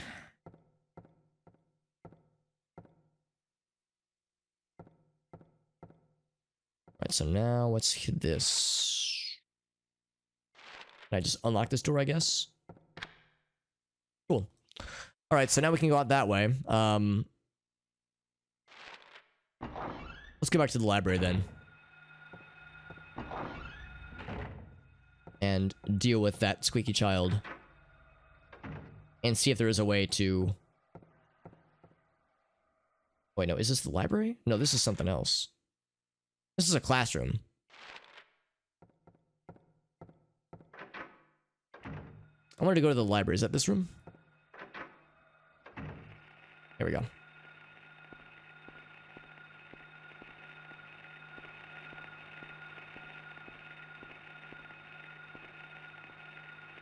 Yeah, see, it's like, we're not aiming at them. Wherever they are. Where are you? Yeah, see? Like, we're not shooting him. So, I don't know what we're supposed to do with that guy. They fall down. They're, like, clumsy and weird. Oh, there's multiple of them. Anything in here that's, like, cool? Any cool guy things? Hello, I'm a cool guy. How do you do, fellow kids? Oh, they're gone. Interesting. I wonder... I mean, it looks like they're trying to reach me. I wonder if they, like... if they're, like, an instant kill or something. Maybe they do extra damage. Maybe they're harmless. I don't know. No questions. All I know is that, yeah, I don't know how to shoot them. Maybe there's a special, extra spicy gamer trick. So we'd find something. I guess we found some ammo, in all fairness, so I guess there's that, but nothing else here of obvious note. Don't spoil it though, yeah. Yeah, I guess we'll have to cross that bridge when we get there. Let's go to that classroom there. We almost explored it. But let's go this way.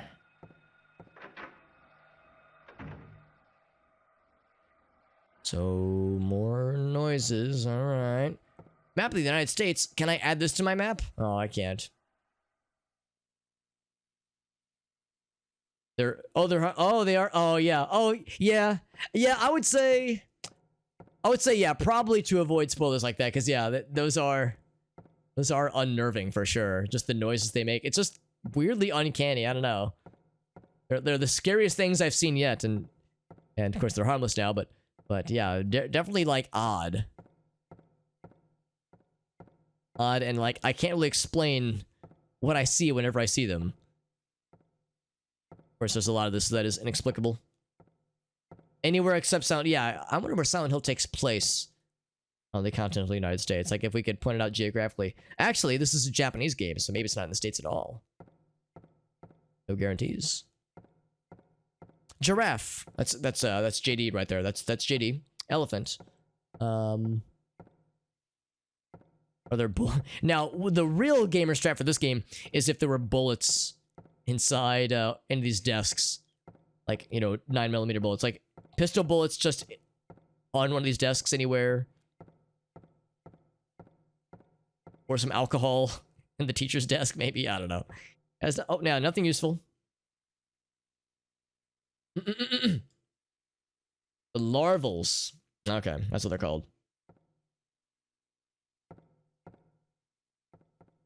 It's in the USA. It's in Maine. Okay, interesting. Actually, kind of makes sense. Seems like a lot of horror games and horror stories take place in Maine. Scary place. Stephen King. Oh, is Stephen King from Maine?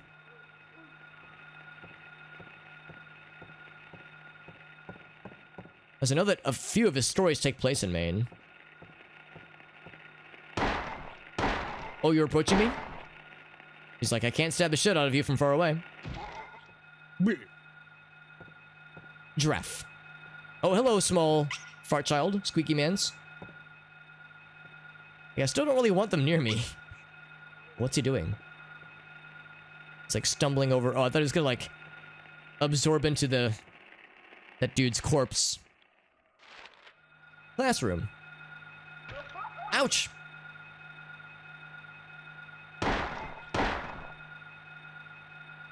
Oh, I was gonna go for the kick again. There we go.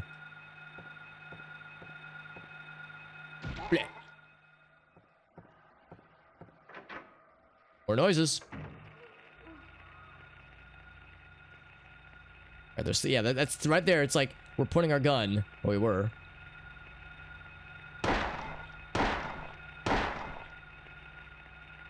Three bullets. 3 bullets each. Now, one thing I've always wondered, and I don't plan on testing this theory, if I down a zombie but don't get the finishing blow, will it just stand back up after a while? I think the answer is probably yes. I don't want to chance it. Another Doa. You walk instead of run and don't attack them. They'll just walk in circles, yeah. Yeah, the little fart lads. Wait a second. This is the door that was locked earlier, wasn't it? Oh, it was not locked. I just never saw this door. Oh, I did see it. I just never attempted it because I was silly.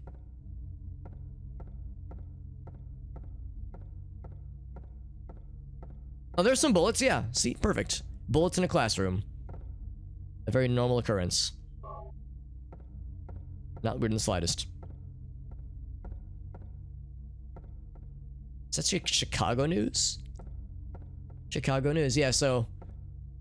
Did you know that Maine is conveniently located adjacent to Chicago? Because I didn't.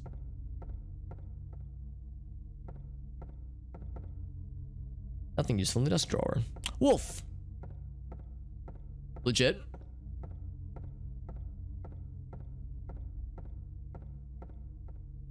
I like this drawing of the...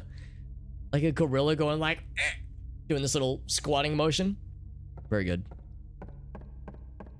Also, I've noticed in a few of the rooms, you'll see this one to the right here, this like little ghostly figure. What if that's supposed to be spooky? USA is Los Angeles, Chicago, and New York. That's correct. And they're all within driving distance of each other. They're all so close together. So you are not wrong. And go back down.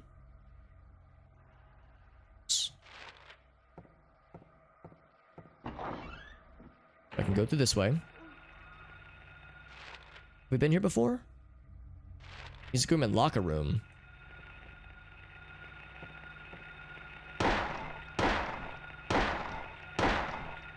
Thanks, auto aim.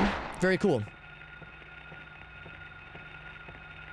I think maybe I could have outmaneuvered one of them, but not two of them. I'm not that gamery of a gamer. A frog from Frogger. Yeah, kind of, honestly. Noise I was not prepared to hear. He's trying to escape. Let's prevent it. Lest we suffer the consequences. Don't forget to take all of your possessions from the lockers. I wonder if somebody left a possession. No something something in the locker. Do not leave your demon babies in the lockers.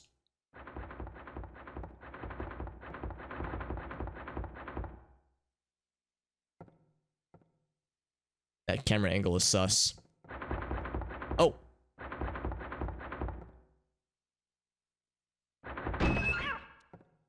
It's a kitty cat. Oh. I'm almost disappointed. No, oh no. I think I did it bad. I think that kitty cat shouldn't have been left out. I was about to ask, is this kitty cat going to be analogous to the wolf dog critter in the beginning of Resident Evil 4? Where you save the doggy and he helps you out in a later boss battle? I think I just had my question answered, though. Don't take a shit in the lockers, please. Yeah. Good strategy, just in general. Don't shit in the lockers. Well, that was scary, followed by, like, it was unnerving, followed by surprising, followed by cute, followed by sad. Nothing else in here.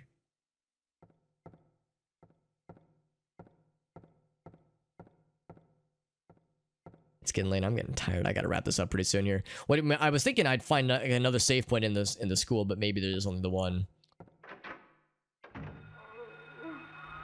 Did you get the kitty cat? I'll exact revenge on the cat's part. The cat's behalf. This way. Oh, right. We're on. We can like kind of overlook. It doesn't go very far, but you can kind of see outside.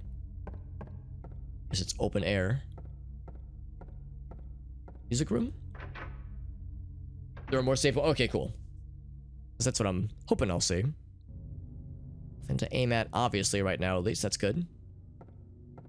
So I'm mostly safe.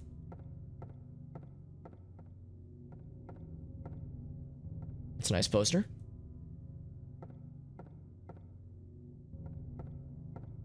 This is gonna be the piano from Mario 64. Jump, jump, jump! As it tries to stop me from getting the red key, the red coin rather. Now that scared the shit out of me back in the day, I will readily admit. Piano in Mario 64. When you, like, the first time you experience it, goddamn. Wait, it doesn't look locked? Doesn't look locked, yeah. Is there something I have that could Jimmy Jack that bad boy open? Cat meat? I've never had it. Not something I've ever tried. Use a knife to open it. Or a steel pipe. Picture of a clock tower. I wonder. I wonder what that's for, or how it's used. I use the knife. Oh, you can only equip it, you can't use it, never mind.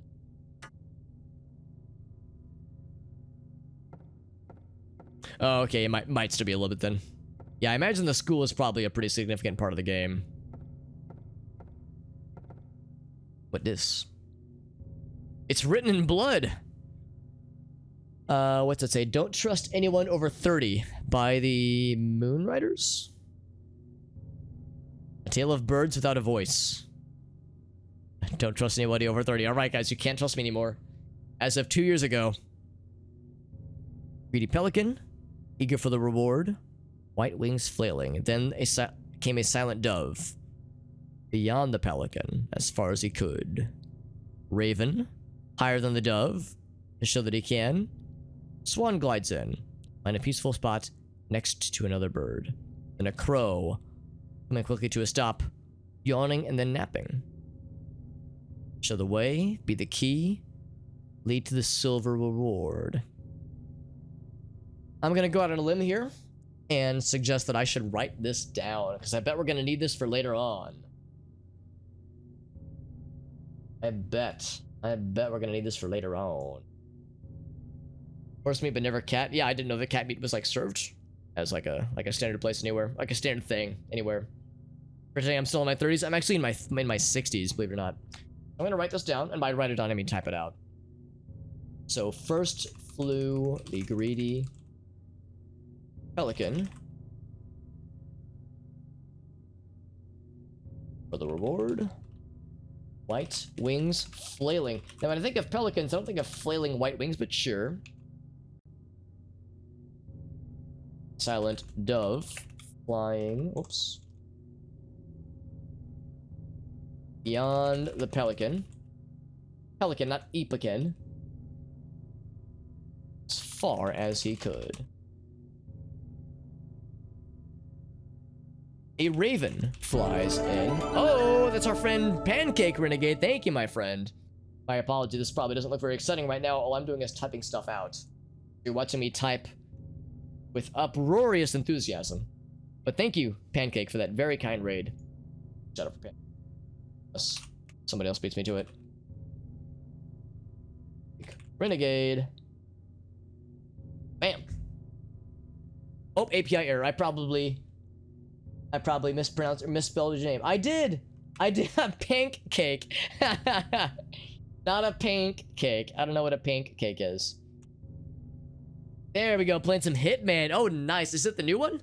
Or like the reboot of the new one, that is? API error, my favorite. Camera angle's better than the Phantom Menace.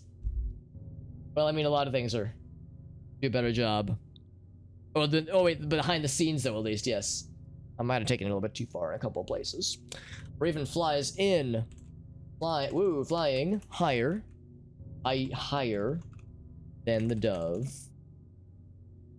Just show that he can. What a show-off Raven, right? A swan. Glides in. Pretty good for 60. Thank you. I try. 69 years old. Nice. I wish. To find a peaceful spot next to another bird. Just any old bird. Lastly but not leastly, out comes a crow. Running quickly to a stop. Yawning. And then napping. Who will show the way? Who will be the key? Who will lead to the silver board? All right, typed it all out, so now we can save it for whenever we want to. Now I'm gonna feel like a dingus if I... Okay, I was gonna say, like, if I hit the map menu and he somehow copied that down all on his own. I'm just gonna assume that, yeah, we're gonna need that for later on, and we very well might. But anyway, thank you again to Pancake Renegade. I hope you're doing well. Thank you for that raid. We're playing Silent Hill. For my first time ever. I've never played a Silent Hill game ever. So I'm late to the party, but better late than never. And we're playing this one on the PS3. I'm playing on with a PS3 controller, actually, but it's the PSOne Classic version. So far, so good. So far, so good. It's a new stream. That's right. That's right. It's a whole new experience. Alright, so we got that. We're probably going to need it later on. Anything else in this accursed place? Ooh, nice camera angle. Oh, that's just talking about the piano again. Nothing else about this piano yet, at least. Not yet. We had some way to unlock the piano. Piano unlocking mechanism. Now, this is the main hallway.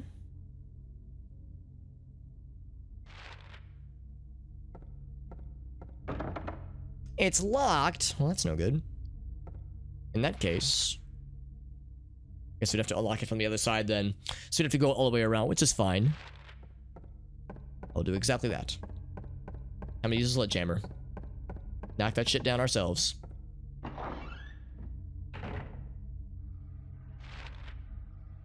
Alright, so there's more spooky things. We could just go back down if we wanted to. I'm curious to know what is down this way, actually. Scary noises coming from here. Oh, no, it's okay, Pancake. Yeah, that's right. Yeah, we do have the phone number.